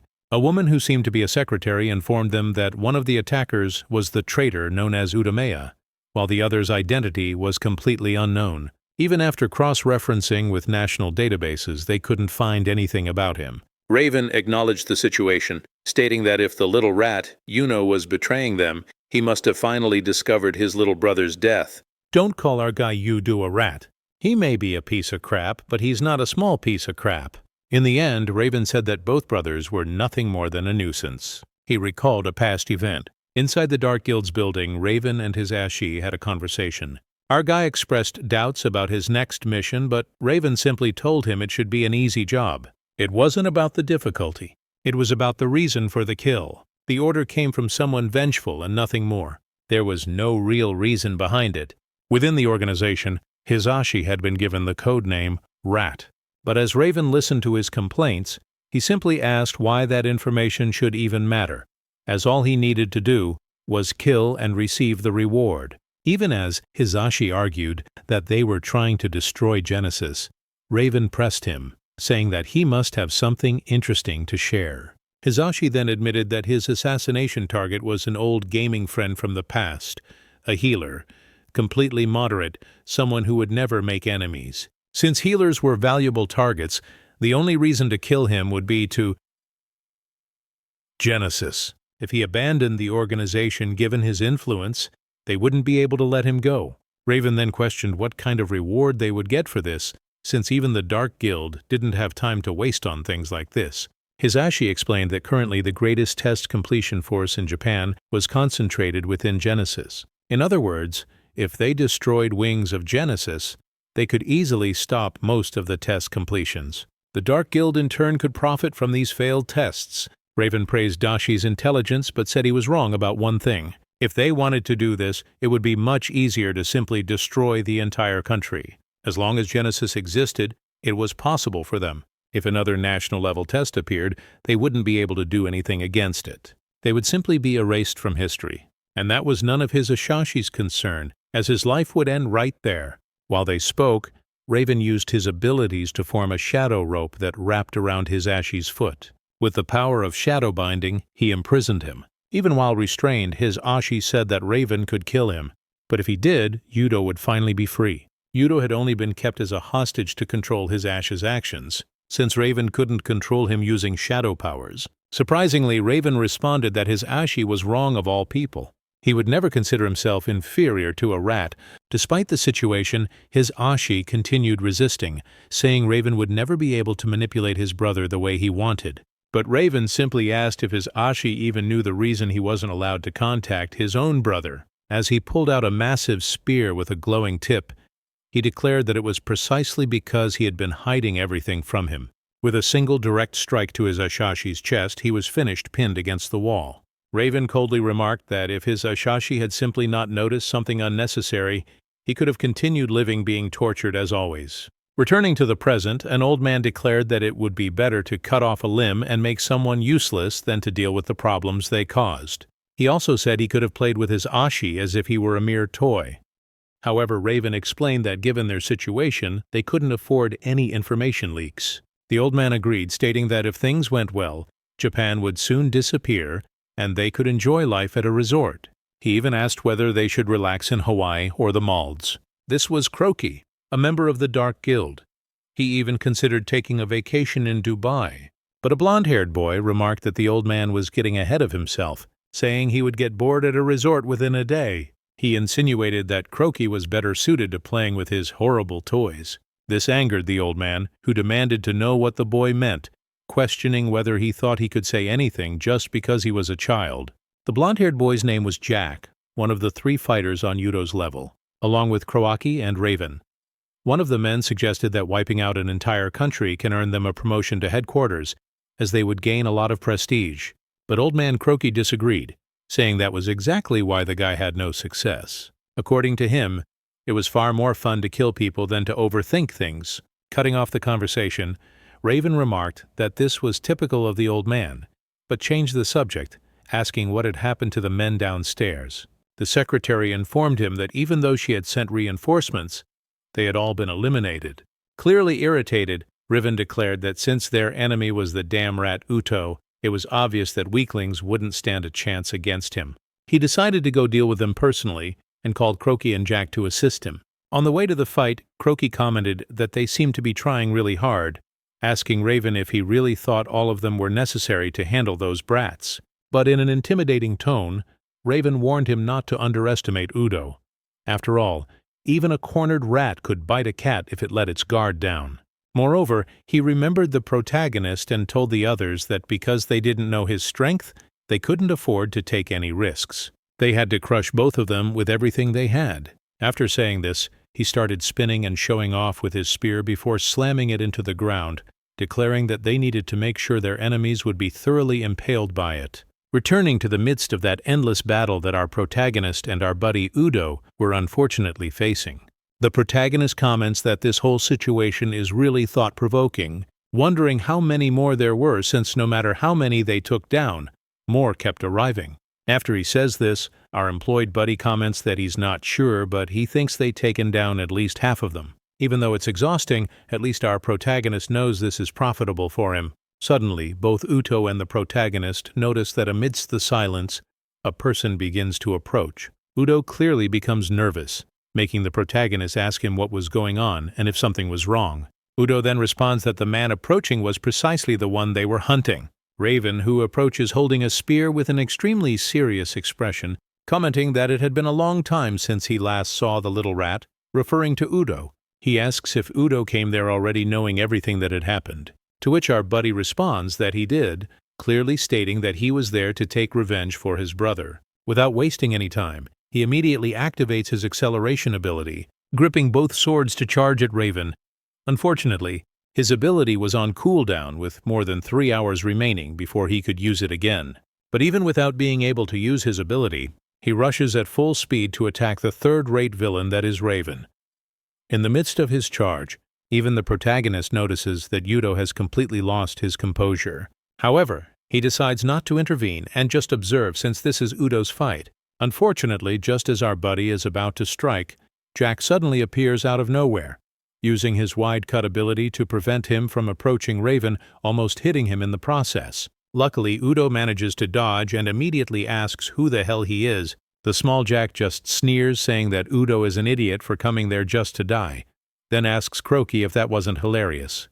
The old man merely says that laughing at him would be rude, but schools Udo for throwing his life away for someone who was already dead anyway. As soon as Udo realizes that these two are Jack and Croaky, he understands that they must take them seriously. Meanwhile, our protagonist calmly asks who those two are, and if he should just blow them away like coins. Ignoring his question, Udo demands to know why Hizashi had to die. However, with the utmost arrogance, Raven simply replies that there wasn't much of a reason, stating that a mere rat tried to bite its master and was therefore discarded. Udo asks if Kazashi was killed just because he challenged them, and Raven confirms, stating that experimental animals that are no longer useful are simply discarded in the incinerator. He adds that this simple rule must have been very difficult for the two brotherly animals to understand, enraging our buddy, who demands to know how they dare to insult them. However, Raven's two other allies were still there, and they both charge at Udo in a cowardly attack, telling him not to take his eyes off them or he would be killed even faster. In the middle of their attack, our protagonist suddenly intervenes using his soul bridge ability to hit both at the same time, sending them crashing to the ground like sacks of potatoes. He then tells Udo to take care of the third-rate villain, Raven, while he himself deals with the other two on the ground. Udo thanks him and then turns to Raven, telling him to prepare himself as he charges toward him. However, Raven doesn't take him very seriously, asking if Udo really thinks he can kill him without his acceleration ability. He then uses his skill that creates an ice fortress in front of Udo to block his approach. Even though he is prevented from advancing, Udo says he won't be underestimated as he combines his two light swords, forming something akin to a double-bladed saber from Star Wars. He then leaps over the wall using an overheat explosion ability to melt a good portion of the ice wall. The problem is that our protagonist notices Raven's trick as he smirks, but even while fighting Jack and Croaky at the same time, the protagonist still has the reaction speed necessary to create an explosion using coins blasting Udo backward. Naturally, Udo is confused since he was attacked by his own ally. However, our protagonist simply tells him not to lower his guard anymore, asking what would have happened to him if he hadn't intervened. When Udo looks ahead, he sees a massive ice pillar-like crystal emerging from the ground right where he had been standing. He realizes that he would have been hit head-on by that attack if not for the protagonist, who continues fighting the two while speaking. Before Udo can even thank him, our protagonist warns that every rescue he does will cost Yutio another million out of his pocket, and he shouldn't forget to pay up after they get out of this situation. Besides, if he dies, he won't be able to complete his revenge. However, he shouldn't worry too much as our protagonist has faith that he will win. Raven then comments that he doesn't know who our protagonist is, but since he's with a little rat, that must mean he's the one who got in their way during the mansion test and the modern art museum test. Endao, however, claims he doesn't know what Raven is talking about and tells him to stop making strange accusations, while internally noting that even though they are aware of the Golden Farm's involvement, they still don't know the protagonist's true identity. Still thinking he has the upper hand, Raven asks why the protagonist is siding with Udo despite the huge risk. Smirking, our protagonist simply says that the reason is very simple, because of money. This genuinely surprises Raven, who is taken back that someone would go against the Dark Guild just for money, but our protagonist cuts him off, saying that nothing in this world is more necessary than money. While saying this, he defeats Raven's two subordinates using only one hand, adding that besides having a bounty on Raven's head, he also has the opportunity to make Udo work for him for free. He asserts that Raven killed his for the sake of the Dark Guild's money, but now it's time for Raven to die for the sake of his own money. He declares all of this while emanating a massive blue aura and activating his Soul Limit Break ability. In front of Udo, a screen appears notifying him that Player Ri is attempting to use Limit Break on him, asking if he wants to accept. However, the ability involves a significant drawback after it ends, prompting the system to ask if he wants to proceed despite the risks. Without even thinking twice, Udo accepts. With his limits surpassed, he emanates a massive blue aura. All his skill cooldowns are removed, and the system informs him that he has received a temporary power blessing from the protagonist, and with a sly grin, simply tells Udo to go ahead and beat the hell out of Raven, As soon as he finishes speaking, Udo uses his acceleration ability, but unlike before, the color of the lightning is no longer purple. It's now blue. He then charges at Raven with everything he's got. Raven comments that this is a huge foolishness, preventing him from getting closer by using a large number of ice thorns that he throws in Udo's direction. After that, he asks if he had forgotten, since no one knows his movements better than Raven himself. From his techniques and abilities, his fighting skills, even his speed and dual sword techniques are really impressive. However, he still has 3 weaknesses that put him at a disadvantage. The first is his very short range. The second is his lack of power. And he says all this while starting to attack our man from close range, making random attacks in different directions trying to hit him. Even our man Udo realizes that using a spear and the required distance, their speeds are almost equivalent. After that, he lands a full blow that Udo blocks with great difficulty, getting thrown a little backward. The third disadvantage is the long cooldown time of his abilities, which are much longer compared to Raven's. Once he already used his acceleration at the beginning of the battle, victory had already been decided for Raven. That's why he needs to break that ability before it activates. As he thinks this, he manages to break Raven's defense, with Raven wondering how he possesses such power. But just to annoy him, Udo says, who could know? He thinks that the blessing that the protagonist gave him is truly powerful, as he is managing to fight on equal terms with Raven himself. However, due to a mistake from our man Udo, Raven warns him that he was really very naive, while his retaliation ability sends the damage back at full force, breaking Udo's defense and throwing him against the wall. After that blow, he can't even move, and Raven says he will send him to the same place where he sent his brother earlier. But by an unbelievable stroke of luck, Udo manages to tilt his face a little to the right, dodging a sword from our protagonist that rips through his cheek and embeds itself in the wall. This makes the third-rate villain extremely angry, shouting our protagonist to leave him alone. He'll be the next anyway, so he shouldn't get in his way. But the attack wasn't meant to hurt him. Our protagonist simply tells Udo to use that sword, and realizing that he fell into the trap, Raven still tries to act, but it was too late. He is pierced by the sword wielded by our man. Udo says that the thing is, Raven had even learned to read his movements, but he didn't expect that Udo had learned to use the dagger techniques from our man Ri. After pulling the sword out of Raven, he simply falls to the ground completely stiff like a sack of potatoes. Udo is deeply moved, realizing that he had truly avenged his little brother while recalling the past they had. As he remembers these events, the recoil, the protagonist's ability, reaches him with the end of the Soul Breaker. Udo wanted to kill Raven with his own moves, but to console him, our protagonist simply holds him as he starts to fall and says that it wasn't his ability, but Udo's effort. Despite nearly fainting, Udo asks what happened to the old man and the child. Our protagonist simply tells him that he had taken care of them a long time ago, pointing to the 2 unconscious figures behind them. As we return to see what happened, while our protagonist was watching Udo fight Raven, the 2 tried to catch him off guard.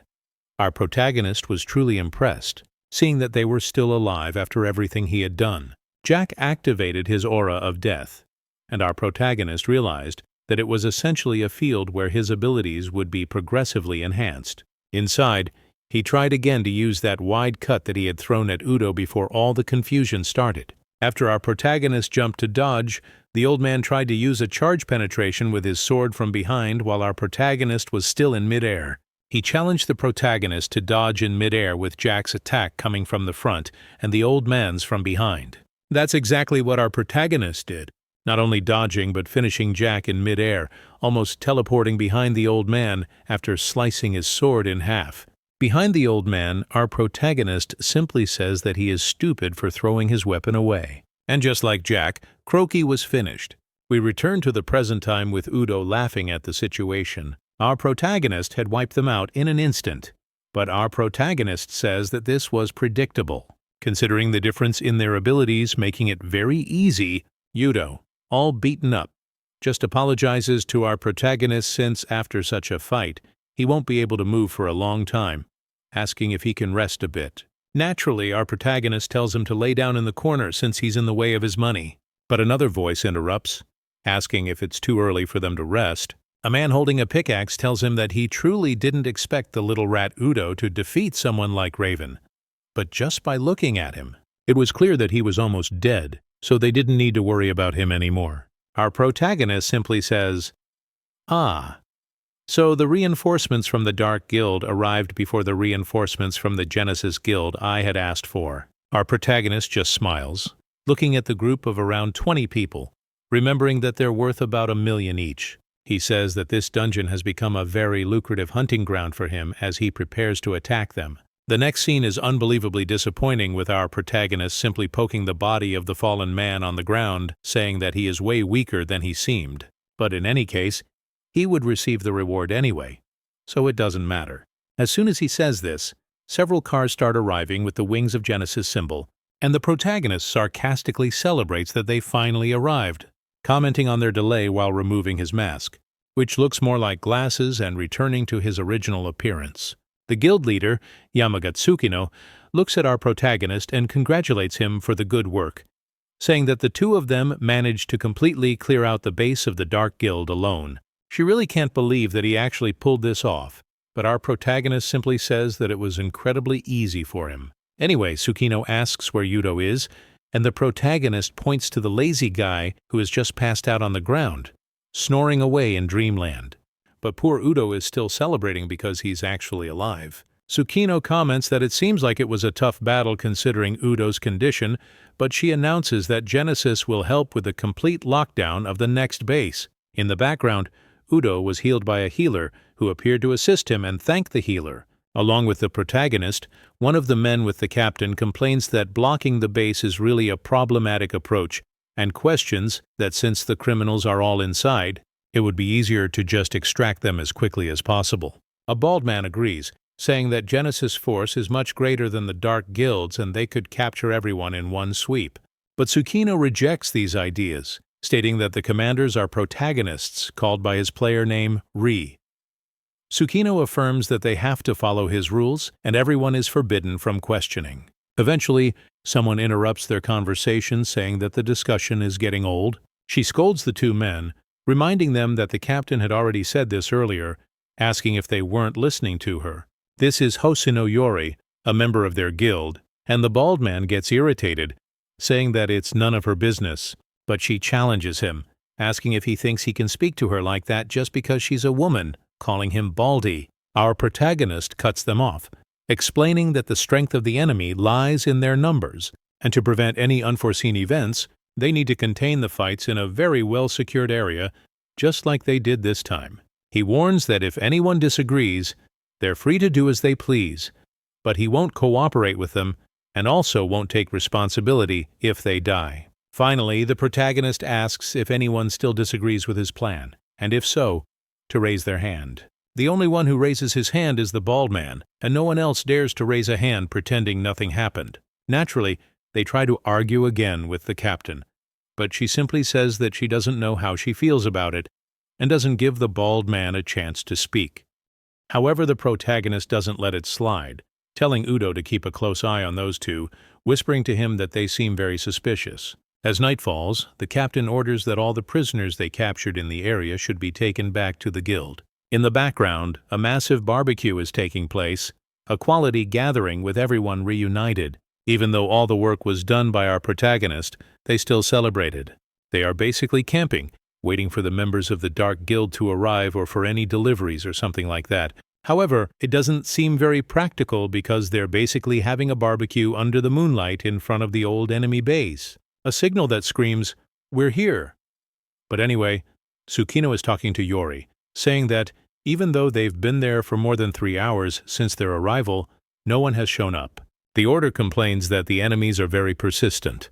But the most impressive thing about this whole place is seeing our protagonist wearing a pink apron, saying that the information about Genesis reinforcements must have leaked to the enemy, but they can only wait there slowly, as when the enemy gets desperate and tries to break the barrier, they'll be there to stop them. And slowly they'll starve since they can't get food with the entrance completely blocked. Udo interrupts, saying that at least they have delicious meat. While the Dark Guild members are suffering inside from the smell, our protagonist responds that in any case, it was the Genesis Guild that prepared this food. Tsukino and Yori explain that missions requiring camping are extremely tiring. So, the more comfortable they feel, the better they can rest and eat, and the better they'll be able to fight at full strength. But as she talks, she interrupts herself, saying that it looks like their short rest is over as two suspicious men are heading toward them. The protagonist asks if they should just send one or two, and the bald man says that since there are only a few, it seems more like a reconnaissance team than an attack one. But the protagonist disagrees, saying that in a player versus player battle, quality always wins over quantity. A pair of very skilled opponents is much more troublesome than 100 completely weak ones. He then asks Udo if he recognizes any of them, and surprisingly, Udo confirms, saying that they are definitely two high-ranking members of the Dark Guild, and probably stronger than the late Raven himself. He recalls three individuals with code names, Beta, Gamma, and Alpha. Beyond that, he doesn't know anything else about them. Eventually, Tsukino shows footage of the reconnaissance team where two people, one with white hair and the other with purple hair, appear in the footage. She asks if he recognizes any of them, but both faces are new to him. Based on the situation, he thinks they might be Beta and Gamma. The protagonist says he understands and starts thinking that the other high-ranking member is likely inside the castle and will probably try to flank them. Leader Tsukino asks if the protagonist prefers a strategy where she would take care of one, suggesting that he handle one and she and the others handle the rest, and says this plan seems well-balanced for their forces. But the protagonist simply says that she can do whatever she wants. Udo, however, warns them to be very careful since, even though he met Alpha only once, he's never seen anyone as terrifying as him before or after that encounter. Ignoring this for a moment, the protagonist asks the guild leader if the stronger enemies would have better rewards. She denies, saying that all rewards will always be the same regardless of the strength of the people involved. The protagonist grumbles that it's boring and prefers simply killing the weak ones for more money, telling Udo to take charge of the other team. As night falls, the captain asks if everyone is ready. And once they confirm they're ready, suddenly a huge energy tremor shakes the area. They begin wondering what the heck is happening. Before the captain can give the order for everyone to get down, a small red energy sphere appears in front of them, blasting completely through the wall in the entrance, causing a huge lightning strike that knocks most of them down and injures some. Everyone wonders where this incredible destructive power came from and if anyone was injured. It turns out some people were severely injured, so the healers need to help them. From the middle of that bridge, the two people from the footage earlier begin to approach. The one with purple hair says that he really expected to have killed all of them with that attack. But since it didn't work, the one with white hair asks him to fire another shot of energy. The captain comments that it doesn't seem like either of these guys will fall so easily, and Udo says he wants to go take care of the man with dual blades. But Tsukino says that won't be possible as she's charging energy in her sword. She channels the fire into the blade and unleashes a cyclone of fire at both of them, hitting them with an explosion of flames. She says she'll handle both of them herself. Go, Tsukino!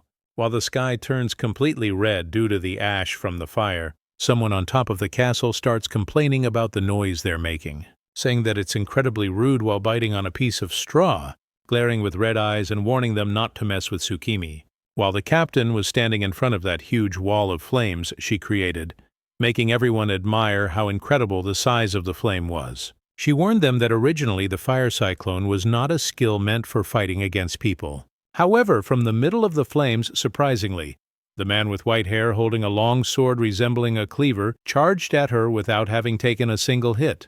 By sheer luck, she managed to block it, asking him if he was really the guild leader, saying that she wasn't bad for a woman. But with the attack, he landed. He broke her guard, and the man with the dual swords and purple hair was coming to hit her hard with both blades. Luckily, Gori stepped in front, using a dagger to block the attacks, and the purple-haired man even complimented her, saying that there were indeed some strong people here. I don't know why I thanked him for that compliment. As she continued blocking the attacks from the white-haired man who kept forcing her guard, he asked if, in case she hadn't been there, that girl would have already died. He warned that transcendent beings are exactly like that, very strong against monsters, but without real battle experience. She told him not to underestimate transcendent beings, saying that when it comes to experience, her whole team has much more than the two of them. But he denied it, saying he wasn't talking about monsters, but about the experience of killing people, jumping back in midair and activating a skill, spitting a kind of shining needle that hit her right in the shoulder. This took her by surprise, and she felt to her needs her vision completely distorted, and this system unification appeared informing her that she had received the condition of being mortally poisoned. Of course, all the members of her guild began to worry and tried to heal her, but unfortunately it didn't work and she simply felt more pain. The white-haired man, who seemed more like a psychopath, and indeed he was, said that it was all useless since none of the healers there could cure the poison. Even though Tsukino confirmed his words, she was still able to get up while channeling all her energy and creating a huge flame on her sword, saying that she just had to finish the fight before the poison spread completely, and that was the only thing she had to do in order not to be affected further. The white-haired man jumped, dodging the flames while saying that this was truly scary, as it was very powerful. But he mocked her, saying that those who fight against monsters really love such flashy techniques. But in the end, it doesn't do much against him, giving a little jab at the captain's ego, saying that she had already said that these skills were useless and didn't hit people who hunt players. But even as he tried to attack her again, she responded with another cyclone of flames, only this time much larger than before. But he remained in the middle of the flames as if it were nothing. And indeed, it was nothing, as he soon revealed that he had a skill that completely lubricated the flames she was throwing him. So it was just a waste of energy for her. However, for his bad luck, he didn't notice that behind him, a member of her guild wielding a huge hammer imbued with lightning had advanced, landing a blow and using a hammer-smashing skill that injured him by surprise, knocking him hard into the ground. In the end, the blow did hurt the white-haired man's arm a bit, and he complained, calling the hammer wielder a muscular idiot. But he failed to notice that 3 other people were coming from behind him to attack, one with a spear using a deep penetration skill, another with a bow shooting with a fatal shot skill, and the third using a true circle to make a cut with a katana. The 3 attacked him from behind, simultaneously, without giving him a chance to dodge. In the end, Tsukino warned that area of effect attack skills lose power because they're dispersed over the area and are only effective against weaker enemies.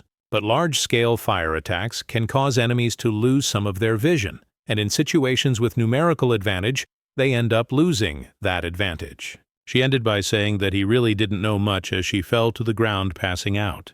The system then notified that since the player Chawen had been killed, the negative status of mortal poison was removed from her. Finally, the big guy from earlier who was wielding the hammer helped her get back up a bit, saying that her idea of using smoke to disorientate the enemy was really clever and had worked very well. She confirmed, saying that they had practiced a lot and it had paid off. She said that the strength of the Genesis Guild wasn't just in individual power, but in the strength of the organization itself, and that's exactly why they put in so much effort. As they looked at the huge cloud of smoke she had created with her skill. On the other side of the smoke and flames, we saw our buddy Udo fighting directly against the man with purple hair and dual swords, landing a thermal cut that landed squarely on his shoulder. This man thought that he had indeed heard about the little rat betraying them. And while his power was definitely inferior to his, the real problem was that girl Hashinoi. He started thinking about her characteristics, how her weapon was a dagger in the class they predicted for her, an elite rogue. She was about 28 years old, not married, lived in the city of Moschino, and was a former member of theater troupe. She had fairly average physical features, but even though she was Tsukino's right hand, she didn't have any notable accomplishments in battles. He was wondering if the spies had really gotten their report wrong, as he couldn't land a single hit on her. With the control she had, he was always being pushed into the range of Udo's attacks, and he asked himself why they hadn't warned him that her combat skills were so high. While he thought this, he kept defending against some of her attacks. But in the end, one of her attacks ripped across his chest. Our buddy was coming from behind using both swords, and just when he was about to finish him off, the purple-haired man used a storm of blades, making several cuts to push them back a little as he realized he had to retreat as soon as possible. However, in the middle of the attack, he noticed a huge grid of golden lines starting to surround him, and he realized that this was the skill of Endu. But when we saw who was actually using the skill, it was really Iori. As the man asked who the hell she was, she used a domain expansion, jokingly, but she really made a symbol with her hand to use the skill and started setting fire to all the golden lions. In the end, she completed the full skill of Soul Thread, Soul Incineration Matrix, burning the man completely until he was completely wiped off the map. After this battle ended, we saw the protagonist approaching in a strangely disconnected way from his usual personality, asking Iori if she, Rei-san, was done. Oddly enough, I confirmed, saying everything went well, referring to his body as Yori. And logically, the man with the cap was extremely confused about what was going on along with a muscular man who used a hammer. After finishing speaking, the body of our protagonist begins to use a visual transformation skill, revealing that in fact, the two of them had swapped appearances. Nori says she really got nervous with everything, and she was complaining because it's very hard to interpret our protagonist. And here's the trick. Remember that the protagonist was previously wearing a pink apron, didn't appear in the battles, and the man with the purple hair had commented that she had taken theater classes. Well, it's all connected. Take that simply more intricate than Marvel films. Anyway, the bald man becomes extremely confused with this information, questioning whether she really had transformed into Endu, wondering what was happening. She explains that with the visual transformation ability, she swapped places with him since, whether they like it or not, the Wings of Genesis Guild is entirely focused and specialized in clearing dungeons and completing them in the shortest time possible. So the best thing she could do was leave the combat against humans to their protagonist, who is a professional in that field. Endu says that this whole idea was actually conceived by Tsukino and Yori, and in the end everything turned out better than he had expected. At the same time, he thinks that he's not exactly an expert in human combat as she said, but in the end it doesn't matter. He says that now the only person left is Alpha calling him to come down, asking how long he expected to keep watching them from above. From up high, we have that man who had been waiting earlier, complaining about the noise, wondering who our protagonist really was, telling him not to be so arrogant. He then says that it doesn't matter how many weaklings gather in the end. He'll turn this entire place into a shared grave for them, which leaves our protagonist extremely thoughtful, preparing to receive an attack.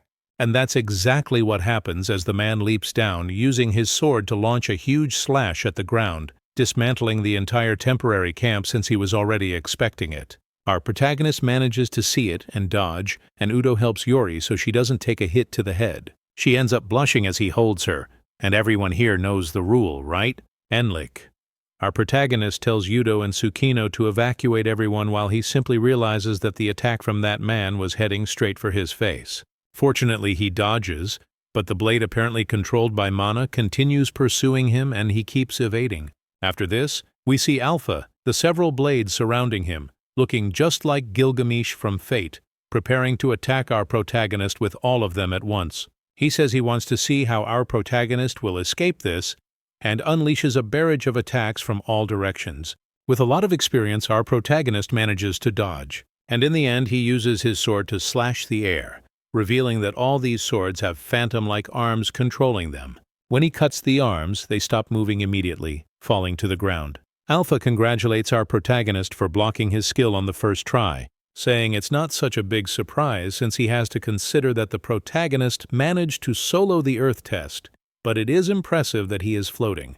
While Tsukino and Yori are surprised by the arms and him just floating, our protagonist thinks about the berserker spirit and the soul of the invisible hands, summarizing that these abilities are essentially where clone arms attack the enemy without giving rest. Realizing this, our protagonist shouts to Tsukino, explaining that his skill consumes a lot of stamina, and if they cover the enemy's healer, he won't be able to show himself and heal. So she needs to prevent him from getting close so he doesn't recover. As soon as he finishes speaking, she tells her team to cover the castle, not letting anyone escape while using long-range attacks. Meanwhile, our protagonist continues fighting Alpha, who is really not allowing him to gain any advantage, saying that it seems like a war of persistence and claiming that this kind of strategy is useless. Our protagonist realizes that he's really not letting him gain any advantage at a distance, and the Berserker Spirit is considered one of the strongest low-level classes, with a number of attacks being vastly different and overwhelming. While our protagonist runs, he still gets hit in the cheek with Alpha mocking him, asking how long he plans to keep running. The captain and vice captain of Genesis realize that our protagonist is being completely cornered with them, noticing that Alpha's skill, speed, and power are extremely overpowered. But our man, the number 3 employee, Akado, says it's not quite like that, and they need to take a closer look. He says that claiming the protagonist is being cornered, or a little discouraged, is wrong, since he's only blocking the attacks that could cause fatal damage to him. As he explains this, our protagonist continues fighting and blocking those attacks, thinking that since Alpha's class consumes an extremely large amount of stamina, if he keeps fighting this way, it's only a matter of time before he gets exhausted. And if he stops attacking, he won't be able to block an attack from our protagonist. So he wonders what Alpha will do in this situation. But given how much time they already been there, our second-rate villain gets irritated, launching an extremely powerful slash that almost hits our protagonist, who says it was close. Ian calls him extremely annoying, holding his sword and conjuring a huge number of blades in the air, saying they would settle this right now, calling our protagonist by name and then using the spiritual overload skill. Our protagonist looks at the enormous number of blades staring back at him, merely thinking that this is going to be annoying while all the blades are thrown toward him, causing massive explosions on the ground as he jumps to avoid it. In the midst of the chaos, everyone watching gets startled as our protagonist uses the Soul Servant skill, summoning a huge bluish serpent that looks somewhat like a dragon, which stares at Alpha with a bloodthirsty gaze while saying that he had prepared a huge amount of food for it. Naturally, Alpha gets furious, questioning what a mere snake could do against him, launching a huge number of skills and swords our protagonist, hitting him consistently. Thanks to the healers, they manage to heal him with various types of healing, such as elemental and advanced healing and even damage recovery. But the three healers at the same time say that they can't keep up with the amount of damage being inflicted on our protagonist. Alpha notices this situation and tells them to observe what the true power of a berserker is. He says to our protagonist not to even think he can compete with the main class and calls him a beginner. And I think it's here that he'll really regret calling our protagonist a beginner, as that offends his ego. Regardless, Tsukino orders the healers to do everything they can. But impressively, they realize that our protagonist's health isn't dropping. And as they realize this, Alpha also notices, wondering what's happening. That huge blue serpent starts to tremble, disintegrating and transforming into several smaller snakes with their number increasing tremendously, while our protagonist stands atop one, saying that he had told them he would give them a huge amount of food, asking if he thought it wasn't normal for their numbers to grow so much. All those swords begin to be devoured by these snakes, with our protagonist saying that apparently the food had run out, but they shouldn't worry, while pointing at Alpha and saying that there was still one very fresh piece of meat right in front of him. Naturally, after hearing the protagonist being called food, he gets visibly angry, staring at Froda and asking if he was really being called food by someone like him. He tells him to regret saying that in the afterlife. While saying this, Fa seems to be directly confronting our protagonist, cutting through the serpents entirely, and killing almost all of them in an instant, using a skill he possesses called spiritual territory. Even the protagonist was a little impressed by the incredible number of swords being thrown at the same time, realizing that the number of swords and arms and even the power had increased at the cost of losing some range.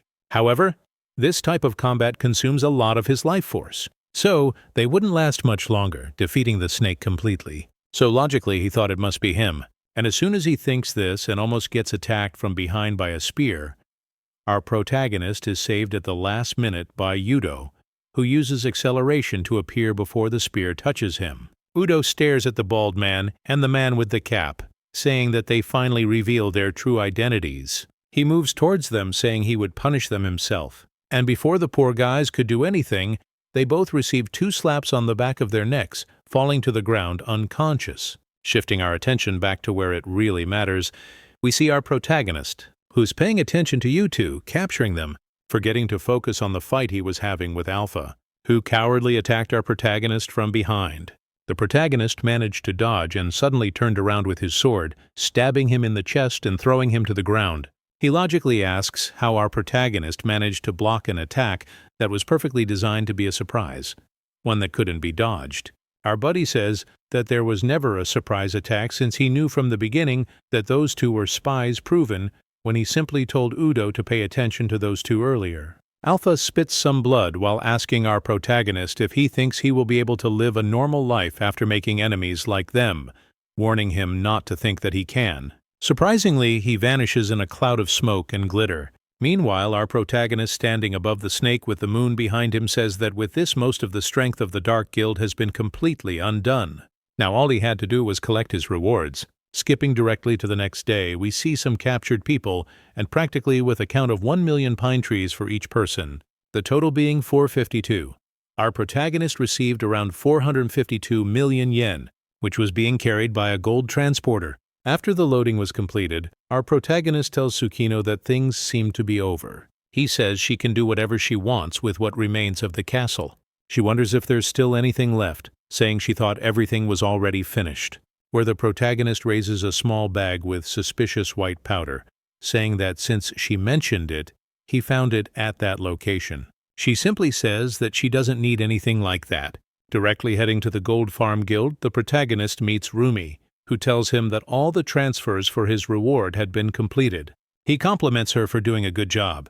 Additionally, she informs him that in recognition of his contribution to the guild, it seems that a government assistant would be assigned to him. He logically questions what this would be, saying he wouldn't accept any type of government surveillance. Naturally, she thought he would say that. So, she asks what they should do with such an exorbitant amount of gold, all acquired through murder and theft. Udo grabs a large amount and asks if a gold shop could buy all of it, then says it might not be possible. Even Rumi confirms that due to the huge amount, it really seems impossible. The protagonist simply says that in any case, it's still property of a criminal organization. Exactly as he finishes saying this, someone enters the room asking for permission and asking if our protagonist was there. When the protagonist asks who she is, she asks if he really doesn't remember her, saying that they met during the player ranking certification and association exam. He denies it, saying he doesn't remember anything that doesn't make him money. Nervously, she introduces herself, asking him to remember her, calling herself Sukuma Misasuen, the king of QRCs. Wrong script is Sukuma. As soon as she says her name, Room remembers having spoken with her and that she was someone from the rank exam records. Our protagonist simply asks if she's going to make money for him again and says that she looks a bit different. She confirms saying that the Japanese government sent her to be his assistant. In other words, a free assistant who works hard and saves on labor costs.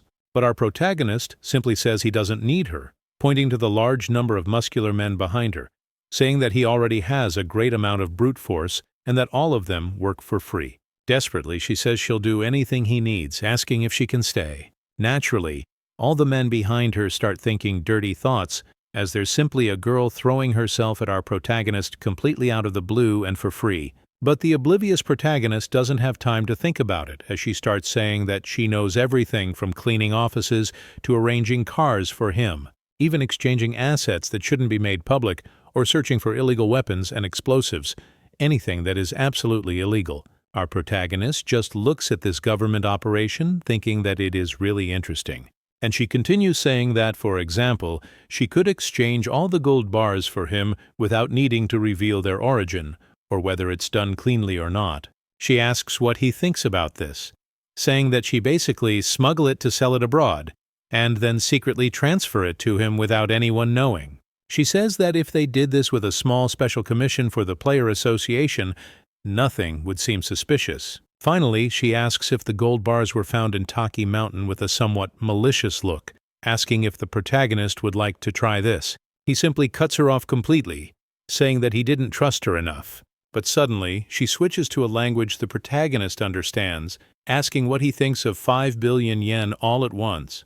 She says the real value of the gold bars should be a bit higher than that, and that she would transfer a little more to him later. Naturally, he asks if she can really do something like that. She confirms, saying she can move that amount entirely independently, and would do it in less than 10 minutes.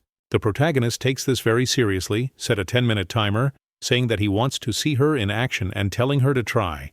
Even the protagonist's subordinates were impressed by his words, as he really took this seriously, and it seems she did too. She said she understood and started heading somewhere. Jumping to 10 minutes later, Rumi is shocked and trembling as she looks at the tablet screen, seeing that 5 billion yen had been transferred to the protagonist's account. The sender's name was the Player Association, and she simply began to ask if he had finally understood, saying she thought she could be very useful to him and the Gold Farm Guild. Hey everyone, did you enjoy the story? Man chokes beğendim. If you want to follow the next part, make sure to subscribe to the channel and leave a like. Steve in the next story, guys. Sukuma tells the protagonist that all the gold from the mountain had already been fully exchanged and he received some basic pocket change. 1,200,000 won. The protagonist comments on how useful she seems to be. But before fully accepting her, he needs to ask a simple question. The question itself is about the true objective of the government, since this would soon become very obvious.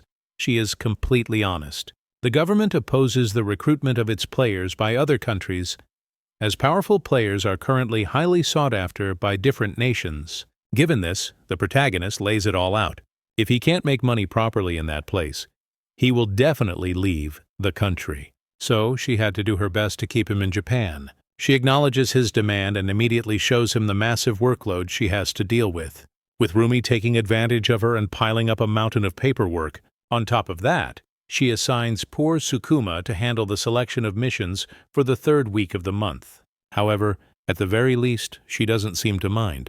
Udo talks to the protagonist about how Sukuma doesn't seem to care about the workload and how Rumi is incredibly demanding when it comes to work, which is precisely why the protagonist made her the guild master. Endo approaches to ask what's going on, but she simply explains that even after checking the mission database, there hasn't been a single mission in the past few days. The protagonist finds this situation strange, and since that's the case, he asks her to confirm the issue directly with the government and put everything else on hold until it's verified. Following his request, she pulls out a staff from her drawer full of junk, one that looks straight out of Sailor Moon, and activates a remote telepathy skill. But calling it telepathy is a stretch, as it looks more like an obliteration beam shooting into the sky, similar to a flare signal. Surprisingly, it actually works, and Sukuma ends up receiving a transmission from 3 different sources: the Government Cabinet, the Players Association, and the Geospatial Information Authority. And indeed, it's not a mistake. There hasn't been a single mission in all of Japan during this entire period. Even the observation satellite hasn't detected any new missions or dungeons appearing in Japan. The Ministry of Foreign Affairs confirms that this situation is happening in other countries as well. Endo, who is already experienced, comments that he knows this is a prelude to a much larger mission coming soon. He advises prioritizing the collection of all high-priority missions that appear, since there won't be any regular missions for a while. In a somewhat unclear time transition, we see that a new mission has begun. It's the trial of the waterfall, which has a 90-day time limit. The victory condition is to defeat the boss of this trial before time runs out. And if they fail, the punishment is the complete destruction of all of Asia.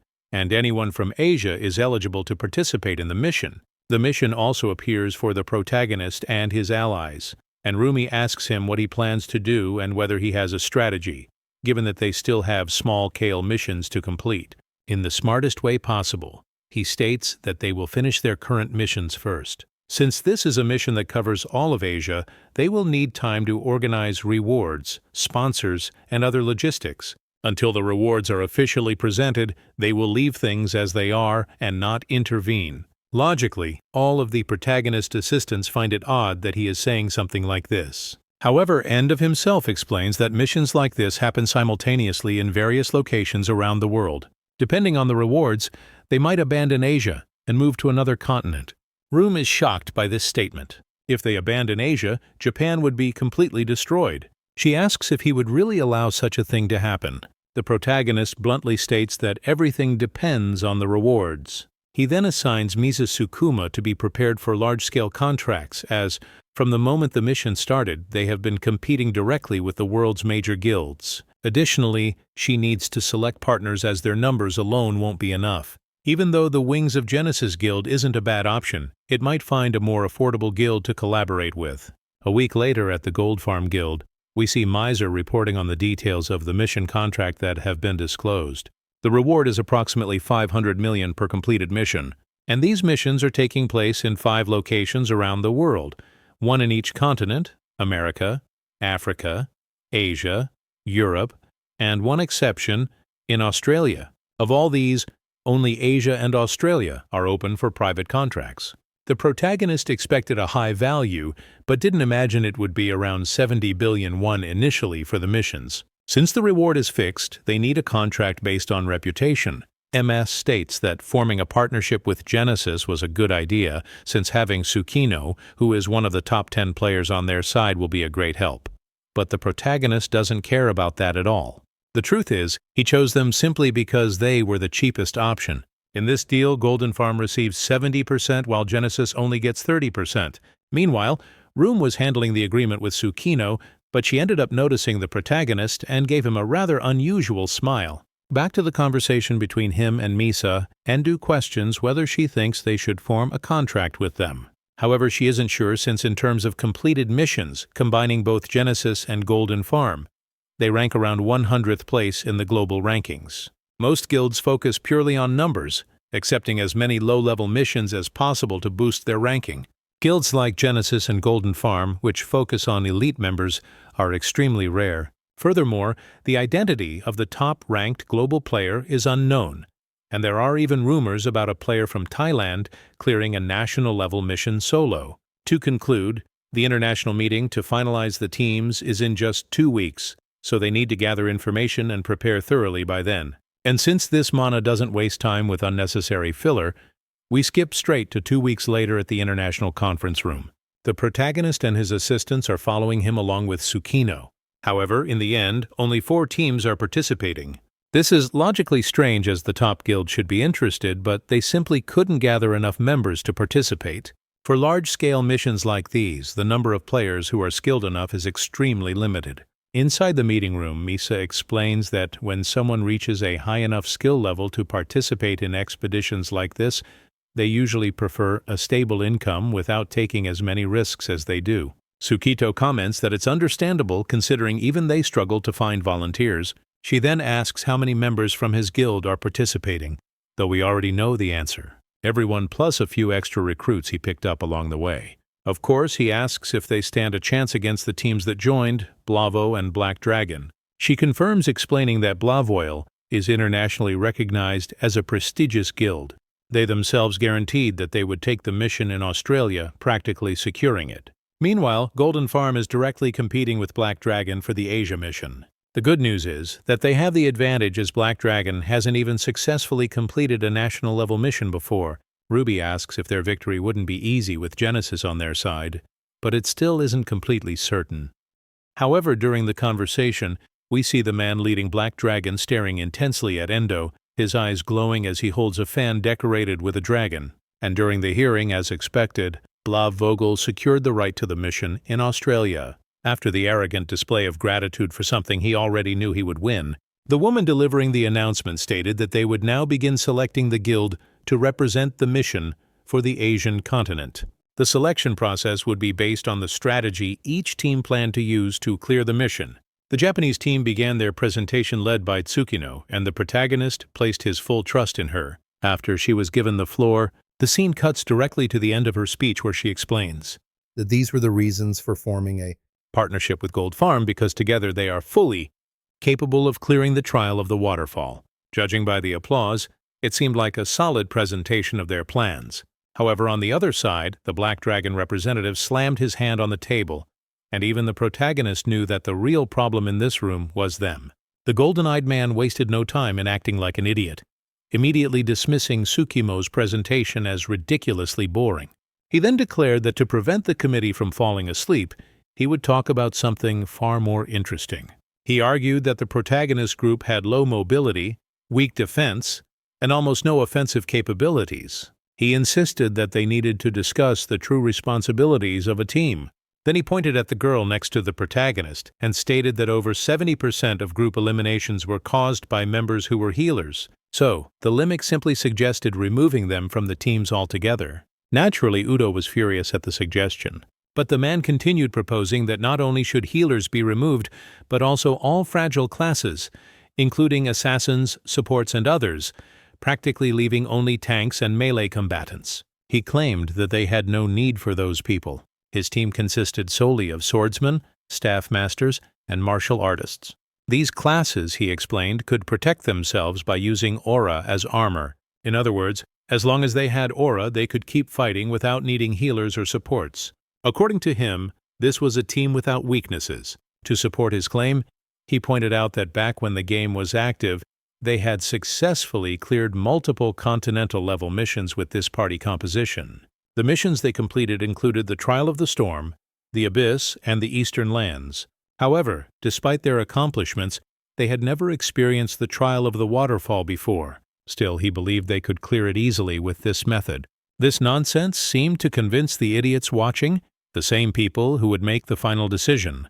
But our protagonist, who is built differently, just chuckled and asked if he was finally done talking. Tsukino followed up on the protagonist's reaction, pointing out that they couldn't even imagine a team without a healer, especially in a continental-level mission. She then turned to the protagonist, asking for his opinion, and the protagonist kept it real. For some missions, this strategy was indeed strong, especially for a trial like the Abyss, where this might be one of the best approaches. However, for the trial of the waterfall, this strategy was absolutely terrible. Without a doubt, they would be completely annihilated. Yunsukino was shocked, realizing that the protagonist had basically just declared that everyone in Black Dragon would die, but he simply stated that this was all the explanation they needed to give. In the end, they expected to be chosen because they were the best option available. The woman making the announcements then declared that all teams had presented their strategies. The committee would now hold a private discussion to decide their results, and the final decision would be announced later. After leaving the room, Rumi approached the protagonist along with the rest of the group, asking if everything would be okay. The UN had gathered extensive data on continental-level missions, and they certainly wouldn't choose a team incapable of handling the task, and admitted that he didn't know for sure, but either way, this wouldn't be a bad outcome for them. The problem was that right in front of them, the Black Dragon representative appeared once again, mocking the protagonist and his team, calling them losers. He sneered, saying that he didn't think anyone else would have the courage to join them, and that all their efforts had been for nothing. The man went on to claim that everything had already been decided before they even stepped into that room. The protagonist asked if they had bribed the voters, and the guy basically implied that they had. Finally, he added that in any case this was doing them a favor because having even a single healer in a team was laughable. But beyond that, he said it was unbelievable that they had a woman as a leader, telling her that at the very least she shouldn't be a useless hen. Tsukino, of course, was enraged. She called him arrogant and brainless, but at the very least she acknowledged that his guild had managed to protect cities and complete missions. However, as a threat, she added that it would be a shame if a guild like his were to be exterminated. She then asked if he wouldn't reconsider and just give up. But the man snapped, yelling at her not to underestimate them because they wouldn't back down. Just from Tsukino's slight implication, he was already preparing his fists, wrapping them in aura, ready to attack. Naturally, Tsukino didn't back down and got ready to charge at him, but the protagonist stepped in to ruin our fun, stopping the man from attacking and telling them both to calm down. The golden-eyed guy was immediately confused because he hadn't even seen the protagonist move. Meanwhile, the protagonist apologized on Tsukima's behalf and asked him to consider her withdrawal request invalid, essentially asking Black Dragon to take on and complete the mission. This confused everyone, and Endu quickly questioned whether they had even read the contract properly. According to the terms, if the guild initially chosen for the mission died or was unable to continue for any reason, the second-choice guild would take over the mission, and in these cases the mission reward would increase depending on the remaining time. Meaning, in other words, the protagonist wanted to stack up even more money. The man burst into laughter at the statement, mocking the protagonist for actually thinking he could complete the mission if Black Dragon failed. He called the Genesis Guild a joke for being led by a woman and ridiculed Gold Farm. He laughed, his eyes sparkling as if that would intimidate anyone. Still, he insisted that the protagonist had already lost. He added that it was a shame because after that declaration, he almost wanted to let them win just so he could claim a higher reward and, in his words, watch pathetic Japanese people die. Before the argument could escalate, the same woman who had been making announcements earlier officially declared that the guild assigned to the mission would be Black Dragon. Just to be petty, the protagonist started clapping and sarcastically congratulated them, telling them not to rush to their defeat because the longer they took, the bigger the reward would be for his team. The arrogant bastard simply called them ridiculous again and signaled for his little gang of lackey to leave with him. Back in the control room of Gold Farm, Tsukino approached Indu, asking what they should do and whether they should return to Japan. But no, he stated that they would head straight to China since they had already finished their missions there. They would stay close to the trial site, waiting for Black Dragon to lose. The slave bastard immediately asked Misa to book some plane tickets for all of them to fly to China, making it clear that they had to be cheap. But before they could continue, someone rudely barged in, yelling for them to wait. She started speaking exaggerated forced Japanese, saying she had a request for all of them. She introduced herself as Marie from Blauvogel and immediately grabbed the protagonist's arm, claiming she was desperate. Tsukino stepped in, telling her not to force herself to speak Japanese as they had the shared language skill. If she spoke normally, they would understand her.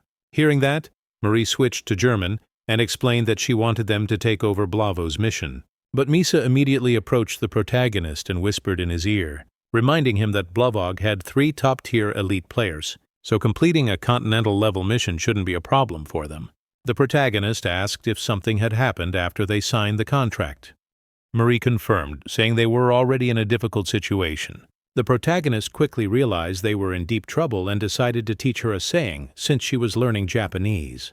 The bastard put on a devilish grin and told her even the trials of hell depend on money, claiming it was the most famous Japanese proverb. Everyone who knew it was a lie just stared at him awkwardly, but since she didn't know any better, she asked if he would accept the mission if they paid him. Without giving a straight answer, Nine jumped to the entrance of the room where the girl's brother was waiting. She let not just the protagonist, but his entire crew. Upon entering, she informed her brother that she had brought the Japanese team. The blond man who had been shown before introduced himself as Daniel Keller, the leader of the Blauvogel Guild.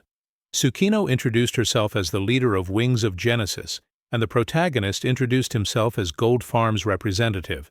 Daniel was thrilled to meet Tsukino in person, saying it was a pleasure since she was one of the 10 transcendent players. He mentioned that his sister had already spoken about them taking over the Australian mission, and that they were planning to notify the UN about their withdrawal. Of course, that wasn't for nothing, so the protagonist pulled him to get to the point. Daniel decided to open up since the news would come out soon anyway. Out of the 3 transcendent players they had, 2 had been bought out by the United States. Even though everyone already knew the US was doing this, pulling such a move right before a continental mission was downright dirty.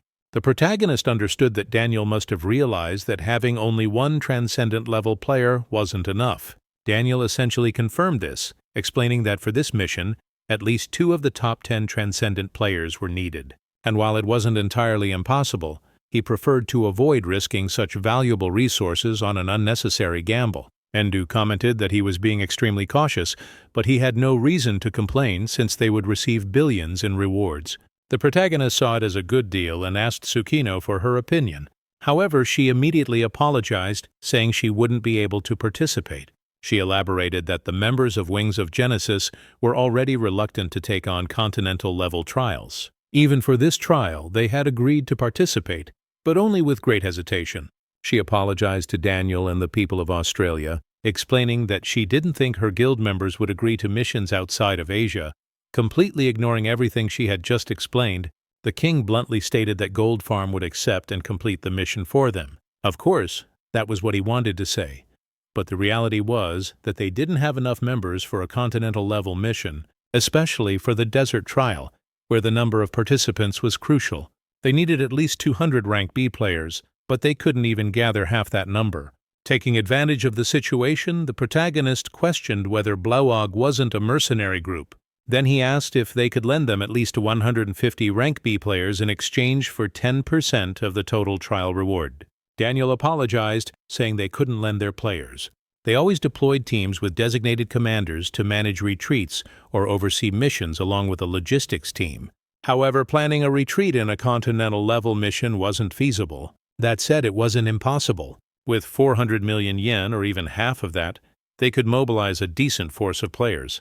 The protagonist disagreed, saying the price was way too high. But even Ruby turned to Misa and asked if he hadn't already pocketed 70% of the reward from the waterfall trial.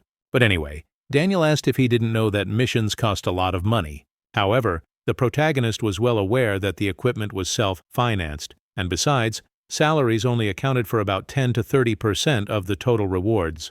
Of course, the protagonist became extremely irritated, saying that you wouldn't need such a large army. Yun Daniel's sister chimed in, pointing out that if they were strong enough, they wouldn't even need very powerful equipment. In that case, taking only 20% of the reward would already be highly profitable for them. Daniel agreed, but whispered to his sister, asking if for some reason they were actually strong. He was aware of Genesis's strength, but knew nothing about Gold Farms, especially since they didn't even have a single transcendent member. His sister confirmed that, in her opinion, they were strong, especially Endao. She even claimed that he seemed stronger than her. The protagonist, seemingly well aware of who she was, confirmed her statement. This surprised Daniel, who then asked if he even knew who she was. With his ever-so-humble ego, the protagonist simply pointed out that Daniel had just said that 2 of his continental-level players had been taken by the United States. Logically, that meant the only remaining continental-level player was her, and exceeding expectations, he directly called her out. Mary Keller ranked 7th among the strongest transcendent hunters. Shifting her personality slightly, she admitted that Endu was right. Then she turned to her own brother and asked if he knew who the protagonist was. Without warning, the Lunac suddenly launched an attack, sending a mass of vines from her arms in an attempt to bind the protagonist. But with swift reflexes, he simply grabbed the vines as if they were nothing, yanked them, and pulled Marie toward him, knocking her to the ground. Even while lying on the floor, the crazy girl's eyes sparkled as she excitedly told her brother that, despite launching a total surprise attack, he not only dodged but also countered mid-strike, and he had the strength to throw her down without even using a skill. Daniel, on the other hand, was panicking. After all, Endu was an important guest. He demanded to know what she thought she was doing, where she had actually hit him, but Marie already knew she had no chance of landing a hit. After all, he wasn't capable of handling her. Then he definitely wouldn't stand a chance against the Vermilion Spider, the boss of the Earth trial. And she also knew that the one who had cleared that trial wasn't Genesis. Relying on her own ability to judge people, she was convinced that Tsukino didn't have the strength to pass that trial, which meant there was only one person who could have done it. She looked at the protagonist with an arrogant yet approving gaze, placing him on a pedestal as the true one responsible for completely clearing the Earth trial. Then, with a confident expression, she declared that as long as he was there, everything would be just fine. Inside the desert trial, a large number of heavily armored vehicles filled with soldiers were gathered. The protagonist, Marie and Daniel, were inside one of them along with the Gold Farm members. After stepping out of the jeeps to prepare for the mission, Marie used a large leaf to shield her face from the sun. Interrupting the 2 siblings who were talking, the protagonist asked if they could get started already. Some soldiers whispered about the way the protagonist spoke, finding it strange. Apparently, this time the captain of the operation was from Gold Farm, which left them confused. Why would the leader of a small Japanese guild be in command of them? Of course, they assumed he was just a figurehead, a replacement for the hunters bought by the United States. Putting an end to the soldiers' chatter, Daniel shouted for their attention, explaining that this would be a joint operation with Gold Farm. He introduced the protagonist as the leader of Gold Farm and the commander of the mission.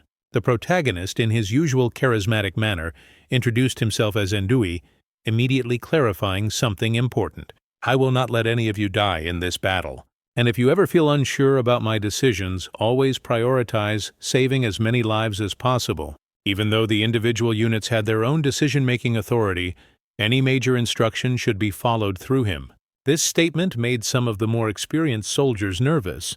They doubted that a continental-level mission could be conquered with such an idealistic mindset. Others, however, felt it was better to have a leader with a savior's mentality and to be treated as expendable. The reward was set at $5 million, but for every value member killed, an additional $10 million would be deducted from the final reward. Yudo considered pointing this out, but they couldn't afford to dwell on it. After all, the desert trial was far larger than any of the casual trials out there. As they continued, the protagonist warned them that from that point forward, monsters could appear anywhere. Their priority should always be safety. With his command, the entire force began advancing. As the wranglers moved alongside the soldiers, their faces showed concern when a sudden tremor shook the ground. Checking through binoculars, they spotted the source, an enormous, grotesque bear approaching from about 2 kilometers away. Even at that distance, one of the group commanders ordered an immediate attack, and so they fired their heavy artillery, the kind of firepower used to bring down aircraft. Not 1, but 7 massive shells were fired simultaneously, engulfing the bear in a storm of flames and explosions. Yet even after all that, it still wasn't enough. So they continued bombarding it while mages prepared their explosive magic, launching coin-infused spells at the beast. With the combined power of the artillery and magic, the bear was finally defeated without causing any casualties. Being the opportunist he was, the protagonist immediately approached a soldier, asking how much each of those bombs cost. The poor soldier didn't know the exact number, but he mentioned that they were instructed not to use expensive weaponry, so they were using cheaper projectiles. However, he did mention that each shell contained about 5 francs worth of coins. At that moment, the protagonist used telepathy to contact Misa, who accessed the communication satellite to talk to him. He asked her to check the market price of Vogel's projectiles. The 120 millet shells combined with coin explosions cost around 300,000 yen each. But if they factored in the coins, each shot was closer to 1 million yen. This shocked the protagonist in an unbelievable way. Wasting that much on such small monsters, he decided on the spot his guild would take over the handling of these situations, and he would also warn the other teams. A soldier quickly relayed his order: cease fire. As soon as they stopped shooting, a small number of creatures approached. Only 3 of them. But without any hesitation, the protagonist charged forward like a maniac, eyes locked on the creatures as he stormed across the sandy battlefield. Logically, he wiped them all out in an instant, and yet, in a completely tone-deaf reaction, Daniel started calling them cheap for saving money by not using those million-yen bullets. Daniel admitted that saving money was important, but he found it unbelievable to waste skills with cooldowns instead of using artillery. But his sister, who actually understood the situation, was watching through binoculars and corrected him. He's not even using skills. This left Daniel in complete disbelief. The same kind of soul-crushing disbelief people felt during those 4 minutes in the 2022 World Cup. He couldn't believe that the protagonist was handling all those monsters effortlessly, without using any abilities. Once again, Maria confidently reaffirmed, "I told you already, he's far stronger than any of us." But amidst all the chaos, a radio transmission came in. An enemy was approaching from the right, and at this distance, even the protagonist wouldn't make it in time. So, the protagonist called for the 2nd unit, preparing them to intercept the incoming threat. The 3 assigned fighters gave it everything they had, using multiple abilities just to take down a single creature. That's when everyone realized all of the protagonist's teammates were elite fighters. This was truly astonishing. No one would have expected that a small guild from the Far East could be this powerful. And as long as they were here, this mission would be no problem at all. But Marie's turn was coming soon because the real trial hadn't even begun yet. At a later moment, they are already close to the core of the trial, and some soldiers comment on having prepared the anti-endstorm equipment. The protagonist has already given the order for everyone to get ready to enter, and Daniel told Roger to inform the other groups. From that point on, detailed descriptions would be completely useless due to the sheer amount of sand, so they would have to rely on their training. However, the protagonist ordered his team to protect the members of Vogel, even though this trial already belonged to them. Additionally, they had to keep their eyes open at all times, using the protective gear only on themselves. The protagonist orders everyone to charge into the middle of a freaking sand hurricane, leaving those around confused, wondering if they really needed to enter as well. The arid guy next to them said it wouldn't be a problem since a small guild had managed it without any trouble. As soon as they entered, they immediately realized that the place is incredibly dark due to the sand blocking the light. But in the middle of all that sand, they noticed 2 enormous eyes opening. Along with the eyes, a sudden attack comes what seems to be a lion, and by sheer luck they are not hit. Just as they are about to call for help from the fire troop, they realize they have gotten separated from the rest. Now that the 2 of them are isolated from the main force, they have no choice but to fight and give it everything they've got to survive. Since they aren't that strong, they decide to aim for the lion's weak points, its eyes. One of them launches a bunch of iron needles, but they only serve to distract the lion rather than harm it, while the other one unleashes a powerful slash. Unfortunately for the swordsman, the lion was faster and managed to react first, striking dangerously close to him. Even though it missed, he still got injured. His companion rushed to check if he was okay, but at that point they were pretty much doomed as the lion charged forward, ready to devour them. By some unbelievable stroke of luck, someone appeared before they could become roasted meat and managed to cut the lion into so many pieces that it was impossible to count them. That person was the protagonist, and his biggest concern, money, since he had narrowly avoided losing 20 million. He orders everyone to get ready and to leave no gaps in their defensive network. Without those people, the soldiers would have certainly died. So they needed to think of each one of them as a bundle of cash worth $10 million. That meant they had to protect them with extreme caution. Everyone seemed to understand, and Daniel quickly ordered the team to reform their positions. Those who couldn't defend themselves properly had to group up. And most importantly, they couldn't lose sight of their allies. If anyone got separated, they would surely die. After some time walking, they finally noticed it was getting brighter because they had successfully passed through the sandstorm. On the other side, after all their effort to get through, they found a massive ancient temple. At its center was a shining golden ore next to a pillar protected by a barrier. The main pillar had 100% HP. It was the core of this trial. The smaller pillars also had 100% HP, and at the center, the golden orb was actually a miniature sun, completely indestructible. The Yeri part was that as soon as they got closer, a strange voice welcomed them as challengers. It was the sun itself with a bizarre face saying that those who sought death were welcome to continue into its domain. Marie immediately pointed out that the sun wouldn't attack them unless they entered the barrier. She explained that they had to destroy the first 3 pillars surrounding the main one to weaken the creature. The protagonist confirmed that they could attack all the pillars from a safe zone. But the problem was that they needed to deal a massive amount of damage. That was why they needed such a large number of people. Since that was the case, he declared that Goldfarm would take care of the core while Vogel handled the surrounding pillars. Additionally, the pillars wouldn't counterattack so they could hit them as much as they wanted, like punching bags. They only needed to keep attacking the pillars until they turned red and then maintain them in that state. Marie sighed, knowing her role was coming up, but she found it boring, and asked if she could join the fight against the main core instead. She wanted to test whether her plan would work in a continent-level mission. The protagonist, being a total jerk, completely denied her request. According to the calculations, her guild's firepower wasn't that impressive. If an A-class player like her left, they wouldn't have enough strength to turn the pillars red and keep them stable. Marie suggested that the protagonist himself could take her place, but the lunatic pointed his sword at her face and made it clear he was the one giving the orders here. If she disobeyed, she would have to pay a fine of 10 billion. If she was willing to pay that amount, then she could join them in the main fight. Even if she did, though, he couldn't guarantee her survival. Even she admitted that 10 billion was way too much compared to her allowance. Ironically, the protagonist just commented that it was really a shame, and then immediately began preparing everyone to launch the attack. With a purple aura emanating from him, crackling like lightning, he raised his sword, the one with Baphomet's face engraved on it.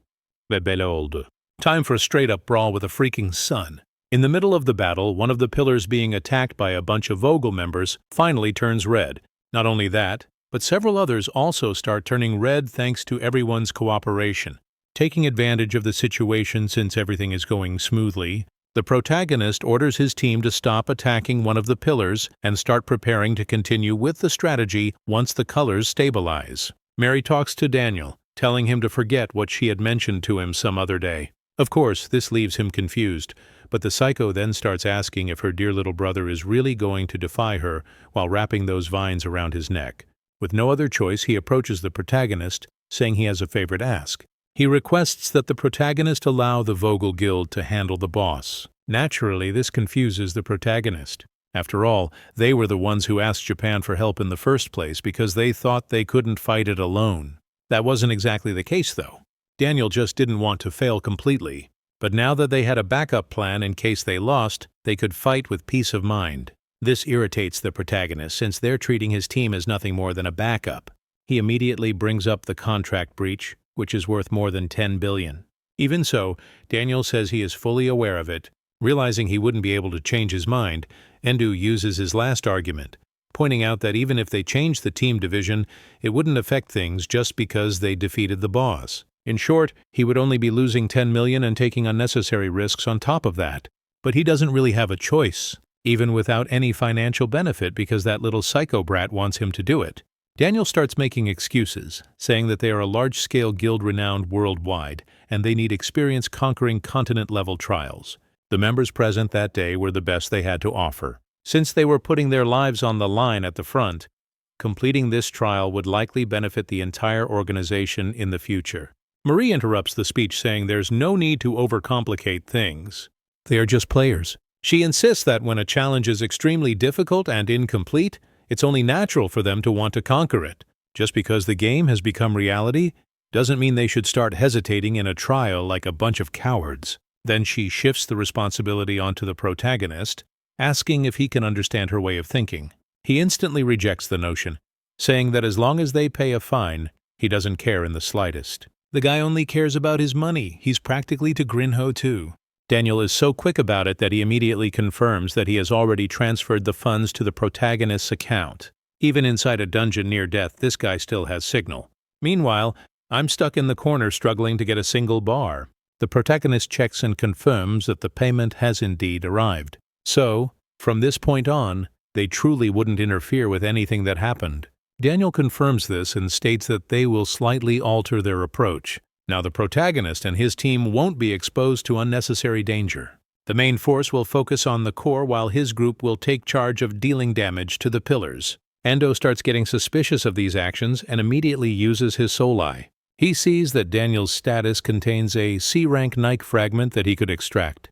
Additionally, he notices a status condition, unexpected 10 billion payment. So even he hadn't expected to pay such an absurd amount of money, all because of his sister's tantrum. In other words, we can't help but feel sorry for Daniel for having such a lunatic sister. The best part, she completely changed personalities out of nowhere without any prior warning. Ignoring that entirely, the protagonist considers that low-rank souls are easy to place, but a valuable C-rank soul is extremely rare. He has to obtain it no matter what. Acting like a true schemer, he asks Daniel if he would be interested in taking out insurance. If Daniel paid an additional 10 billion, the protagonist would personally ensure his safety if things got dangerous. Daniel actually finds the offer interesting and was about to ask more about it until his nosy sister Marie interrupts. She immediately declares that it won't be necessary since they are all choosing to fight of their own free will. She even dares to claim that once they cross the line, the enemies won't be able to hit Daniel anyway, and paying 10 billion for such a minor risk is unnecessary. What was truly unnecessary is her comment. The protagonist simply states that if that's what they want, then his team will focus entirely on the pillars. A few moments later, Marie and her guild begin preparing to enter. The protagonist then explains that the real enemy of this trial is not the sun, but rather the mana pillar at the center. The main team will be responsible for attacking the barrier and the guardians surrounding the mana pillar. Once the main barrier is destroyed, they will unleash everything they got on the pillar directly using Daniel's items, simply by using land missiles. But of course, even so, they cannot let their guard down or relax for a moment after crossing the line, because the sun's attack would start at full force against them. After making sure everyone understands the rules, the protagonist orders them to begin the battle, using his knight's intimidation ability to provoke the sun, getting its attention. As the tank of the team, he attracts the attention of the massive fire monster. The creature, though impressed, merely states that it would grant them the blessing of a peaceful death in the name of the sun. With that, it unleashes a fire ray so powerful that it's almost unbelievable that Daniel's ability was able to hold it off head-on. However, it wasn't just him alone. An enchantment of water was cast around him to help. Even with the enchantment, the ray didn't stop, and Daniel explained that since the enemy's attribute is entirely fire, they could use water abilities to protect themselves a bit more.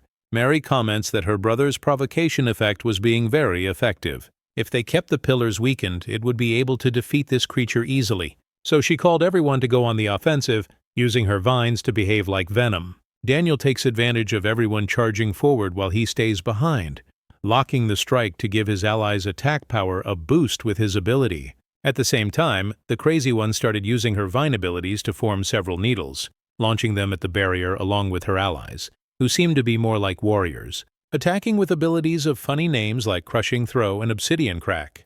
With her combined attacks, it seems to be having an effect as finally, after so long, the sun is drawn back toward the center, having noticed the damage to its shield. At the very moment it teleports, it begins spawning multiple prisms, telling everyone to get ready as it launches several fire rays similar to the one it shot at Daniel. Marie herself manages to use her vine abilities to dodge and help most of them avoid the attack areas. If it hadn't been for her, most of them would died right there. This already shocks the screen as she realizes the number of attacks is so high that even human agility wouldn't be able to handle all of them. This psycho then orders everyone to retreat again, throwing them away, and while doing so pulls a knife from her inventory and presses it to her own neck, just like a lunatic. Her teammates, of course, wonder what this psycho is going to do, but she does exactly what you would expect, although not in a bad way. At least not for you, YouTube. Get out of here with the demonization, dude. She made the cut specifically to release another ability, forming something like a blood flower coming from her neck toward the sky, and then forming several blood arms that looked almost like Marvel's Iron Spider. And she really looked stylish, resembling a massive spider with red petals flying around the place, her eyes also red, but this ability being called Blood Rose. After Marie activated her ability, the sun was already preparing its attack. It launched several rays of fire trying to hit her, but Mary managed to dodge every strike with ease, leaving Udo astonished. Abilities that trade life for powerful buffs are common, but one is flashy and special, as hers was extremely rare. The protagonist confirmed this, adding that the greatest advantage of that ability wasn't the extreme mobility, but rather the offensive power it carried. After some time, Marie stopped dodging and turned to face the creature, nearly being struck by the rays. She then used her ability to fire several blood spikes at the sun. Meanwhile, Endu explained that each of those blood discs she launched held the attack power of an ordinary player. In this way, she was able to steadily reduce the Guardian Barrier's life. Udo questioned whether such a powerful ability wouldn't consume an absurd amount of HP. It could be, but Endu explained that she was likely using HP and status buff abilities alongside it to ensure the technique could be used practically. This, in fact, was a strategy often employed by large guilds which had enough members to cover during cooldown periods. Daniel commented that Endu seemed well informed since even among veteran players, such knowledge wasn't very common. But according to Endu, the right information was available to anyone who knew where to look. Moreover, someone in the group claimed that, thanks to Marie's destructive power, it wouldn't need to rely on heavy military weaponry anymore. Endo disagreed. He knew that the sun's attacks intensified as the barrier's life decreased, reaching the peak of difficulty once it was destroyed. Therefore, the best choice was to focus all their firepower as quickly as possible. While he was considering the high cost of such a plan, the barrier's life finally reached 50%. The ground, which had been flat until then, began to rise and deform, forming what looked like an altar. The creature, irritated, warned all challengers that if they wished to continue, they would have to offer a sacrifice immediately after it fired another ray that struck near Marie. Even she was startled, realizing they had entered hard mode. Still, there might have been a chance with her ability. But when she saw the creature smile, she noticed the number of its weapons had increased. This power didn't make sense unless all the debuffs were failing. Yet the outer pillars were still standing. So, Marie ordered everyone to retreat as quickly as possible, leaving the attack zone. Suddenly, a new barrier rose. The sun repeated that they would need to offer a sacrifice to continue. They quickly realized the barrier wouldn't drop below 50%. To attack it, at least one player had to remain on the altar, otherwise the barrier would regenerate back up to 50% every time. This essentially forced someone to stay inside until the end of true sacrifice. Unafraid of the creature, Marie leaped back into the fight, throwing herself at the sun. But it was a bad idea. She was struck squarely on one of its spider-like legs. She blamed the sun's blinding light, understandable, but said her eyes were adjusting. Then she rushed forward again, dodging and striking with blood spikes. Ender found it impressive that they managed to recover from such a sudden attack since most rookies would have panicked. Daniel asked whether the test difficulty would increase even further. Someone replied that it wouldn't, at least not until the barrier reached its limit. The protagonist, ever opportunistic, told the blonde boy that if they want to help protecting Marie, they would have to add another $5 billion to the deal. The boy was desperate, saying the agreement had been $1 billion for protection. But the protagonist simply said he had decided to raise the price, and even warned it would go up again later. Daniel decided to refuse, stating that he trusted his sister and would let her handle it. Inside the altar, however, Marie was fleeing as fast as she could. Since she couldn't attack, the Guardian Barrier's life didn't fall. When she considered stepping up her pace to strike harder, the sun seemed to have the same idea. It began firing only rays in sequences so rapid they resembled harsh whiplashes. She dodged a few, but soon the barrage became so overwhelming that she was cornered. With no escape, she was struck by several of those solar rays. One of them hit precisely, strong enough to tear off a red arm. Daniel panicked, screaming for his sister and asking why no one else was helping her. But it was obvious those members were just extras.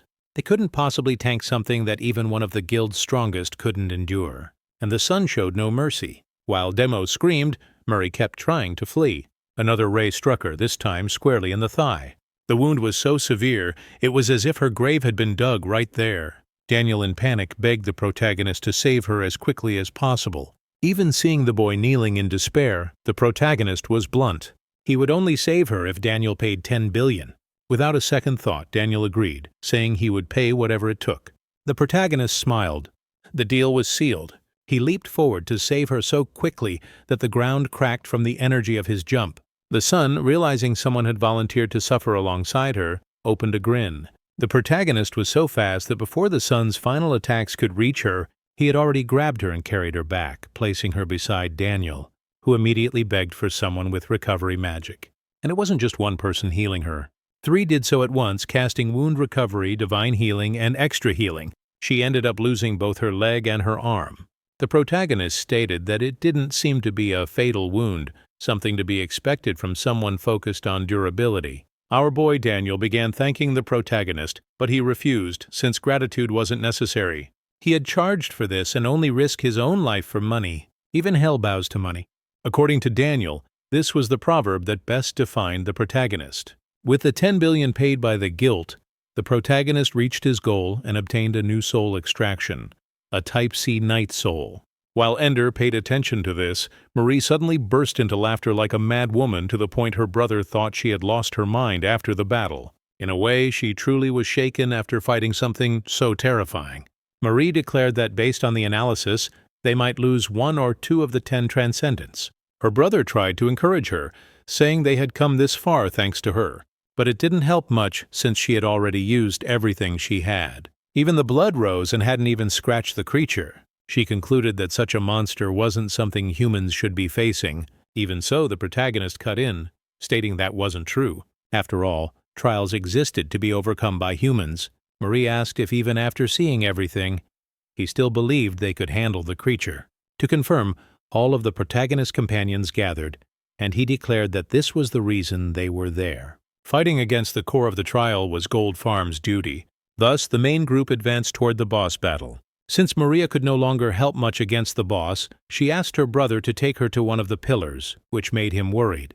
But she reassured him, saying she would do nothing more than assist in destroying the pillar to keep the sun weakened. Even in terrible conditions, she could still use her abilities, so there was no reason to remain idle. Besides, her lost limbs could be recovered later. Daniel accepted, understanding that his sister truly wanted to help and carry her to the pillar. Back on the main battlefield, the protagonist ordered everyone to follow the strategy. One of the group members unleashed several waves of energy against the creature while the protagonist dodged its attacks. The sun was entirely focused on him while the rest of the team attacked, without pause. So Bebi Sadi Idi. As long as someone was on the altar as the sacrifice, the creature would focus all of its attacks on that person.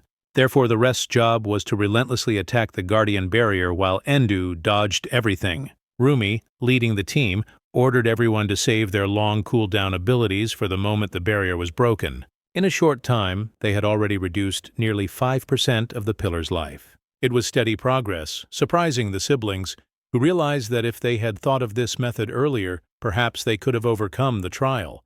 But wasn't that simple? The plan in theory looked easy. In practice, however, the sacrifice had to dodge every attack for an indefinite amount of time, something extremely difficult. Even Marie, using the blood rose, wouldn't have lasted as long as Endu was lasting.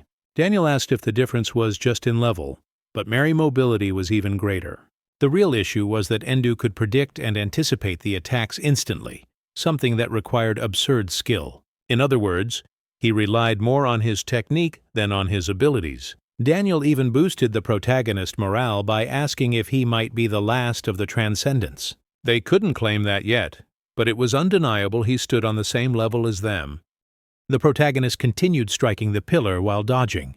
With the team's support, the Guardian Barrier was finally destroyed. Wasting no time, Rumi shouted for everyone to focus all their firepower on the main mana pillar before the sun could counterattack. All the mages unleashed their full strength at once, casting a devastating sequence of attacks against the pillar. The explosion was so intense it looked like a fireworks show. At that moment, the solar creature and the height of its rage announced to everyone that it would personally guarantee their deaths. The system then notified any strike from the creature would now result in instant death. The group panicked, questioning if that was real. But before the fear could spread, a storm of purple and blue energy intertwined with black lightning cut through the sun's heat. It was the protagonist activating his abilities, preparing for the most brutal one-sided beatdown in the entire story. With the dagger in hand and his eyes glowing, the protagonist only made the creature even angrier. The sun unleashed all its attacks in Endao's direction, and he didn't even try to dodge, leaving his allies terrified as they watched him being completely pierced through. Even impaled, the protagonist explained that those attacks killed without damaging the body, and that was precisely why he was the perfect target. But to the misfortune of our friend Flaming Ball, he had already activated his skill, Soul Reserve, which simply put delayed death by 10 seconds. Wasting no time in just 1 second, he counterattacked with a powerful strike. After 3 seconds, the sun still hadn't reacted and Endu struck again. With Soul Disaster, he unleashed multiple simultaneous slashes. And finally, after 6.2 seconds, the protagonist sliced apart the main pillar. He still had 3.88 seconds left to spare, leaving the sun completely helpless, unable to even react. When the sun finally realized what had happened, its body began to distort.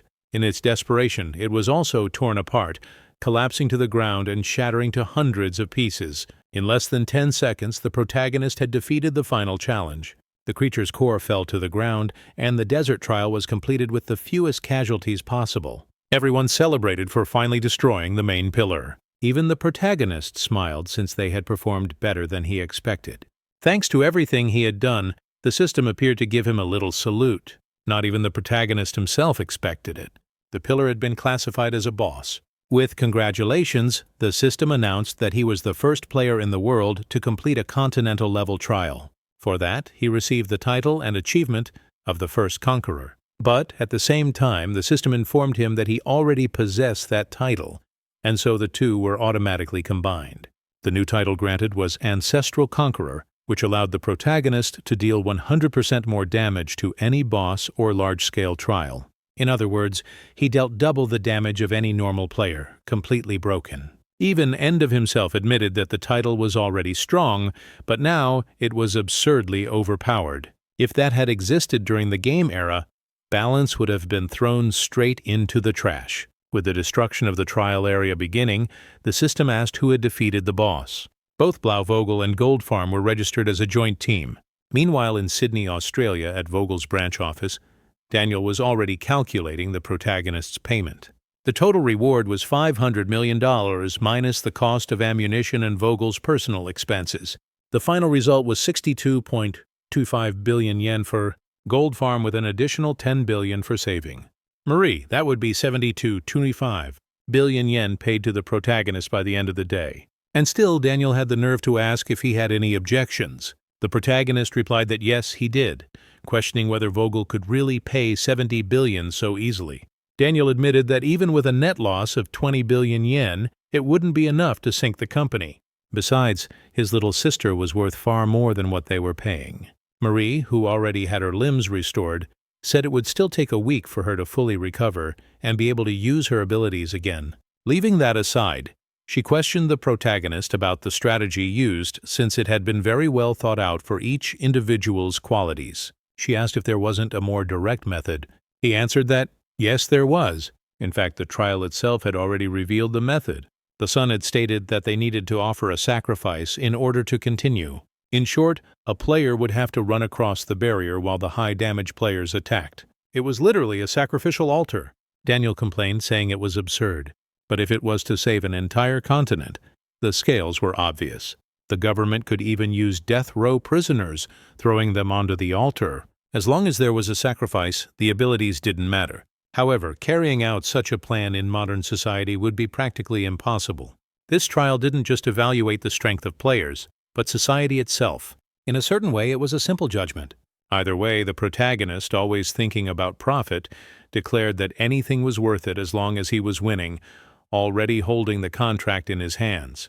Now, on a plane bound for China, the protagonist was traveling for the first time in first class. He looked at the menu while Yudo, also on his first trip, remarked that the luxury was excessive. Even so, it was strange. There was no one else aboard besides the members of Gold Farm. But considering they were heading to a country that could be destroyed by a trial, it wasn't that strange after all. Meanwhile, online news reported that all flights to Australia were fully booked. The protagonist knew why. Australia was the only country with no risk of being destroyed by a trial anytime soon. Udo commented that probably only conquest teams like them were leaving Australia. The flight attendant appeared asking if the protagonist would like a drink. Without hesitation, he ordered the most expensive one available. But right in the middle of the order the poor man spilled everything because of an extremely strong turbulence. Experienced, the protagonist realized something was wrong and went to check immediately. Soon after, the pilot asked all passengers to remain in their seats and fasten their seatbelts. They didn't even have time to think when the plane began to shake, suddenly rising and dropping without any apparent reason. The protagonist quickly asked Rumi if she had any skill in her arsenal to stabilize the plane. Since she didn't, he shifted the responsibility to Udo, asking if he could do something to help. But the problem was obvious. Udo was nothing more than a fake Flash without any real skills. It then suggested that Endu should use his levitation ability. The thing was, for small things that might have worked. But with an airplane, the story was different. The wait was simply absurd. Everyone began to panic, questioning if no one could do anything except for Endao, who rushed immediately to the cockpit. Once there, the pilots explained that the aircraft's elevator had jammed in the upward position, and no matter how hard the pilot pushed, he couldn't bring the plane back to normal alignment. The protagonist was shocked. Surviving a boss's one-hit kill attack was one thing, but dying in a plane crash was another story. He only asked if he needed to push the control down, already sprinting toward the rear of the plane. Even the pilot panicked, demanding to know what he was planning. If his idea was to leave the plane, it would be madness. The temperature was 30 degrees, the atmospheric pressure was 0.3, and of course, the speed exceeded 1,000 km/h. Worst of all, the protagonist didn't even think twice before pulling the door's latch. In his mind, Heil players like him could survive a fall like that. As for those he mockingly called dairy cows, not so much. The attendant behind him was horrified, explaining that the door couldn't be opened due to the external pressure difference, and even if it could, he would be instantly sucked out.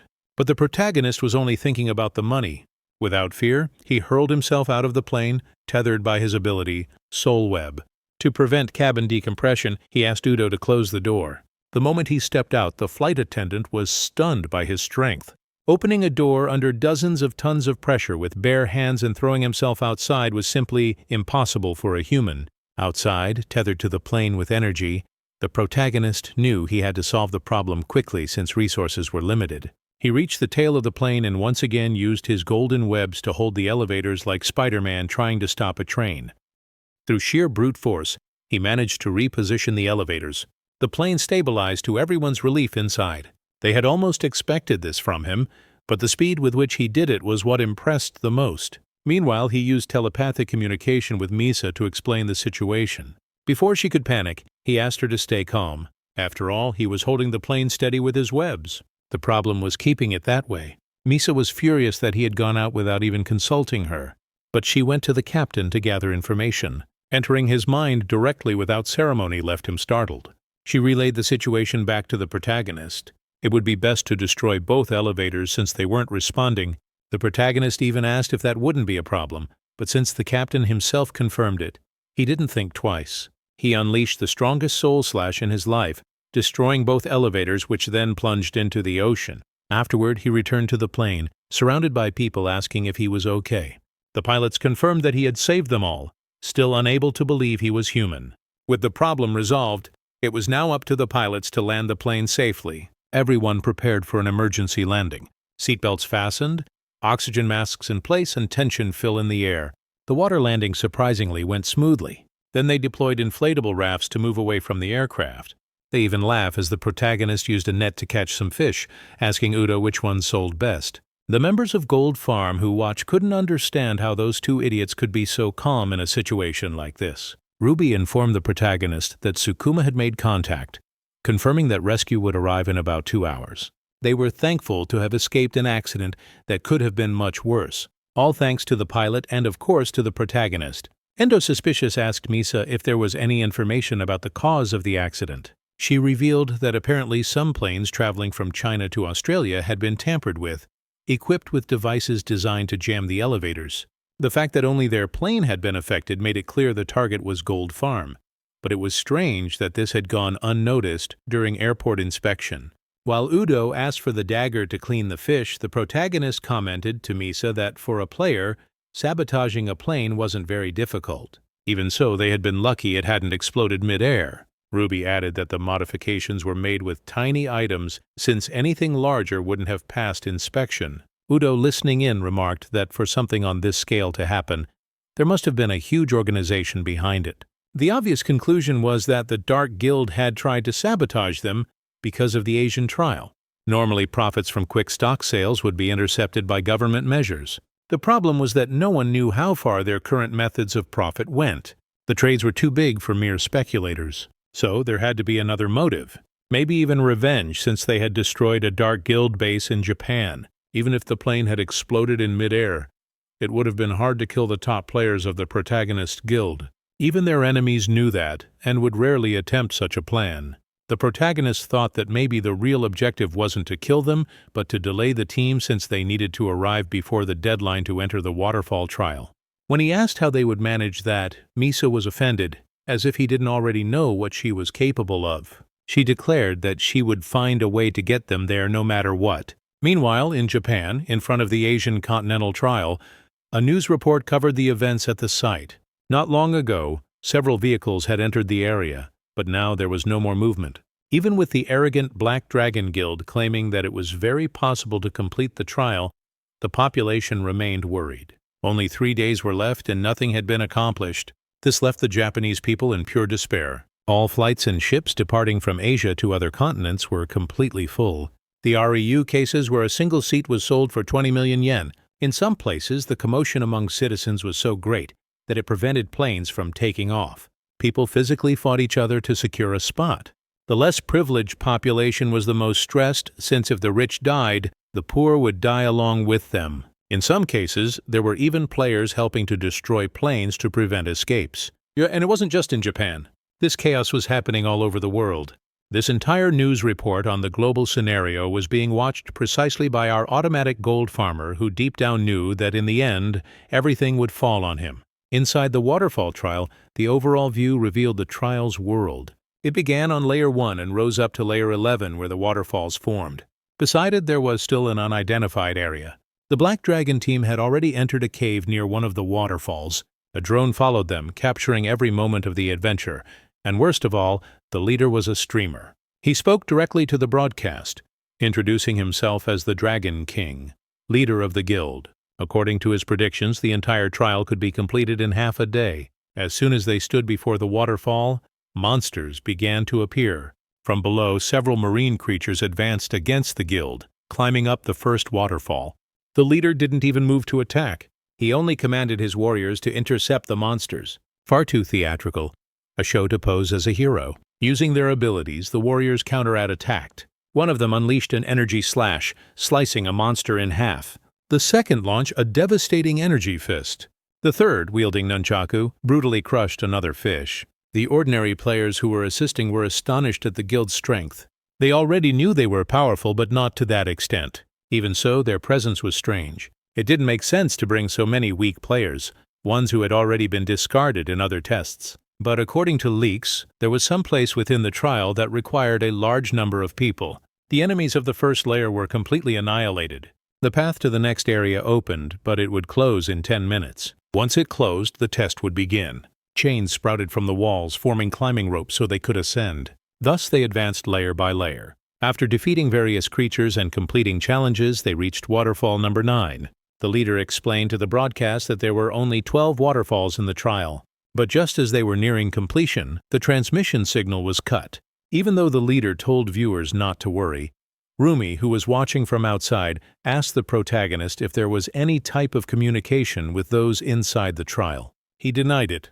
The strange part was that signals usually passed through the trials. This could only mean deliberate interference. Even Udo questioned why they would use signal blocking. The answer, according to the protagonist, was simple, so that what was about to happen would not be leaked. Inside the trial, the Black Dragon leader looked at his comrades, who confirmed the interference. Not even cell phones worked anymore. He cast a menacing glance at the secondary members who became frightened. In short, Continental-level trials were different from normal ones. Some possessed special weakening mechanics even before the actual combat, and the disposable players served that purpose. Excited to finally be useful, they asked how they would help, but in a Ma way, the leader simply replied that they should die right there. At that very moment, a gigantic fish leaked from the water toward them. While some were devoured, other monsters surged from the waters. The leader explained that in the waterfall trial, the difficulty decreased as more people died inside it.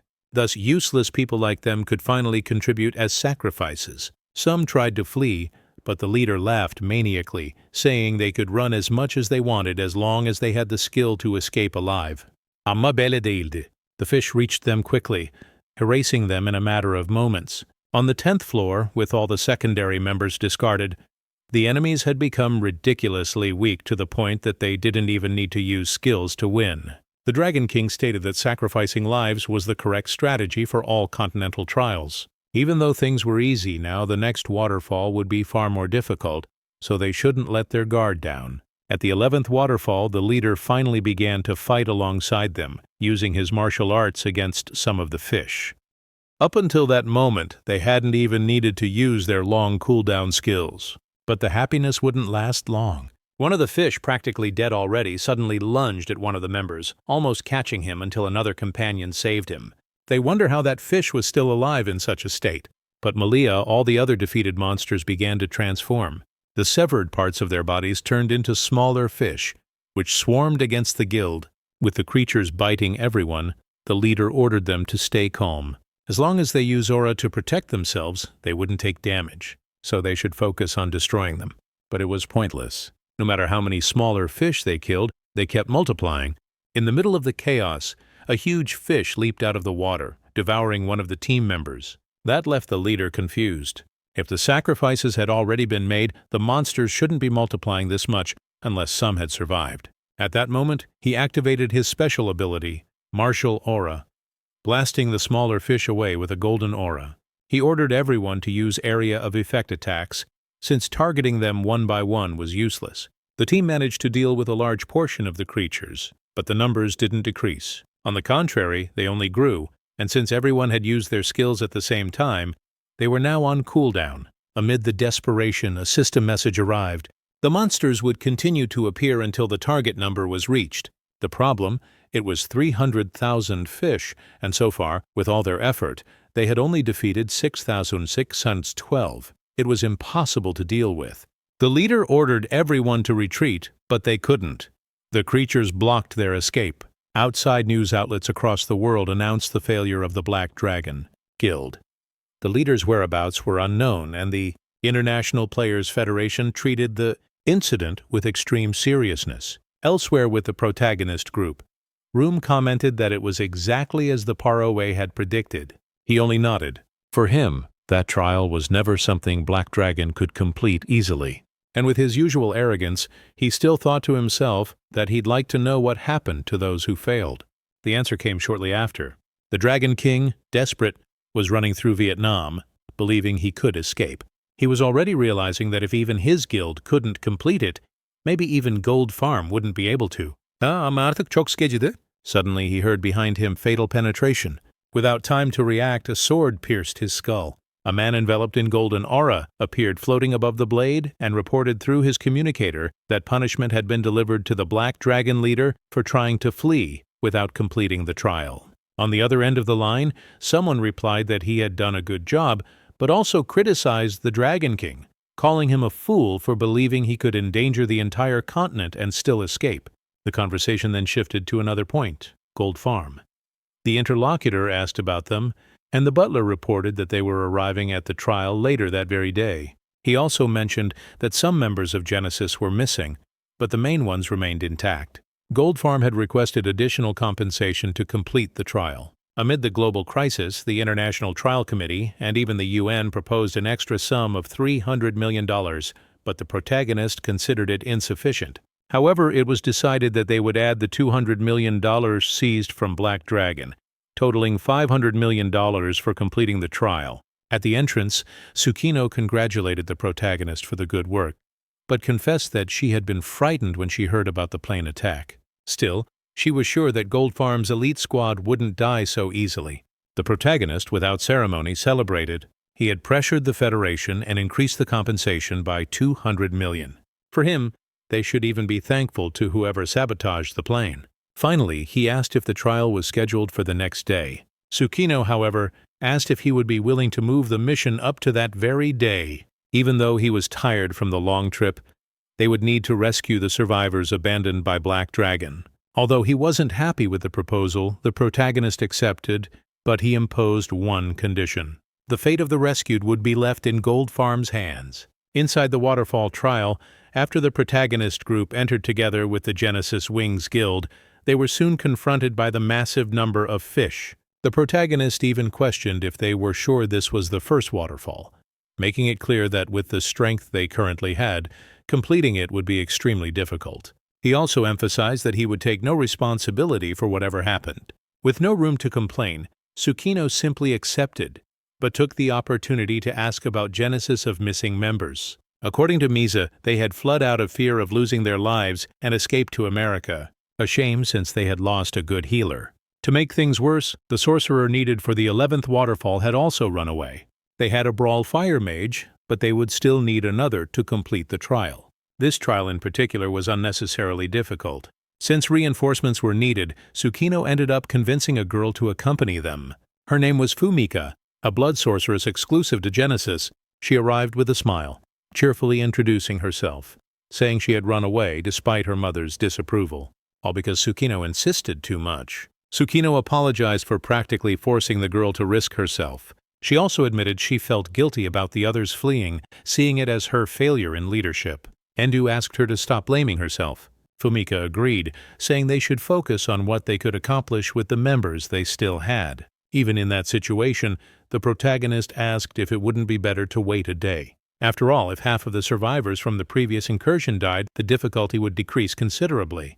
Tsukino, however, had already considered this. The problem was that if she acted that way, her guild would lose the very purpose it had been created for. Even faced with risk, she could not abandon those she could still save. The protagonist smiled at her attitude. Even so, Tsukino apologized for dragging everyone into danger because of her selfishness. He of course didn't mind helping players could be profitable, especially because it meant getting new cash cows to generate benefits for Gold Farm. While they talked, the protagonist team had already completed the first test. Now they only needed to keep the pace and advance through the next waterfalls. It didn't take long for them to pass from the first up to the 10th waterfall. That was when interference began. The small fish were dead, but no visible survivors could be seen.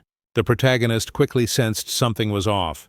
With cell phones malfunctioning, he deduced they must be hiding somewhere and soon found a hidden cave. As soon as they entered, they noticed the place was different. The system itself explained that this space was a refuge. While inside, 5% of their life would be consumed every hour and no healing skill could be used.